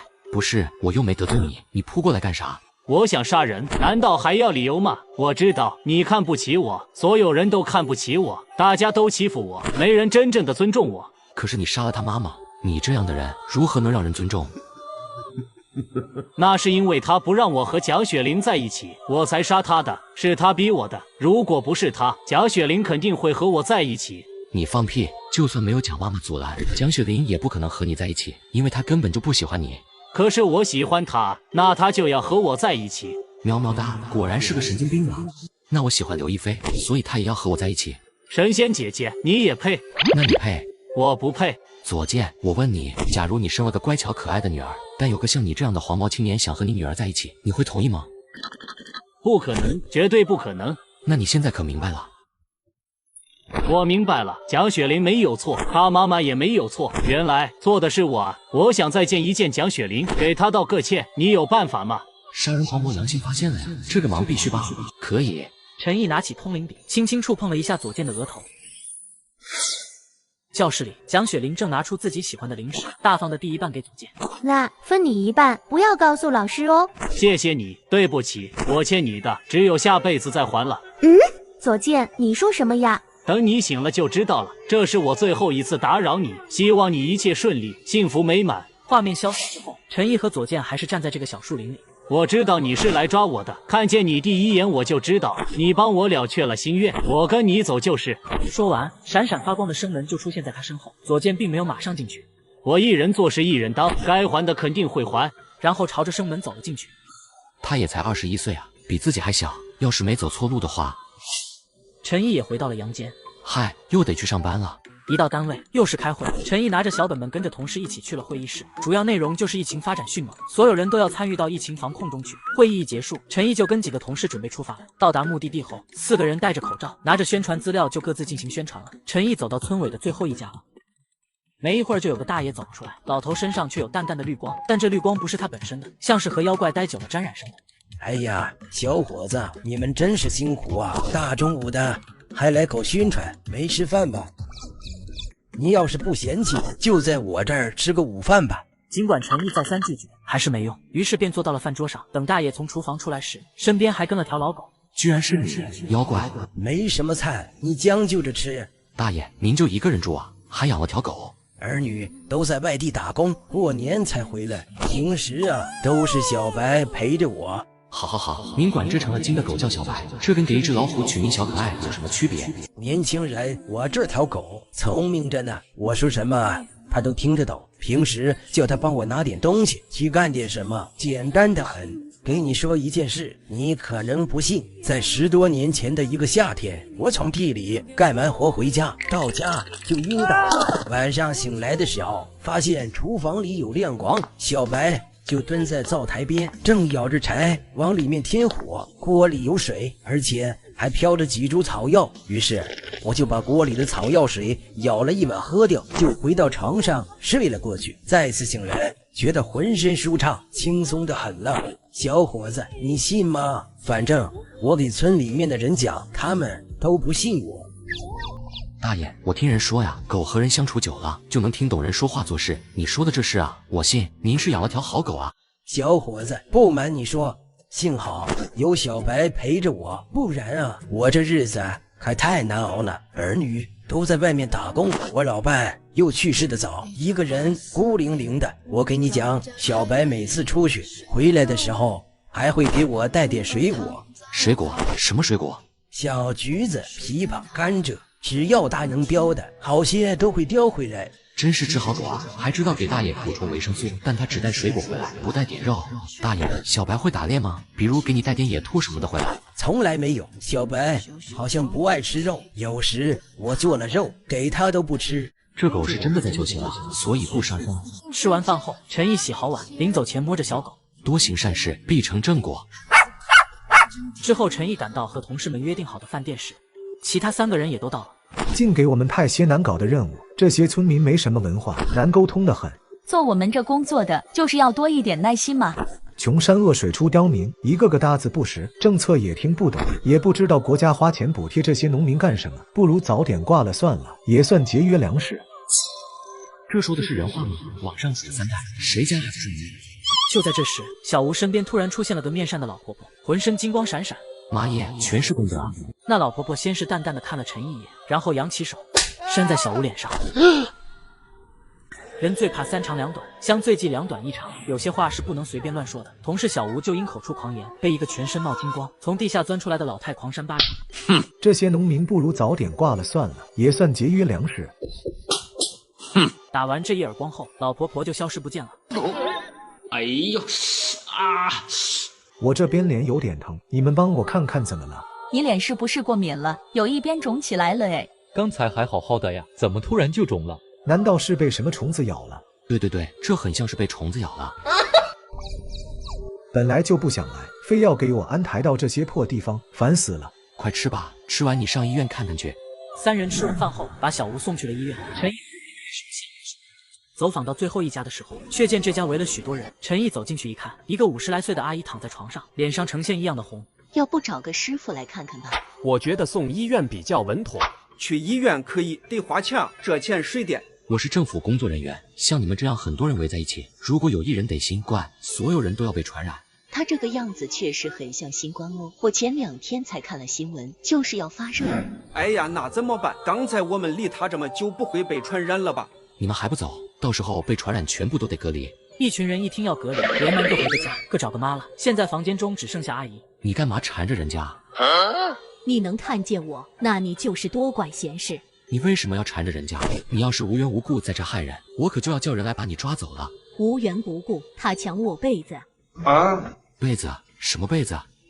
那是我生前最喜欢的被子，可被他抢了来，害我没被子盖。既然是你的被子，他又怎么能抢呢？我是上个月死的，无儿又无女，后事都是村里人帮忙操办的。本来大家都要把我生前的东西烧给我，可他看上了我这条被子，非要抢了去。他既然这么惦记我的东西，那我只能多来陪陪他了。我让他把被子还给你，你也就不能缠他了，怎么样？我也不是个难说话的人，只要他还给我，我走就是了。是，您不是个难说话的人，您是个好说话的鬼。过了大概10来分钟，床上躺着的阿姨醒了。你是谁呀？你之前晕倒了，一直说胡话。你邻居他们怕你得的是传染病，已经先走了。我在这里看着你。什么传染病？我怎么可能得病？我现在没事了，你走吧。阿姨，你这条被子哪来的？看着像是上了年纪的人盖的呀。别人扔了，不要的，我捡来的。放屁！阿姨，有的东西呢是不能乱捡的。你看哈，这被子之前谁盖过也不知道，你捡了回来盖身上，万一得什么病，岂不是得不偿失？小伙子，那你看该怎么办呢？我看啊，该拿去烧了，这样就算有什么病毒也烧没了，是不是？阿姨一听，连忙抱着被子就往外面走去。行，被子拿到我就走。之后，陈毅便开车回家，回到家倒头就睡了过去，再次睁眼，又得干活了。这时黑无常走了过来。范大哥是来看我吗？刚好今天不忙，来和老弟聊聊天，怎么样？最近工作顺利吗？多谢范大哥关心，都挺好的。老牛他们最近都忙，估计是没时间来看你了。要是老弟你遇见什么事，就大声呼叫我们就好了。好的，范大哥，那个我想问一下，我白天看到个老婆婆，金光闪闪的，不知道她是什么身份呀？金光闪闪，你是说公的吗？对，今天我同事有点口无遮拦，还被他老人家打了一巴掌。或许是你们当地的土地婆婆吧？土地婆婆身上有很多功德的，一般就是正神了，亲自出手教训凡人的，很大可能就是土地婆婆。她能知道她的界上发生的所有事，要是看不下去，现身惩治一下也是正常的。好家伙，原来土地婆婆还是正神啊！当然了，也有可能是别的路过的神，毕竟我没见到，所以也只是猜测。路过的神仙没事会到处走的吗？那是，每个神都有自己的职责，巡视人间也是正常的啊。范大哥，能不能举例说说？比如雷部正神巡视人间的时候，遇见作恶多端的，直接降下雷罚，就把人劈死了。原来那些被劈死的人都是神仙在出手。范大哥，那你是不是也见过这种事？这肯定见过了。有次我去收魂，见到有个人在虐待自己母亲，不仅又打又骂，甚至连饭都不给他吃。正好被路过的雷部神仙看见，那人才走出家门没1里地，就给劈死了。还是你牛哥来收的魂呢？好像以前在哪听说过，有虐待父母的会被天打雷劈。聊了这么会儿，黑无常也觉得差不多了，便离开了。陈毅打开卷轴，高淑平，男，2010年2月4日卒于贵省云市。拿起通灵笔，轻轻点在高淑平的名字上。高中毕业后，高淑平就去市里打工，赚到了一些钱。一次回家，他看见儿时的好友杨光兴穿得脏脏旧旧的，心想一定要帮好友一把。于是第2天，高淑平带着杨光兴到了市里，给他找了一份轻松一点的厂子。之后租了个出租屋，两人便住在了一起，关系好的跟亲兄弟一样。日常两人的大部分开销都是高淑平出的钱。渐渐的，杨光兴看高淑平的眼神有些不对。2010年2月3日，发了工资的高淑平买了部手机，回去开心的和杨光兴分享。这下我们打电话回家就方便多了。哼。当天晚上的凌晨1点，一把菜刀从天而降，割断了高淑平喉咙，而此人正是被他处处帮衬的好友杨光兴，一下两下，直到把高淑平的头颅完全砍下来。之后找来了个编织袋，将头颅留在了床上，高淑平的身体装了进去，来到一处河边，把编织袋钉在回到房间的杨光星拿起头颅，走到屋外一处杂草丛中，挖了个坑就给埋进去了。天一亮，他便立刻就回到了老家。直到2010年2月15日，一个时常去河边钓鱼的大爷一赶下去，好像勾到了什么东西。等他费劲的拉了上来，打开了编织袋，里面是具无头男尸。警察根据线索来到了高淑萍的老家，成功抓获了杨光星。喵喵哒的，这是现实版农夫与蛇呀！陈毅伸出手，轻轻放在高淑萍的名字上，便身处一个狭小的出租屋内。高淑萍，你在想什么？高淑萍闻言缓缓地转过头，一不小心头颅掉下来，滚落在了地上。不好意思，能麻烦你帮我把头装回去吗？